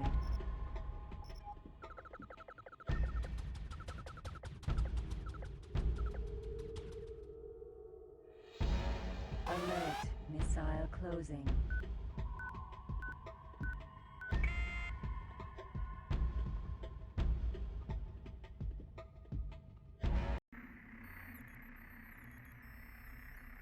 Jump device charging at 10%. Isn't Max a bigger space? Max? Since when is Max a space nerd? Entering system, Great Trench. Max is just a nerd. Jump device charging. Max just knows an appropriate amount about space for a general nerd. System, unknown I keep thinking those small rock clusters are something. Yeah, same. That's why I keep like rotating sometimes back and forth, because I'm looking at one of them and like, is it something? And then nope, it's just one of those small, like, they're often like these small rings, which is like, ugh, especially annoying to see.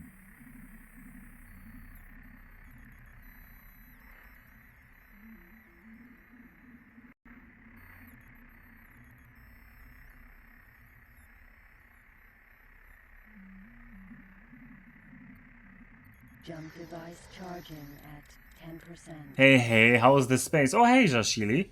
We're about 28 minutes from launch. Entering system, and we are about 3 hours into hunting in Aran. Jump device charging at 10%. Doesn't he invest in SpaceX? I wish I could invest in SpaceX. Unknown sector. SpaceX is not a publicly funded company, and you cannot buy anything from it.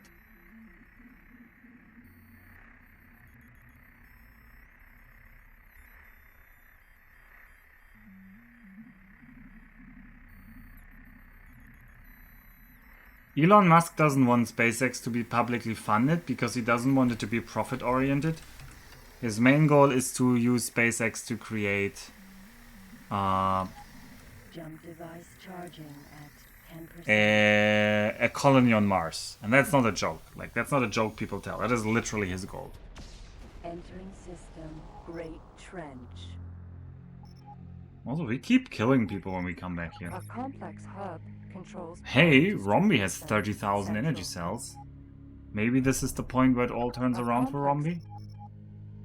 Jump device charging at 10%. Entering system, unknown sector. No, it's that nebula again.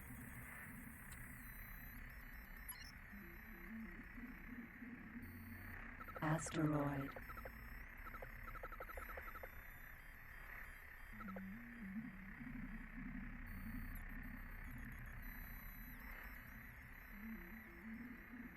There's a destroyed gate here. Sadly, that's not very useful. There's more small rocks.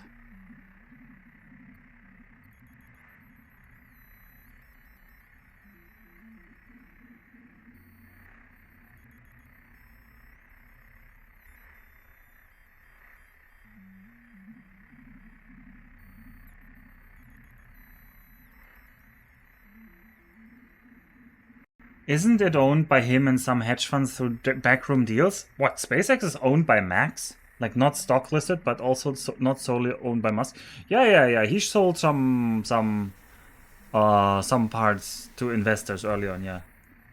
We should first send robot miners to dig tunnels. Would be much easier to set the base. Yeah, I mean, but at that point, probably it's just easier to have a robot base. I mean, the benefits are like... The benefit is not that it's super economically useful. The benefit is like... Jump device charging at 10%.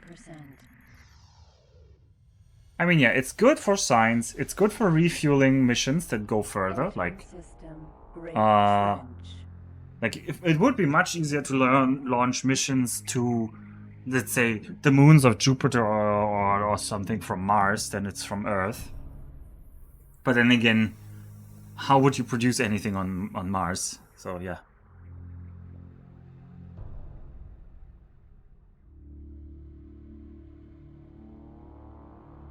Yeah, I mean, yeah. For now, it would be expensive to manufacture things on Mars. But I mean, Musk's motivation is just because he wants a backup for life. It's probably a Xenon Q over there. Yeah, it is a Xenon Q. So the idea is to have another place where life exists, so that if something happens to Earth, that some humans will survive.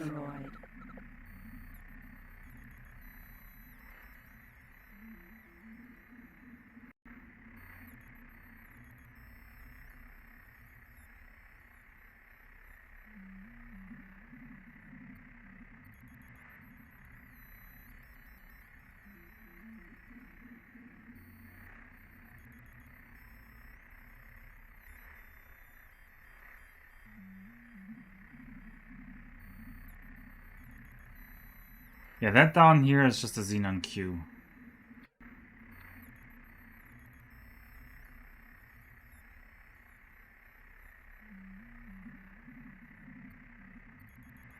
Expensive is relative. I mean, yeah, expensive is always relative.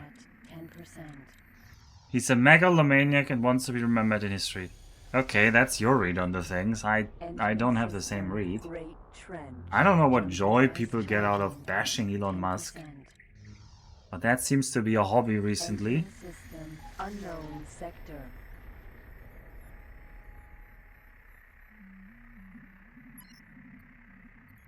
Asteroid. I mean, I don't like to throw the jealousy accusation around. That's also kind of easy. I sure am jealous of Elon Musk though, because I think he could just buy an Aran. He wouldn't have to scrounge for one like I'm here. Oh. That's a cop-out? What is a cop-out?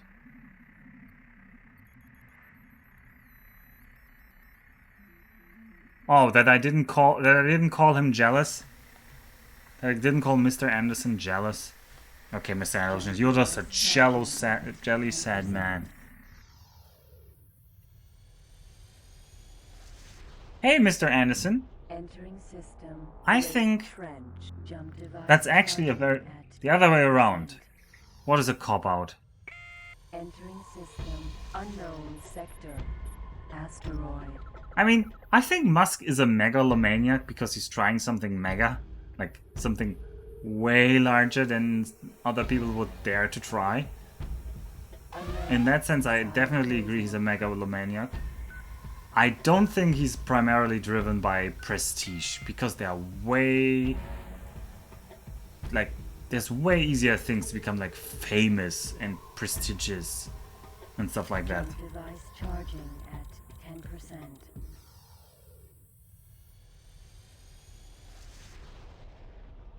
Entering system. Great. I mean, you can be against rich people existing. I get that position. Device charging at 10%. But the accusation wasn't he's rich. The accusation was he only cares about being remembered. Like his main goal is to be remembered or something like that. Asteroid. Which is once again is not my read. You can listen to his talks. He's very bad. Like, he's a really socially awkward person.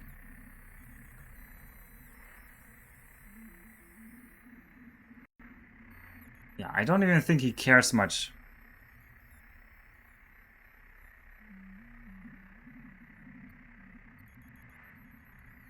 I mean, if you are the kind of person where someone can lose their credibility with one comment, sure.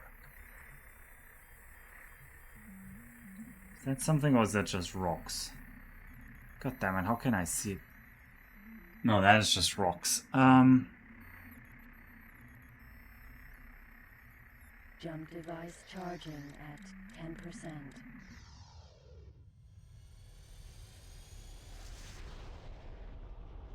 Entering system, Great Trench. I don't. Yeah, I also think a Mars base is way easier than a Venus base. Jump device charging at 10%. Can't you just mod one in and be happy about it? Unknown sector. Yeah, trying to build a floating base. Also, look at the nice rocket-like fueling. Ooh, looking nice right now there. Oh, no, we're looking right at something else. Oh, let's turn away.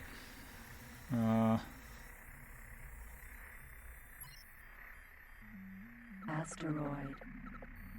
I think Mars is probably the best spot for a base. I mean, the other argument would be the moon. But the moon is missing a lot of elements. Like there's a lot of stuff we'll probably never be able to manufacture on the moon. Because we're not going to get anything in big quantities. Like a lot of volatiles are just completely missing. No, but a lot of volatiles are just completely missing on the moon. Right?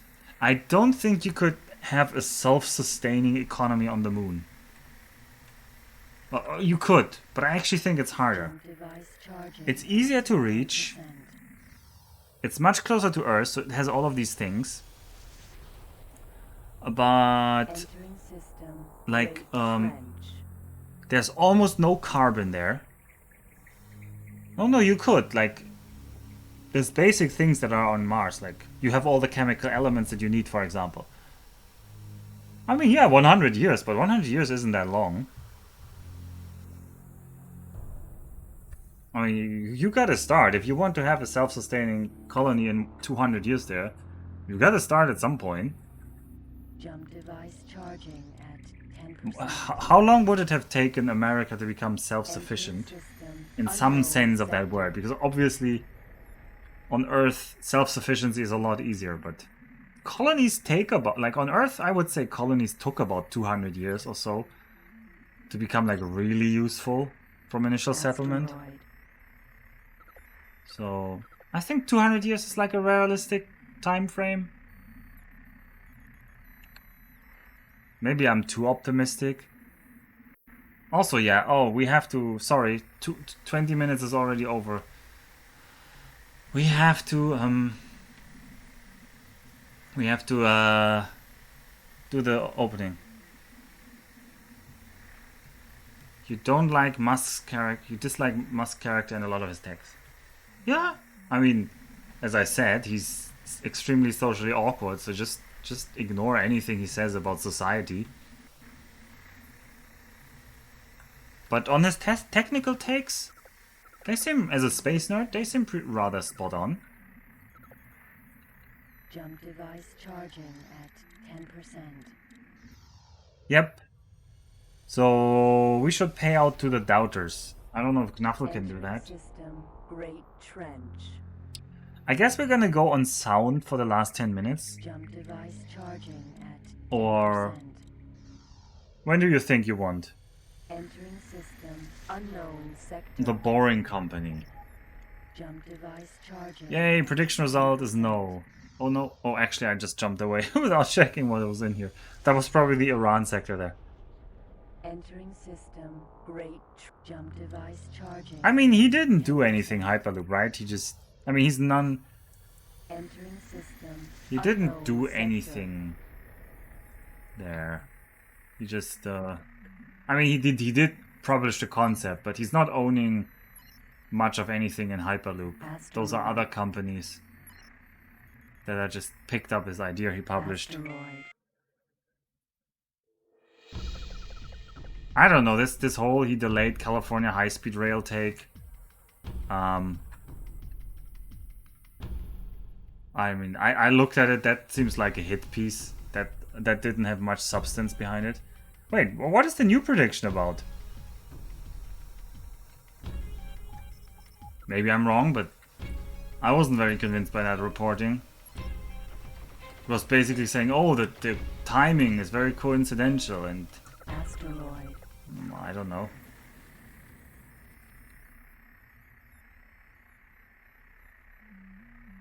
There's no new prediction. Oh, it's the outcome. Sorry, it looked like something. Right.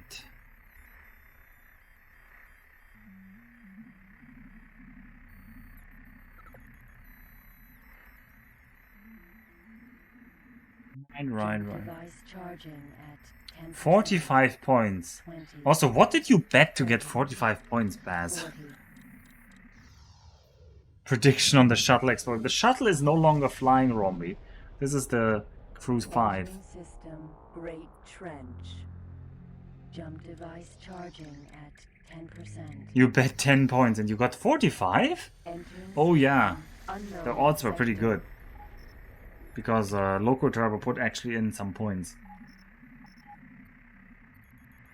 Man, I wished Loco Turbo had won, because that would mean that I had found an Aran. I did not expect Arans to be this rare.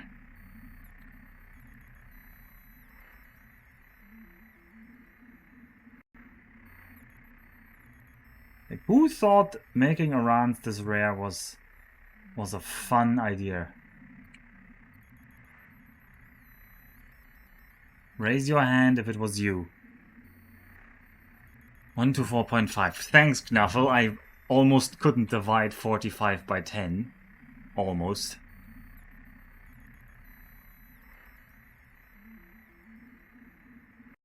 Yeah, I also thought the doubters would put in more, because, yeah. I think the doubters had, like, way better chances here.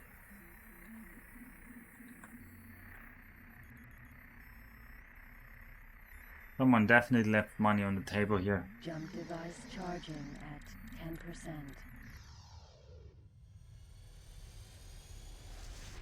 That was not a properly balanced bet. Yeah. Jump device charging. But it rarely is. Like, many bets on Twitch end up not very balanced, and you just need to think, hey, wait a second. Unknown sector. That's why it's often good to hold out until the end. But then again, if you actually want to entice people to bet, you want to go in early so that the odds look good for the other side, so that they bet against you.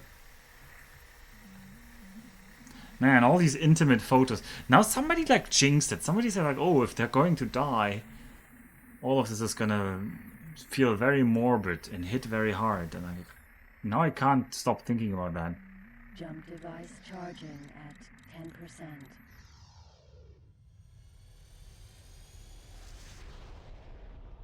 Entering system. Jump device. I want to watch a rocket launch live sometime. I've never watched a rocket launch live. Like, okay, we're watching one live right now, but I mean like live, like in live. You know what I mean? Asteroid. You mean in person? Wait till they find the bodies and show them. No. I'm trying to find a body here. A body of Aran.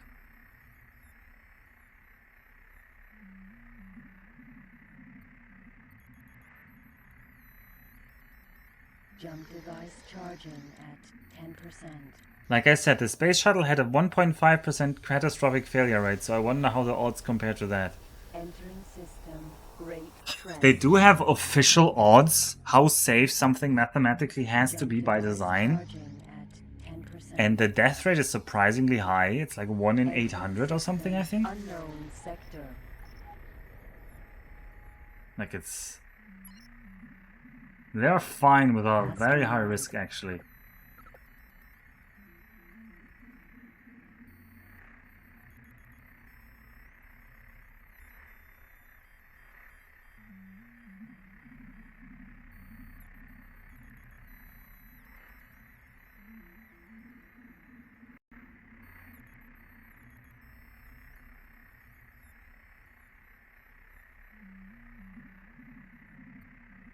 Jump device charging at 10%.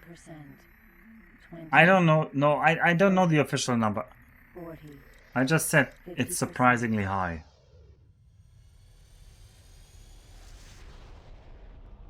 Entering system. Great Trench. Jump device charging at 10%. Alright, the NASA Twitch stream is already up to 40,000. Can somebody check? Is that the most watched Twitch stream right now? Or what is...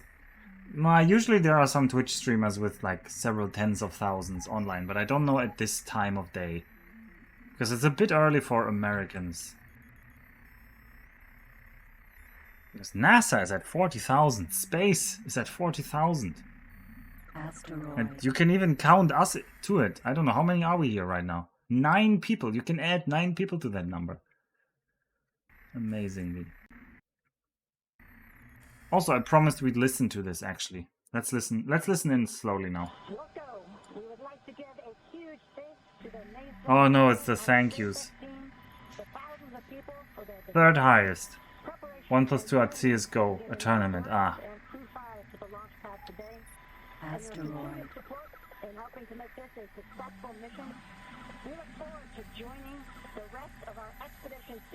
Ah, the voice is so poor from these helmets. And a special thanks on behalf of all the crew to our family and friends. It is your love and support. Oh god, I hate what Nicole Mann is saying there. I'm just gonna talk over her, because I think she's quite quiet for you. How's the audio balance? Do I have to make her louder for you? Nah. Okay, this is actually... And those words from Nicole Mann, the first female commander of a dragon. I wonder if it would be more than Amaranth. Isn't that the streamer that Dark Young always watches? Upon liftoff, you'll hear a number and letter combinations which mark different abort zones throughout the Yeah, so she's talking about that there will be number and letter combinations. They'll call out like 1 Bravo, 1 Alpha or something. Yeah.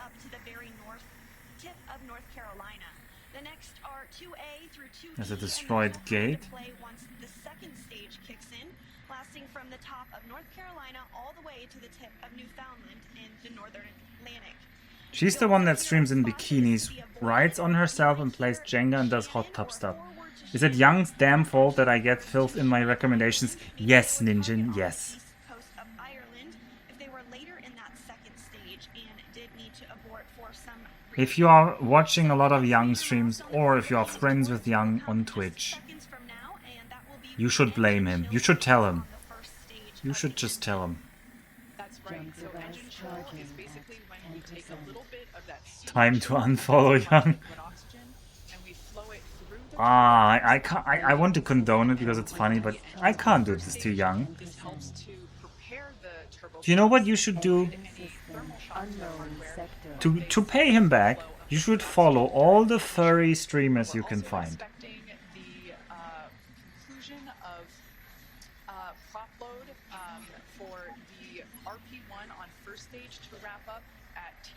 Asteroid. Lock's load continues to be underway on both first and second stages.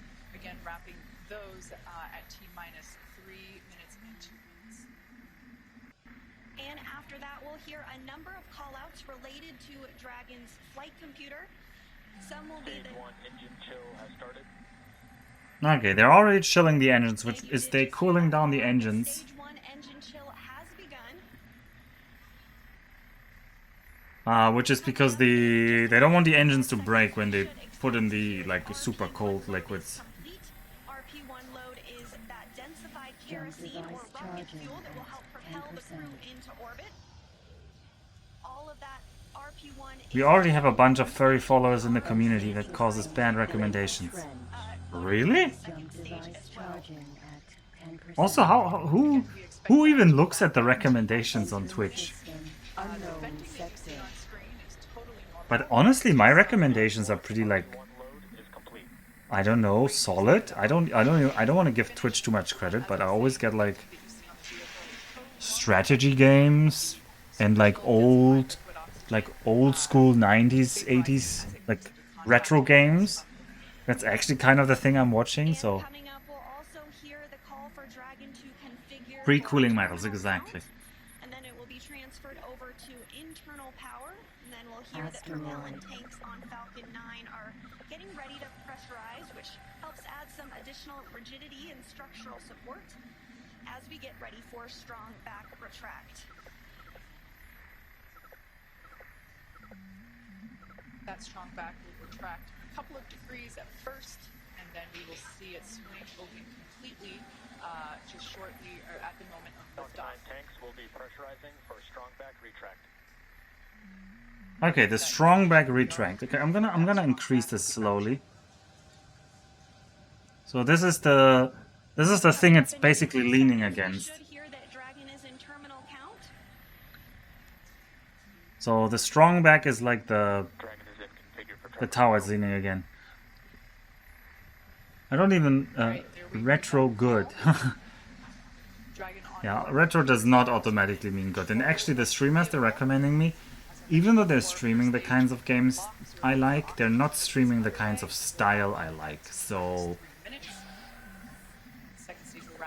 yeah, even then they're not like great for me. Jump device charging. No issues. Everything remains green and for an on-time launch. Entering system, Great Trench. So and you can see the steam there. You might be able to see the strong back arm as it does begin to retract. As Kate said, it will recline 2 degrees. Unknown sector. We can just barely make out the clamp arms are now beginning to move. Asteroid.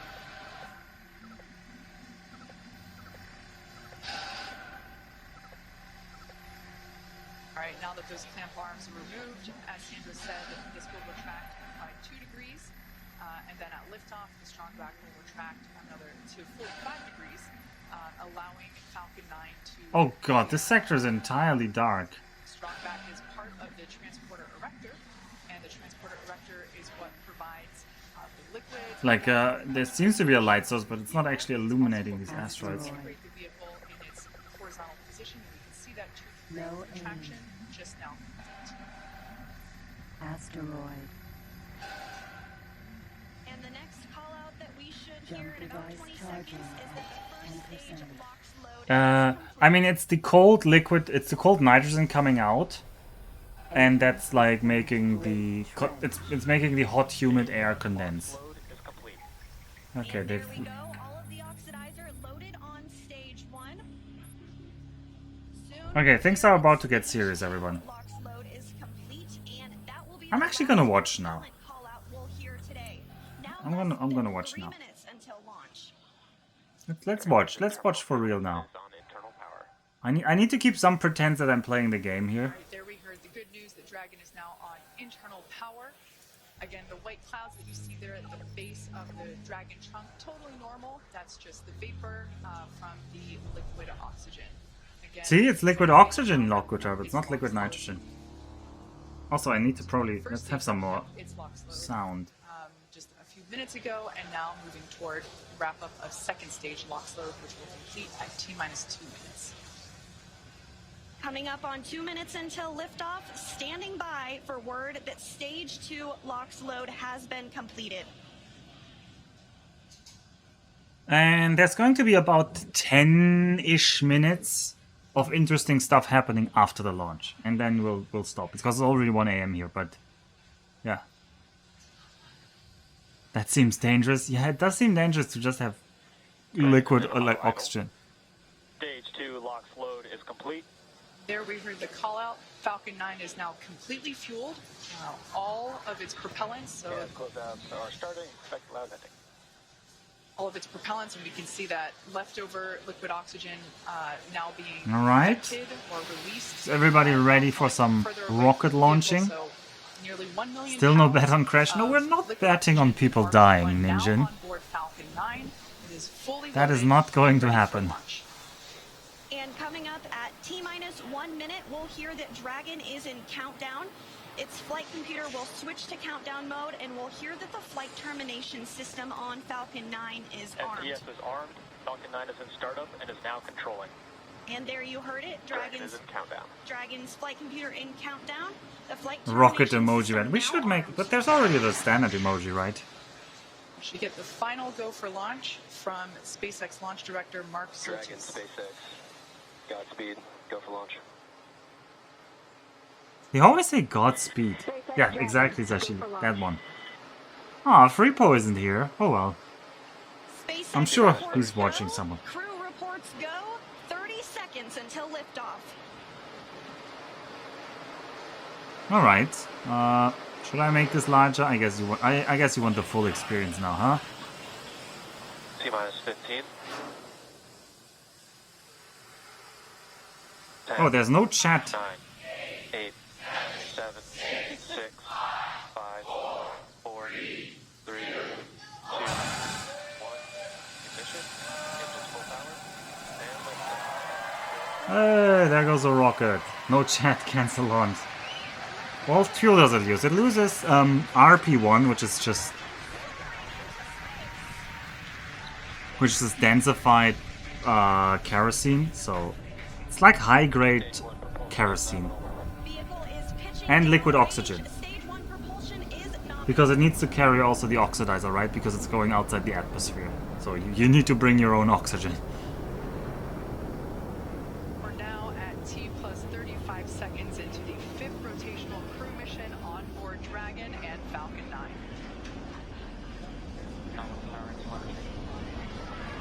Coming up in just a few seconds, we'll hear the call out for stage 1 throttle down. Stage 1 throttle down. Falcon 9 engines throttling down to help pass. So nothing so, but no. Oh, but on the abort system and the in-space movement system on the capsule itself, that's hypergolic fuels. That is nitrogen tetroxide, and that one's pretty nasty. Stage 1 throttle up. Yeah, no. Copy 1 Bravo. That call out for 1 Bravo means we're in the second and final abort mode. Okay, I always like the views from the rocket. The crew is already pulling over 2 Gs. Yeah, 2 Gs, There's wow. going to be a couple of events in rapid succession. First, The contrails look weird. Are we gonna go into like chemtrail territory here, Mr. Anderson? We'll have MECO, or main engine cutoff, where the 9 engines igniting will cut off in preparation for second stage separation. Oh, but they should show us a ground view of this. Merlin vacuum engine on the second stage. There we go. You can see like the plume. Usually you can see like in this video like the plume, how it gets like larger and larger and darker and darker. Because they're getting into higher atmosphere. They're going to turn. I mean, yeah, they are turning. At this point in time, those 9 Yeah. Merlin engines are beginning to throttle down in preparation for MECO, or main engine cutoff. Oh yeah, you can see how it's like the plume is getting larger and larger and like basically less and less visible. There it is, turned off. Stage 2 Alpha. Stage separation confirmed. Copy 2 Alpha. And now this There is we the should stage see that separation. second engine begin to ignite now. I was like, look on the right now. I always love how it starts glowing. I think that looks really metal, like how the engine was like starts glowing. Which altitude is the ISS? No, the ISS is around 300 kilometers. And continuing to carry the Crew-5 astronauts. They too are looking for the Aran. Yeah. We're now getting a view of the first stage after that stage separation. So they're already like, Second stage still being illuminated you can by already the see like the Merlin blackness of the vacuum sky engine, like and after that's 3 on the minutes. right-hand It's side really of your fast to screen. get into orbit. First stage Like on the rather, left-hand side you of your have to be screen really making fast. its way back to Earth. We will be attempting to land it on our drone ship, which today we are using just read the instructions. Acquisition signal. Repeat up. So on the left there is the stage that's going back, and on the right is the second stage that's still carrying the crew. Read the fucking no, it's just read the instructions because they love the names from the Culture series. If you know that, by Ian M. Banks, great science fiction books. You can also sort of see the Space Coast there in the background of the first stage on the left-hand side of your screen. It also looks like you can actually see the thrust plume created by the first stage. As Yeah, you can see the contrail. Oh, that was nice. Oh, that was pretty cool. Consider flavors. Yeah, for example.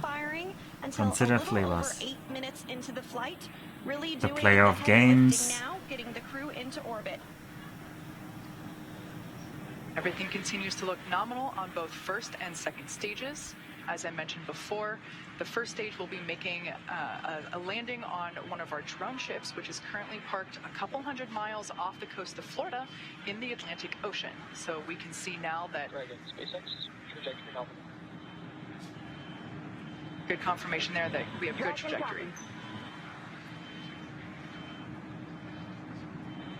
The second stage now traveling over 5,400 miles per hour. Crew is pulling a little more than 1G right now.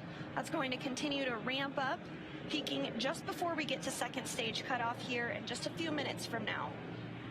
So yeah, it's going to be about 4 or 5 minutes of things happening. We'll be performing 2 separate burns, a re-entry burn where we reignite 3 of the Merlin M1D engines on the first stage. We ignite the center engine and 2 radial engines to help slow it down as it re-enters the Earth's atmosphere. And then the second final burn, and that will be the landing burn on our drone ship.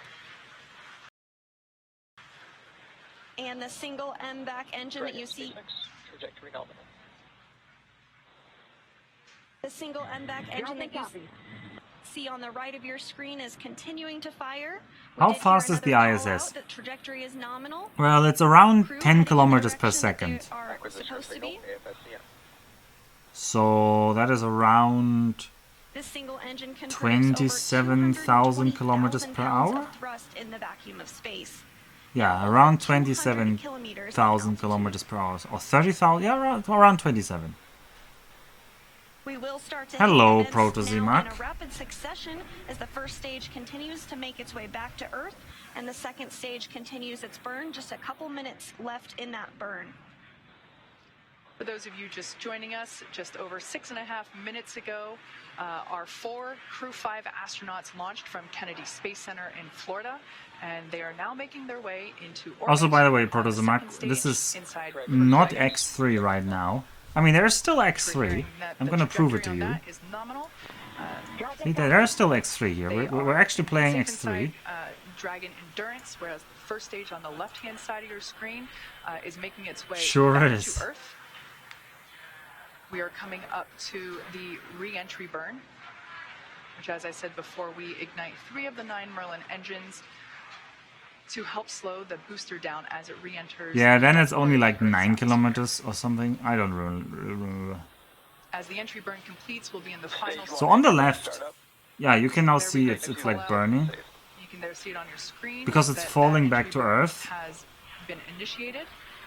And SpaceX is reusing their first stages. So that is like the main thing, how they're saving so much money compared to other companies. As entry burn completes, we'll be in the final different abort phases here shortly, which essentially correspond to SpaceX areas along the very northeastern seaboard of the U.S. Stage 1 entry burn shut down. Great news that entry burn was shut down, and then those last all the way across the Atlantic off the coast of Scotland for those abort zones. How many times have they reused their first stage? So this one I don't know. The record is one that is being flown 14 times now. So they managed to fly it 14 times. But they need to refurbish them. It's not like they land them and they instantly fly, but it's still cheaper than building a new one. Like basically every other rocket is like you use it once and then it just explodes or destroys on re-entry. 10 seconds away from Seco 1. How much effort is the refurbished one? Yeah, it's a good amount of effort, but it's much cheaper than building a new one. We'll see second stage shut off, and we'll be listening for confirmation of a good orbit, which tells us the crew and Dragon are exactly where they need to be. They sell them on Craigslist. It's like new. I mean, actually, people nowadays prefer a used booster because actually they consider that safer than an unused one. Like a fresh one is actually a little bit less nice. Oh, there's the landing. So they're gonna land on the ship. Usually the feed cuts out right as it lands. See those landing legs have now deployed.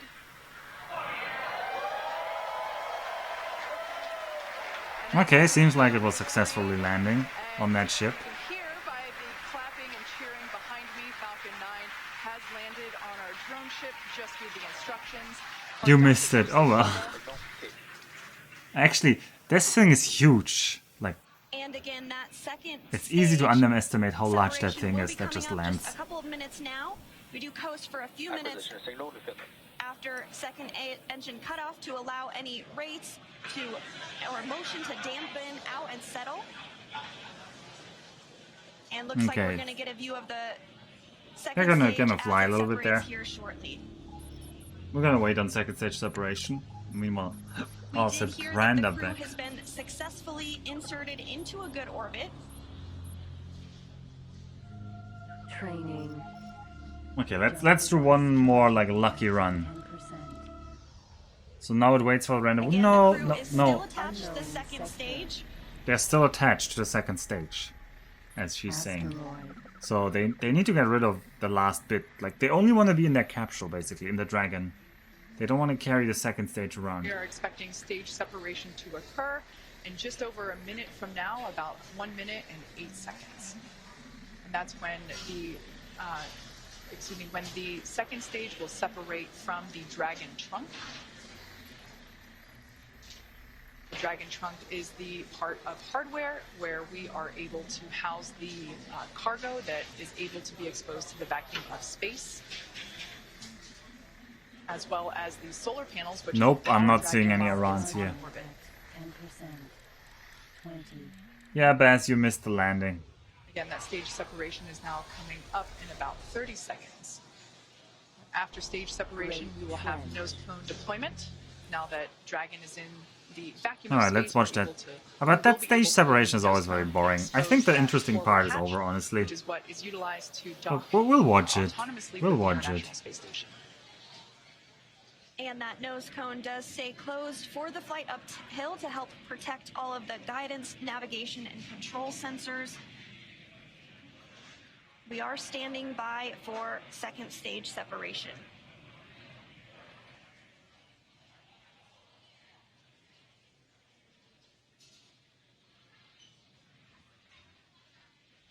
Well, are we gonna get... There we go.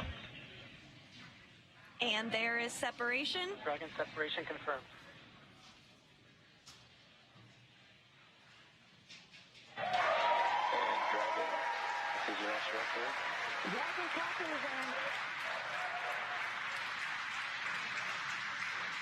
Dragon, this is your launch director on Dragon. On behalf of the entire launch and recovery team. Blah, blah, blah. A pleasure to be a part of this mission with you.